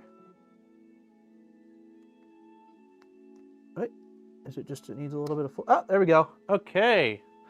All right, it is snapped on. It's still sad they couldn't get a harmonic drive to work. They are very cool. Isn't that what they were initially going to do for the extruder? Okay. Note there's a chamfer on one side. Gently rotate the adapter while sliding the gears into the gearbox to align the gearbox. Oh. All right. Remove the adapter while holding the gearbox. Oh, okay. So now we're sliding on this guy, and it says that one side has a slight chamfer, which I see on this side. This side should be facing the gears. So we are going like this.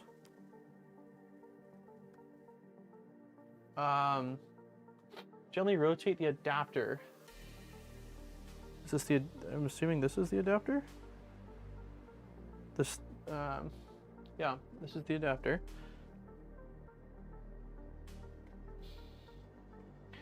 Okay, I'm trying, oh, there we go. There we go. Okay. Remove the adapter while holding the gearbox in place. So, twist. Holding the gearbox in place. Okay. Check with the PG ring for adequate lubrication. It's gotta be fine. It's still fairly greasy. Cover it with the front cover. Like so.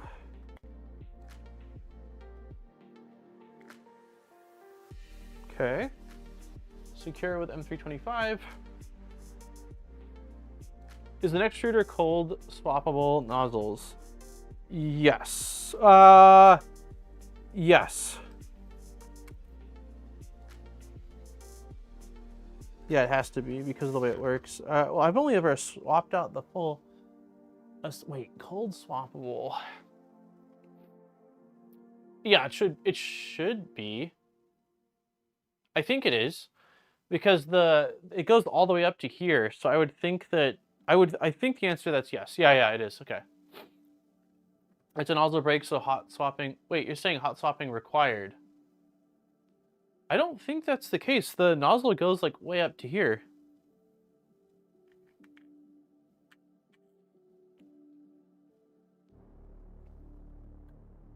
I've only ever swapped it once. You don't have to heat it to make a seal between the nozzle and the heat break.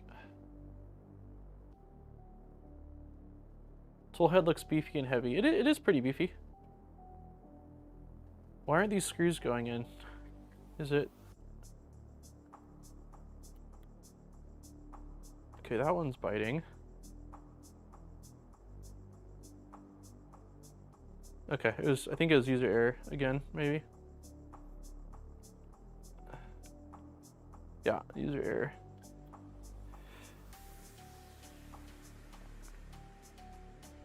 Okay, that is plenty tight.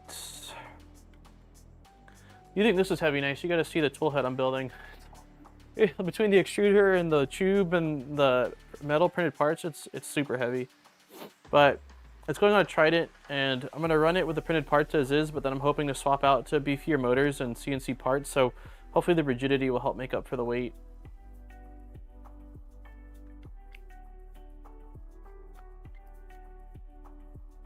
Attach the love board back on top. So love board just goes, I think, like this, maybe?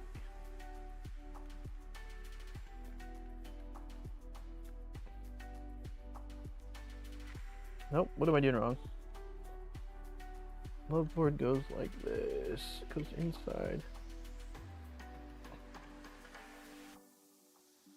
What am I doing? There we go. We did it!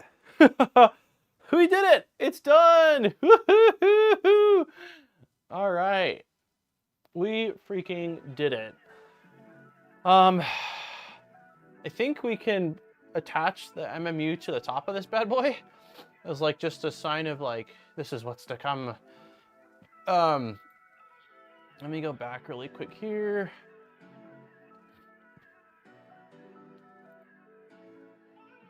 Let's see, an extruder mod. extruder mod, Mark 4S setup and calibration. The MMU3 should be placed in the top frame. Should be placed on top frame, place MMU3 on the frame. Sick. All right, let's just as like a sign of victory, let's do that. Let's just get this attached on and then we'll call it. So we are going to remove this. How the hell? Oh, there we go. Where is this beefy? All right, so it goes on like this, and it hooks on, it looks like this. Ho ho! Is it centered? It slides really easily, so not too worried about that. Look at that. Oh.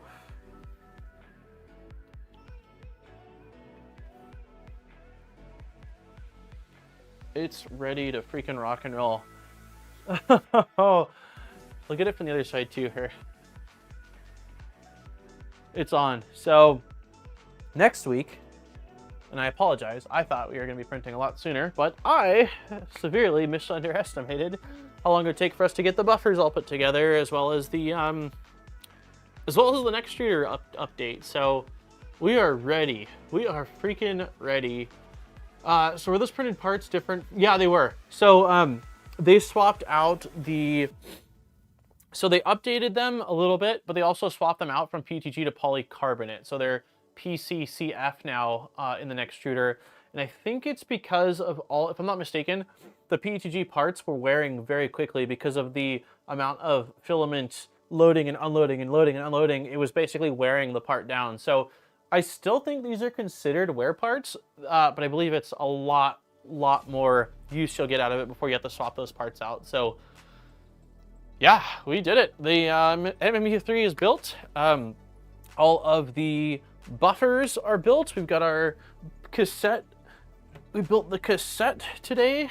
So we got this ready to rock and roll. We've got all of our spool holders. So next week I will clear the surface of all this junk, and we'll start with going through, like, I imagine there's probably some pre-flight checks, and then we'll be printing. So a very successful stream. I don't think we ran into any big hiccups. I forgot one nut in the bottom of this thing that we had to swap in, which was like a 10-minute delay considering everything else. That's pretty good. You know what? We are supposed to... Those little threaded guys that I was just showing need to get installed, don't they? The little adapters, it looks like. Let's thread these in. It looks like one of these goes right here, I think. So we'll get this like here. I'm just gonna hand tighten it right now. Color speed benchy before the end. This, you mean today? Not today, John. And then this one just goes right here. Oops. There we go. I'm very excited. It's gonna, like, I was fine waiting, but now I'm like, oh, I really want to print this thing. So yeah, we'll have to connect the cable to the main buddy board on this. And then hopefully we'll be printing. So thank you everybody for hanging out for this 4-hour and 420 almost minute stream. Nice. And yeah, I'll schedule it next week. Probably same place. Definitely same place. Should be the same time. And it'll be Operation Get This Thing Printing. So thank you everybody. Again, thanks for returning members, new members, all of our gifted members. There's a few donations too. Big thank you. Thank you for everyone that helped. If it wasn't for Apollo getting creative on where I could find square nuts in my stash, we wouldn't have gotten this far. Thank you to PolyMaker for letting us do the giveaway. I will reach out to the winner. Delilah's like ready to go. She's like, come on, it's time. Oh, it's food time. It's 3:20, so she's like, it's dinner time. Anyways, have a wonderful week, everybody. And I look forward to seeing you all hopefully next week. All right, cheers all. Bye.